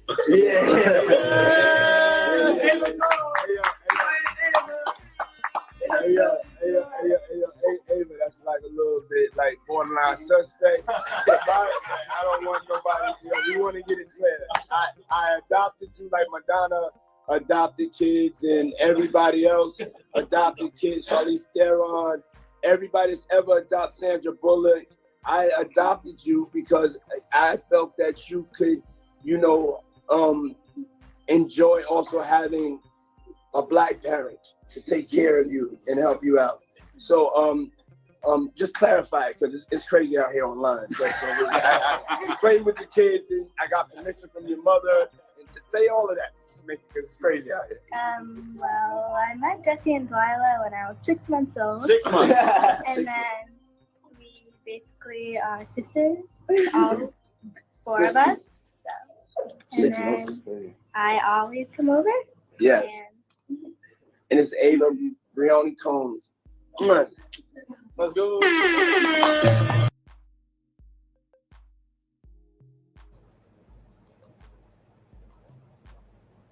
Okay, I find that all very interesting and clearly nefarious. So that was a skit, they say, you guys. They said that was a skit. Okay? Maybe it was. But at the end of the day, I find it all so interesting. That's what I find it. I find it all interesting, because why would they do a skit about that? Anyone have a clue? Now, I'm going to go back to the court scene outside of the courthouse just in case they have the people, we see the people walking out as this proceeding is over with for the day.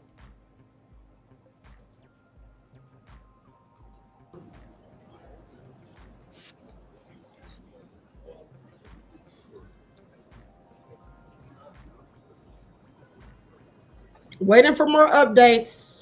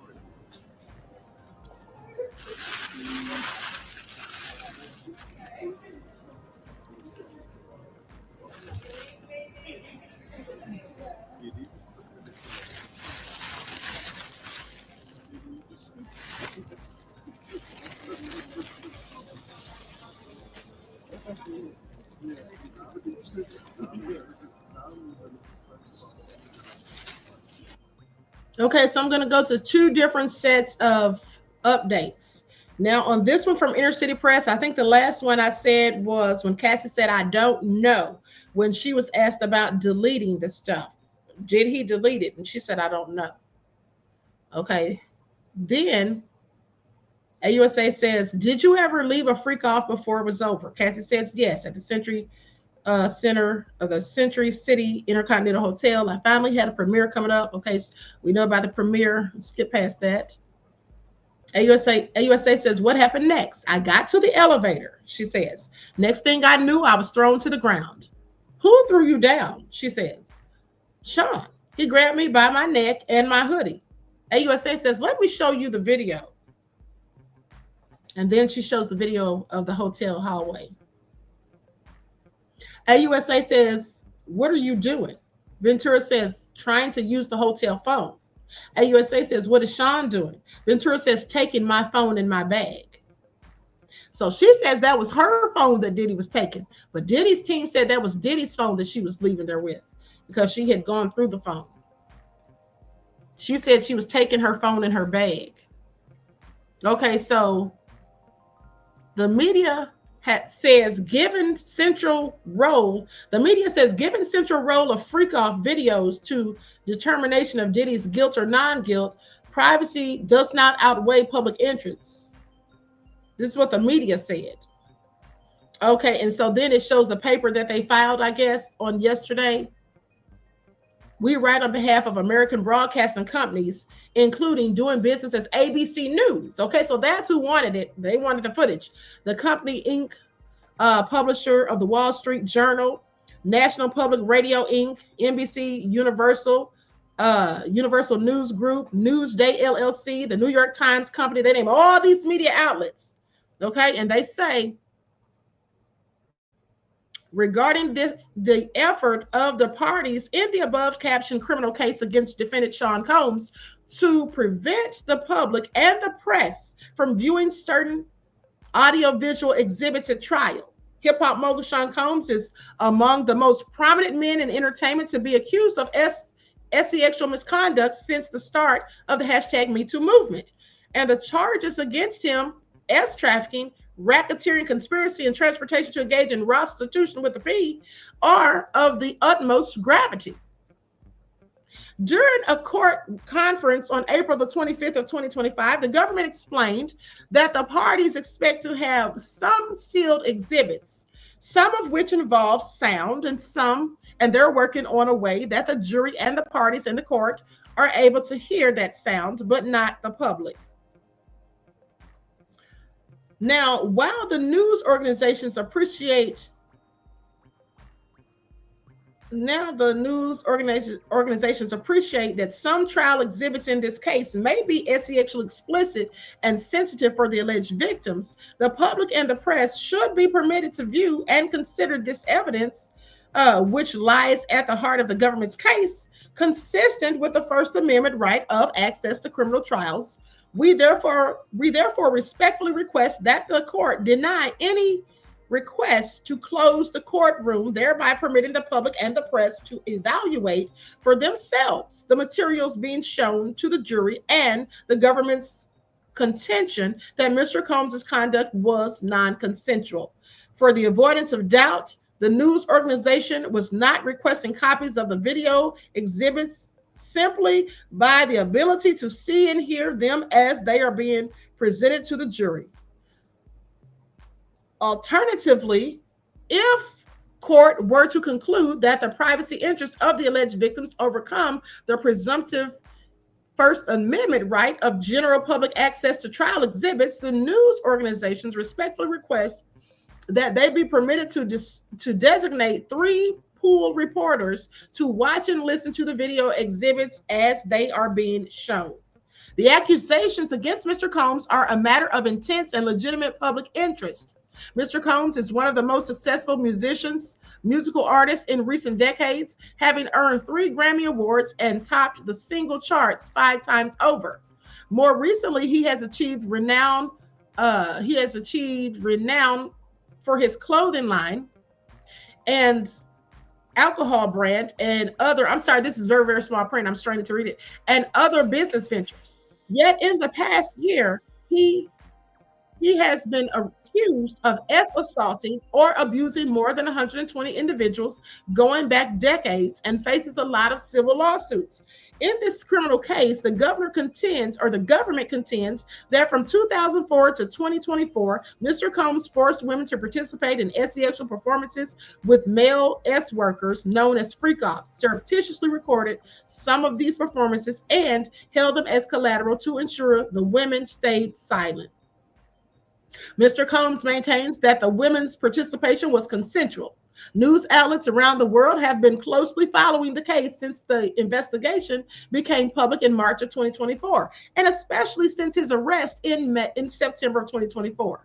Now, as Your Honor observed in the April 25th, 2025 conference, the public and press have a continually protected interest at trial of seeing the proceedings in open court.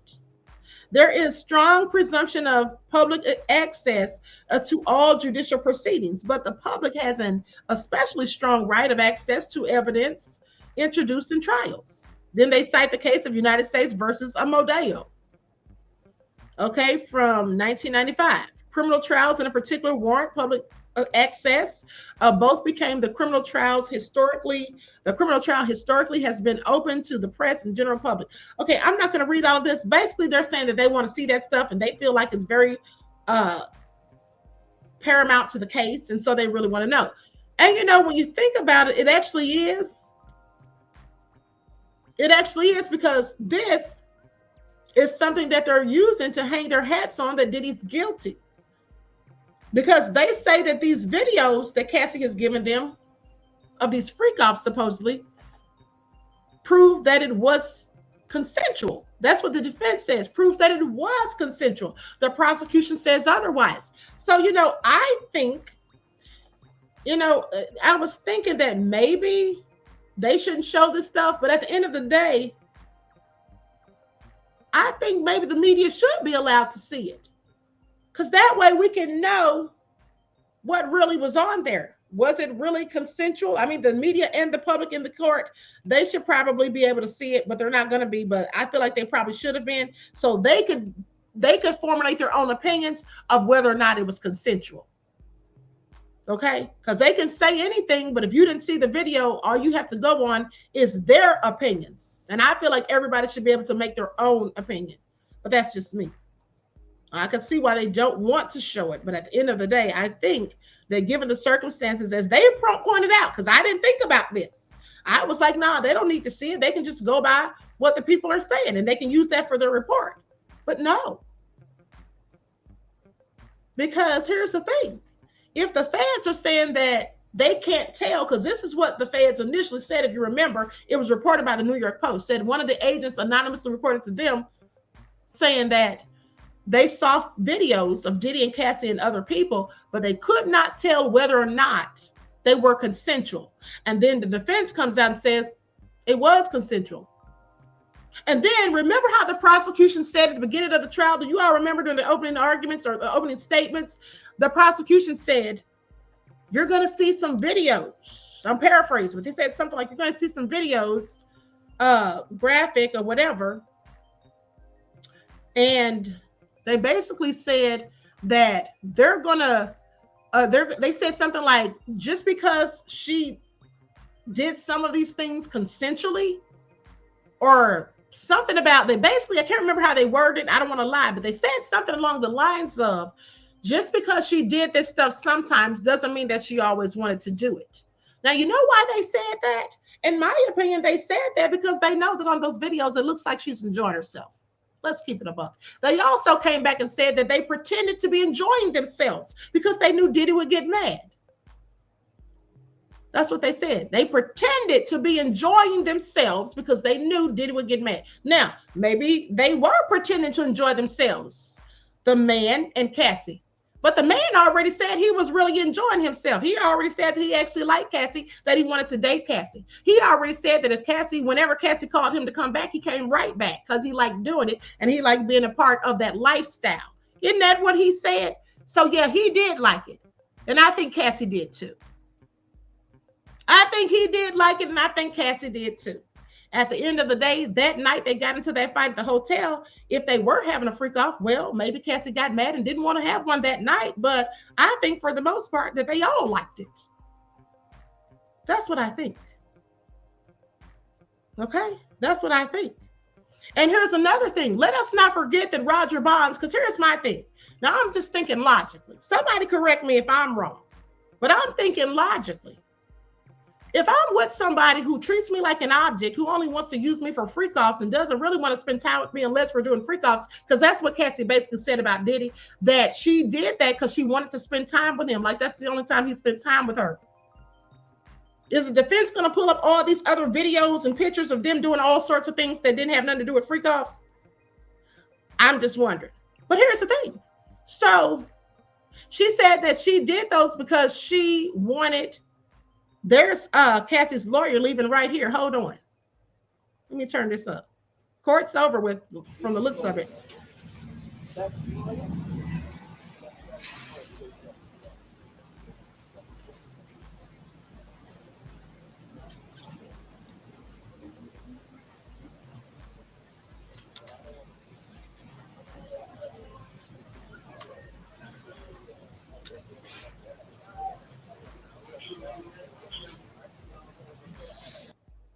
Let me read you all this last update because court is over for today. Here's what they say.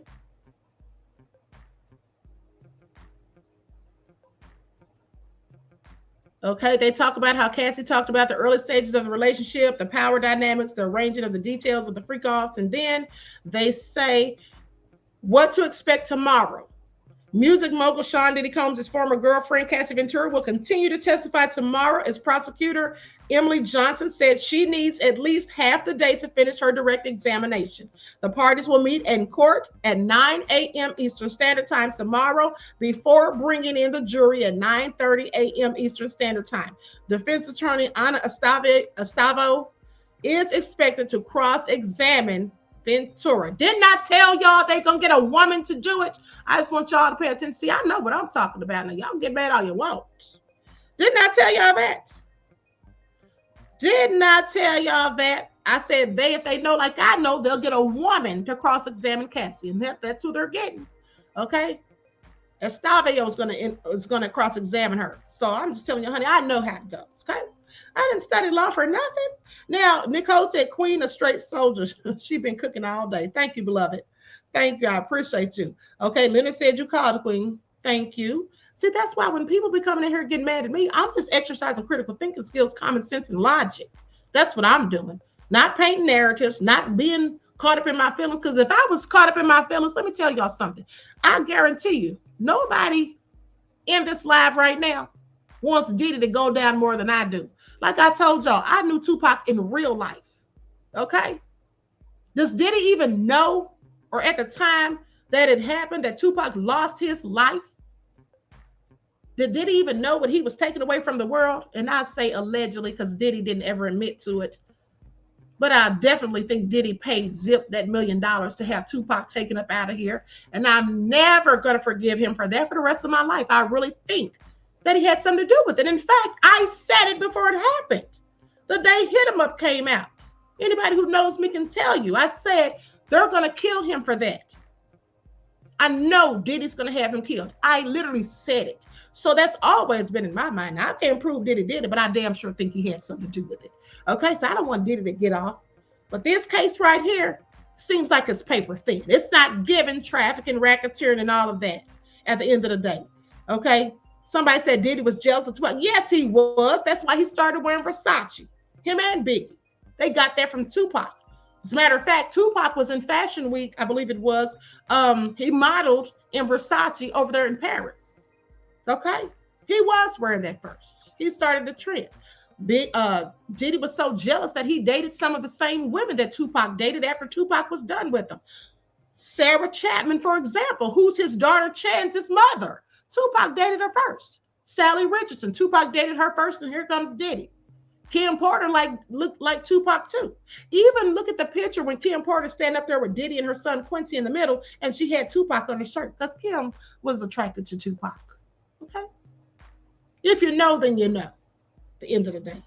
So no, I don't want Diddy to get off at the end of the day. That's why I'm getting annoyed at how things are going for the prosecution. Because to me, they're not on their A game.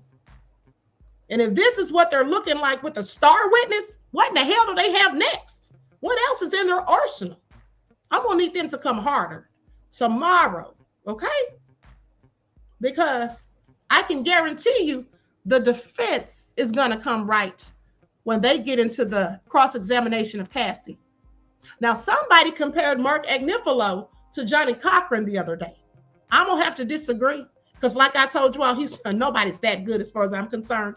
But at the end of the day, specifically, by the fact that they didn't go in harder on that police officer and ask him more questions about certain things, how he feels about people who look like me or people who look like Diddy, checking his record to see if he had any complaints or whatnot. If they had done that, I would have felt like they did a thorough job. And I don't think that they did a thorough job because they didn't do that. They didn't bring that up. I think they let him scoot by. And I don't think that he was telling the whole truth. I think he added in some things just to try to corroborate what Cassie was saying. That's my opinion.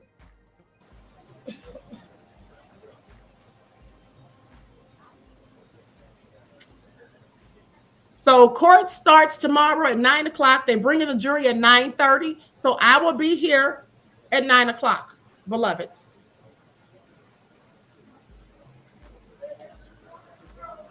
Okay. Somebody said, hold on. Above all that drum, what are you talking about? Said, what if Brenda Had a Baby was really Diddy's mama? What are you even talking about? That's totally not Diddy's mama. Listen, Brenda Had a Baby is a song that Tupac wrote, beloved, when he was reading a magazine or reading a newspaper article. He said that story was buried in the farthest corner of the paper. So like it was almost insignificant. And he read that story because it was a true story. And that's where he got the song from. It had nothing to do with Diddy's mom. Okay, please sit down somewhere. And Brenda Had the Baby was younger than Tupac. Miss Combs is like 80 plus years old. Okay.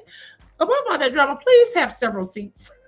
Okay, now that's who's grasping at straws. Okay, talking about I'm grasping at straws. Okay, that is who's grasping at straws. Clearly, Juju said I'm hollering, and I am too. You know, we're gonna go in on you in the private royal court chat after this. Okay. Miss AP said she recently did a video. I saw her on YouTube. Okay.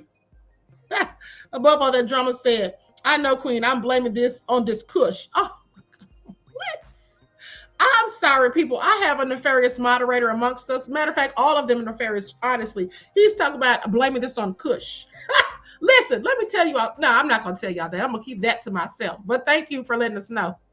AJ said, Diddy's mom is 80, an 80-year-old woman that can touch the floor with her hands. Thanks, Diddy, for letting us know your mom is capable of that. Thank you, AJ. He sure did say that, which I thought was very inappropriate. And so why would you even know that about your mom, right? And then pay attention.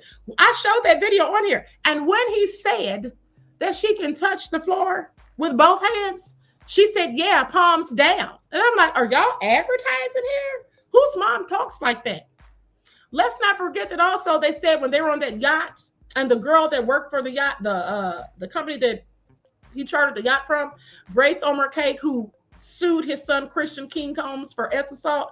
Remember how she said in her lawsuit that it was either her or Lil Rodney. Yeah, it was her. She said in her lawsuit that they were playing a game called Carisha Please, and somebody dared Diddy to drop his pants, and he did it, and his mother was sitting right next to him.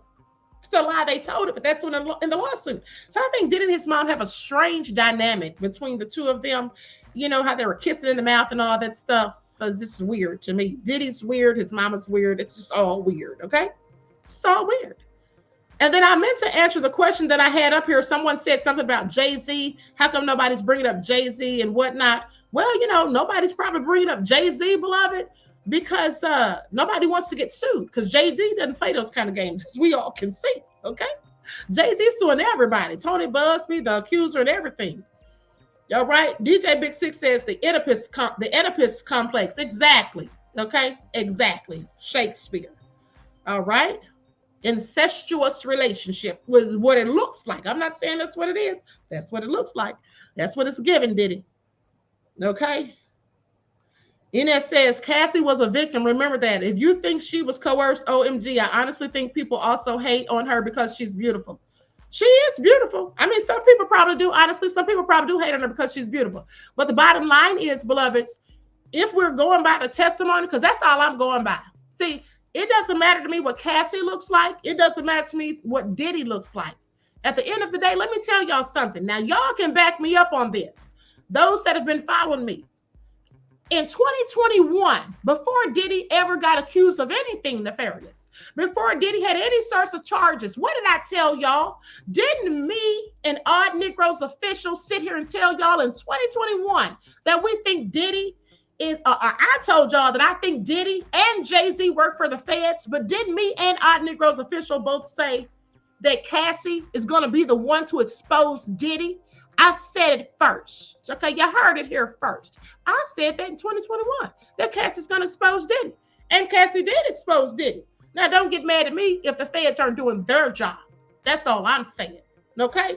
Because the feds are not winning the case for thus far, doesn't mean Cassie is just a liar who lies. It just means that they're not proving their case as far as I'm concerned, and as far as other people are concerned too. You heard what Lauren said, but at the bottom line is somebody is lying because Cassie and that dancer said two different things. She said Diddy told him to do it. He says Cassie told him to do it. Do you see, Inez, that those are inconsistencies? So I don't know why y'all get mad at the queen because I point out inconsistencies. What am I supposed to do? Sit here and pretend that it didn't happen, that nobody said anything to the contrary, or that there's not conflicting stories? I'm not going to do it, okay? Because I don't give a damn who gets mad. I'm going to say what I see. Reggie said, sure did. Thank you, beloved, okay? Alberta said, beautiful with no braids, okay? At the end of the day, listen, and it's foolish, in my opinion, to be jealous of people because they're beautiful or attractive or whatever. I happen to love beautiful people, attractive people. I actually like to see attractive and beautiful people. But I feel it's foolish to be jealous of people who are beautiful or attractive because there's always somebody better looking than all of us, as far as I'm concerned. So what you're going to do, walk around being mad at everybody? And the only people who feel that way about beautiful people are people who don't feel good about themselves. That's how that works. Okay? Measure Man said Lauren London trying to back out. Is she? Is she supposed to testify? Because they said something about Lauren London, but they said her sister, Capricorn, who used to be Diddy's assistant, who Diddy supposedly put hands upon too, okay, according to Capricorn, according to Suge Knight, and according to some others. All right, but Capricorn's ex that she dated said that she's supposed to be testifying against Diddy. So we'll see how it all pans out.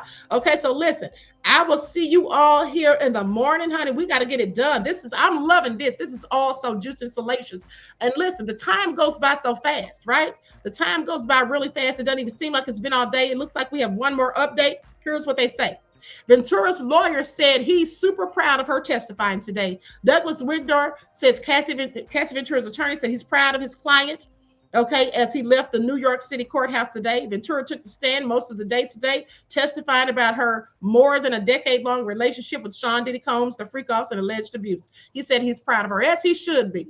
Okay, as he should be, because she didn't break down. She may have cried just a little bit. Some of it probably was triggered, but at the end of the day, tomorrow is going to be what counts.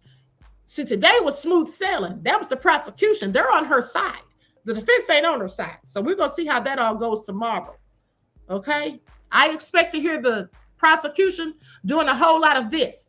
Your Honor, I object. Your Honor, I object on grounds of speculation. Your Honor, badgering the witness. Your Honor, move to strike, leading the witness. I expect to hear that. And I don't think they'll say leading the witness because that's what you do when you're trying to coerce the person into saying what you wanted to say, like the prosecution did earlier. But nonetheless, I expect to hear a whole lot of objections coming from the prosecution, because the prosecution's already said they don't want the defense asking Cassie anything about her STDs. Remember they said that, which I find interesting. And why is that so interesting? Let me remind you all of something for those of you who missed it. Do you all remember that the S worker said that he had to show his proof and receipts that he didn't have any sort of STI or STD, but Cassie never showed him hers? Y'all remember that, right? Now somebody got some herpes going on around here is what it was said. Allegedly, Jonathan Oddie said something about some herpes and getting paid for it. So Diddy has herpes. Does Cassie have them too? Is all I'm wondering. With that all been said, they specifically said you can't ask her about that. But why not? She don't have anything. Why would you not be able to ask her? I just have questions. With that all been said, they also said don't ask her about. It was something else they said don't ask her about, because I said, do they sound crazy? Oh, they said don't say anything. They asked the judge to ban them or bar them from saying anything about any charitable work that Diddy may have done in the community or otherwise. And also don't ask any of the victims or witnesses about drug use with a D, about encounters with law enforcement, about sexual assaults. And I'm like, what are they talking about? How are you not going to ask them about this? These things speak to their credibility. These things all speak to their credibility. So why can't they ask these things? I find that interesting. That's all I'm saying. Okay. So it is what it is. Nicole said, I don't understand why Inez thinks Queen isn't for Cassie. We know she's a victim. Queen is just pointing out the F-ups. Geez. You know, beloved, it's a lack of critical thinking skills. That's all it is. Okay. I don't even get mad with people like that, because I just understand that they're not where I'm at. I'm up here and they're down here, and they only have tunnel vision and can look straight ahead. You know, here's the thing. You ever heard the police, somebody accused the police of having tunnel vision? You know what that is? It's when the police, before they even conduct a formal investigation, they already have it in their mind who the person is. And so they continue to try to gather evidence that aligns with them pointing the finger at that person. They don't think about anybody else being a potential person who could have done it, because they already made up their minds that that's who did it. That's the guilty party. And when you do that, it's unfortunate, because guess what? You can't go by what you just think. You're supposed to go by what you know. You're supposed to go by the facts and follow where the facts lead you. But sometimes people don't do that because people have biases. And when people have biases, they only want to think and view things that benefit their narrative and agenda. I thank all praises to the Most High that I don't do that. I don't have to. Because even if I don't like the facts, even if I don't like how it's looking, even if I don't like the evidence, I still want to see it. You know why? Because I like to know the truth. I like to know the truth. I know that everything in life is not going to go my way, and I don't want it to. That's not how the world works. And I have sense enough to know that. Okay? That all being said. Miss AP said, open up your mind and open up and expand your mind. Exactly. So that all been said, I love you all to life. I hope you all enjoy the rest of this day. Are we still watching to see who's coming out of this courthouse? Let's just sit here for a minute. We'll see what's going on. Okay? Because I got time today. It's 6 o'clock and I got time today. Miss AP said, do not minimize your brain size. Okay. Aqua Girl Rising said, no matter what, the truth. Yes, I always want to know the truth, and I love the truth. Okay. Sometimes the truth hurts, but I'd still rather know the truth. I'd rather have the truth than be fooled with lies and deceit. That's all I'm saying. Okay. The people are fouling out. Let's see who we can catch here. See if we see Diddy's kids or Alex Fine, or there's Diddy's mama. There's Diddy's son. There they go. Y'all see them? That's them leaving for the day. Mo Better said the defense turn tomorrow. Absolutely, beloved. Now, mind you, hey, April. April said, I'm still here, Queen. Thank you, beloved. Here's the thing. The prosecution is going to finish up with Cassie tomorrow. And then once they're done, here comes the defense. We'll see how that all turns out. That's when tomorrow we might be able to get a better assessment of how it's all looking.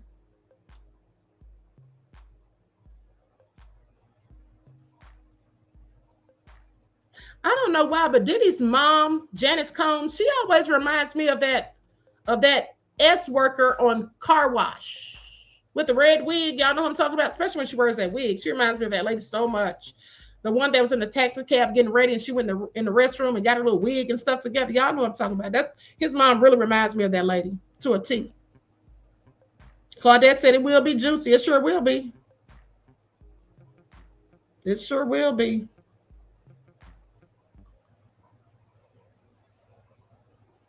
Look at all the media out there. It's like a circus.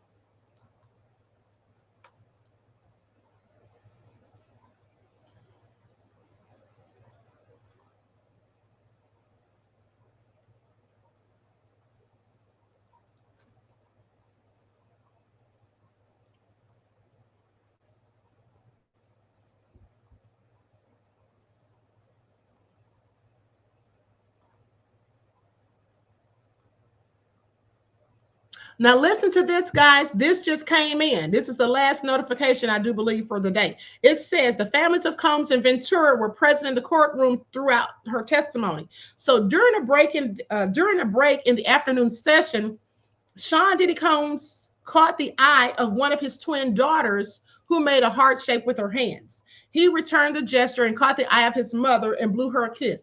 His mother blew a kiss back at him.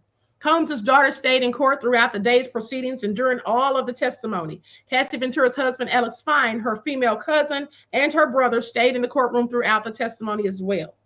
When Ventura spoke about the freak-offs during her testimony, including the explicit details, her tone was matter-of-fact and almost void of emotion.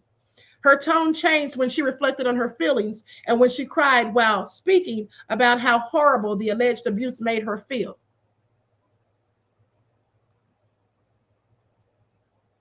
Okay, so that's it. It's a wrap.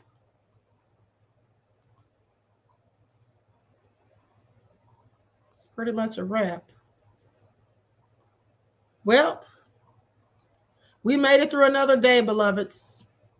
Tomorrow, I'm going to go ahead and close this out. Tomorrow, we will hear from the defense and what they have to say and how they go about trying to convince the jury that it was all consensual and not trafficking. This is going to be juicy. Okay, so anyway, I want to thank you all for tuning in. Please like and share the video. Subscribe to the channel if you haven't done so already. Be sure to click that notification bell and click the word all so you're notified each time the Queen Goddess goes live. Also, please double check. Don't forget to double check to make sure that you're still subscribed to the Queen's channel, especially if you haven't been receiving notifications. So they get to court tomorrow at 9. They bring in the jury at 9:30. That means that I will be live at 9 o'clock. Okay? Means I'll be on here at 9 o'clock. Now, here's the thing. I wish I was in New York for this. I'm not. I may still go there. I don't know, but I'm definitely not going to go this week because if I go this week, I'm likely going to miss some of the Cassie testimony. Okay, that's what my concern is. I don't want to miss any of Cassie's testimony. Okay, because if I left tonight, then I might not be at the court on time in the morning or whatever, this, that, and the third. So we'll see how it all pans out. The Queen might have to get up out of her. I don't know. But right now, here's the thing. The people that are actually in the courtroom, we're getting the information out before they are. So I don't know. We'll see. But anyway, I love you all to life. I hope you enjoy the rest of this beautiful day. Each one teach one. That's how we grow and thrive. Do something productive, constructive, but never destructive. And always remember, beloveds, to keep the Most High first in your lives. Until next time, I will talk to you all again soon. Peace.